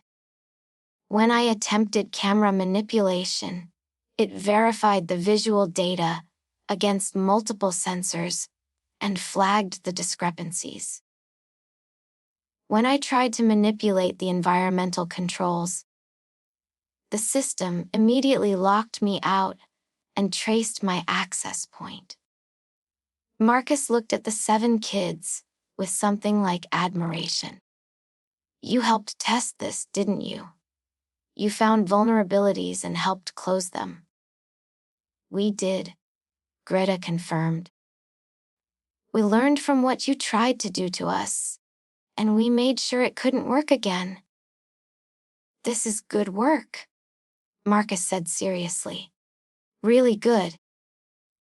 If systems like this become standard, people like me, people who prey on vulnerable families, won't be able to operate. The cost of attempting an attack will be too high, and the chances of success will be too low. He looked at Mother Goat. You should patent this. Sell it to security companies. This could protect thousands of families. That's the plan, Mother Goat said. But I wanted expert validation first. I wanted to know that someone with your skills couldn't break it. I can't, Marcus confirmed. At least, not without resources and time that would make any potential gain meaningless. You've created something genuinely protective. He turned to the kids. You turned what I did to you into something that will help others. That's actually remarkable. You took trauma and transformed it into protection. We learned from the best, Klaus said, gesturing to their mother. As the session concluded and Marcus was being led back to his cell, he paused at the door. Ms. Goat, thank you for letting me contribute to this. It doesn't undo what I did, but at least now I've done something useful instead of just destructive. Mother Goat nodded, but said nothing. She didn't owe him gratitude or absolution, but she could acknowledge that his expertise had validated her work, and that was valuable. 3 months after that final test, the Guardian Protocol was officially launched. Mother Goat partnered with a major security company to integrate it into smart home systems across the city. The software was offered at different price points, a premium version for wealthy households, but also a basic version available for free to low-income families who needed protection the most. The launch event was held at the Central Market server's main auditorium, and the Goat family was on stage together as Mother Goat demonstrated the system. This software exists because my 7 children were targeted by a sophisticated predator, Mother Goat told the audience of hundreds. And it works because those same 7 children were smart enough, brave enough, and strong enough to resist that predator and learn from the experience. She gestured to her kids standing beside her. They turned their ordeal into education. They transformed fear into empowerment. And now, because of their courage and resilience, thousands of families will have protection against similar attacks.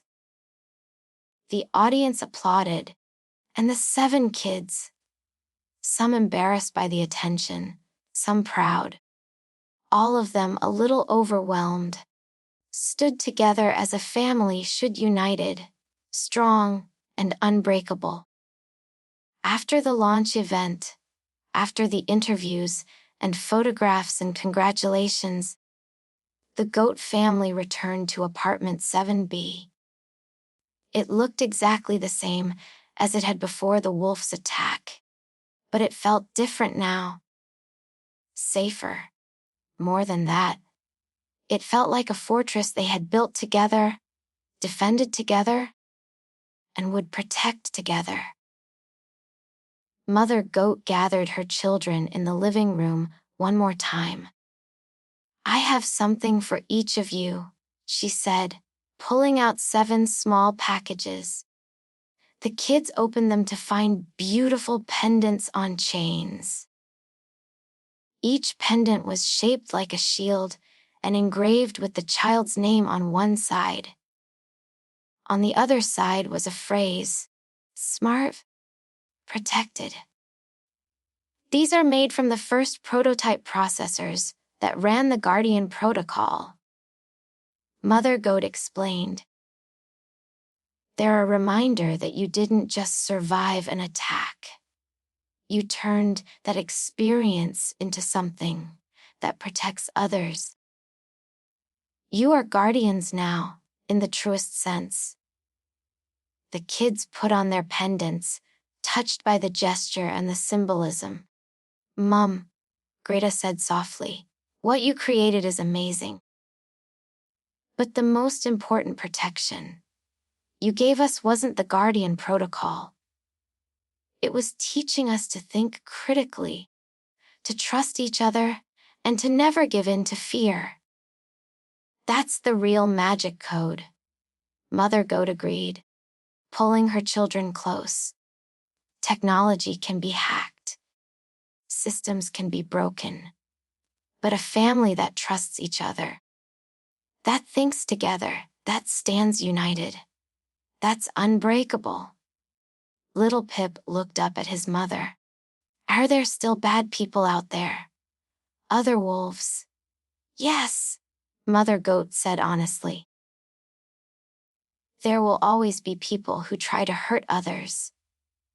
But there will also always be people who protect, who defend, who stand up against those who would do harm. And you 7, you're protectors now. You proved that." She stood and walked to the window, looking out at the smart city stretching into the evening. Thousands of buildings, millions of people, countless families just like hers, trying to stay safe in a complex, connected world. "The Guardian protocol is spreading," she said.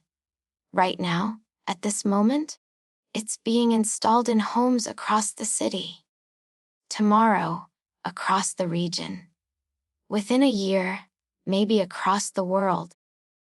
And every family it protects will be safer because you 7 refused to be victims." She turned back to face them. "That's your legacy.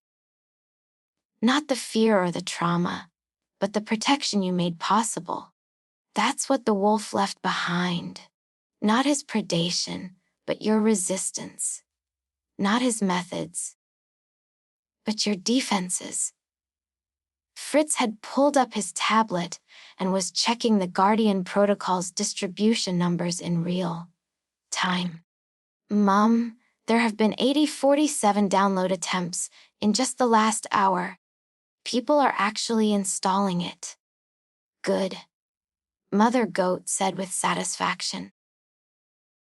"Every installation is another family that won't have to go through what we did." The evening turned to night, and the Goat family stayed together in their living room, talking and laughing, and simply being together. The medals they'd received from the building management hung on the wall. The certificates of commendation were framed and displayed. But more important than any of those official recognitions was the knowledge they carried in their hearts. They had faced darkness and emerged into light. They had been tested and had proven themselves. They had been targeted and had turned that targeting into protection for others. They were victims who became guardians, children who became heroes, a family that had proven that love and intelligence and unity were stronger than malice and deception. And in a prison cell across the city, Marcus Lowell, the wolf, sat with a tablet showing news articles about the Guardian Protocol. He read about families installing it, about attempted hacks being automatically reported to police, about predators being caught before they could harm anyone. He had tried to hurt 7 children, and instead, those 7 children had helped create a system that would protect thousands. It was, he thought, exactly the kind of poetic justice he deserved. Dr. Torres had been right about his rehabilitation. Seeing the goat family transform their trauma into protection had changed something fundamental in him. He would serve his full sentence. He deserved that. But when he eventually left prison, he would dedicate his skills to security rather than intrusion, to protection rather than predation. It wouldn't erase what he'd done. Nothing could do that. But it was a step toward being something other than the wolf. Toward being, maybe, just Marcus again. A person who had made terrible choices, but was trying, slowly, to make better ones. Back in apartment 7B, Mother Goat tucked Pip into bed. The youngest, the bravest, the one who had been most vulnerable, but had never given in to that vulnerability. "Mom," he asked sleepily, "do you think other kids who read our safety guide will be as brave as we were?"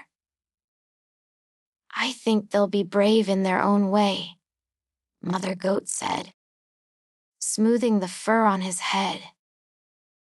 "And they'll have advantages you didn't have.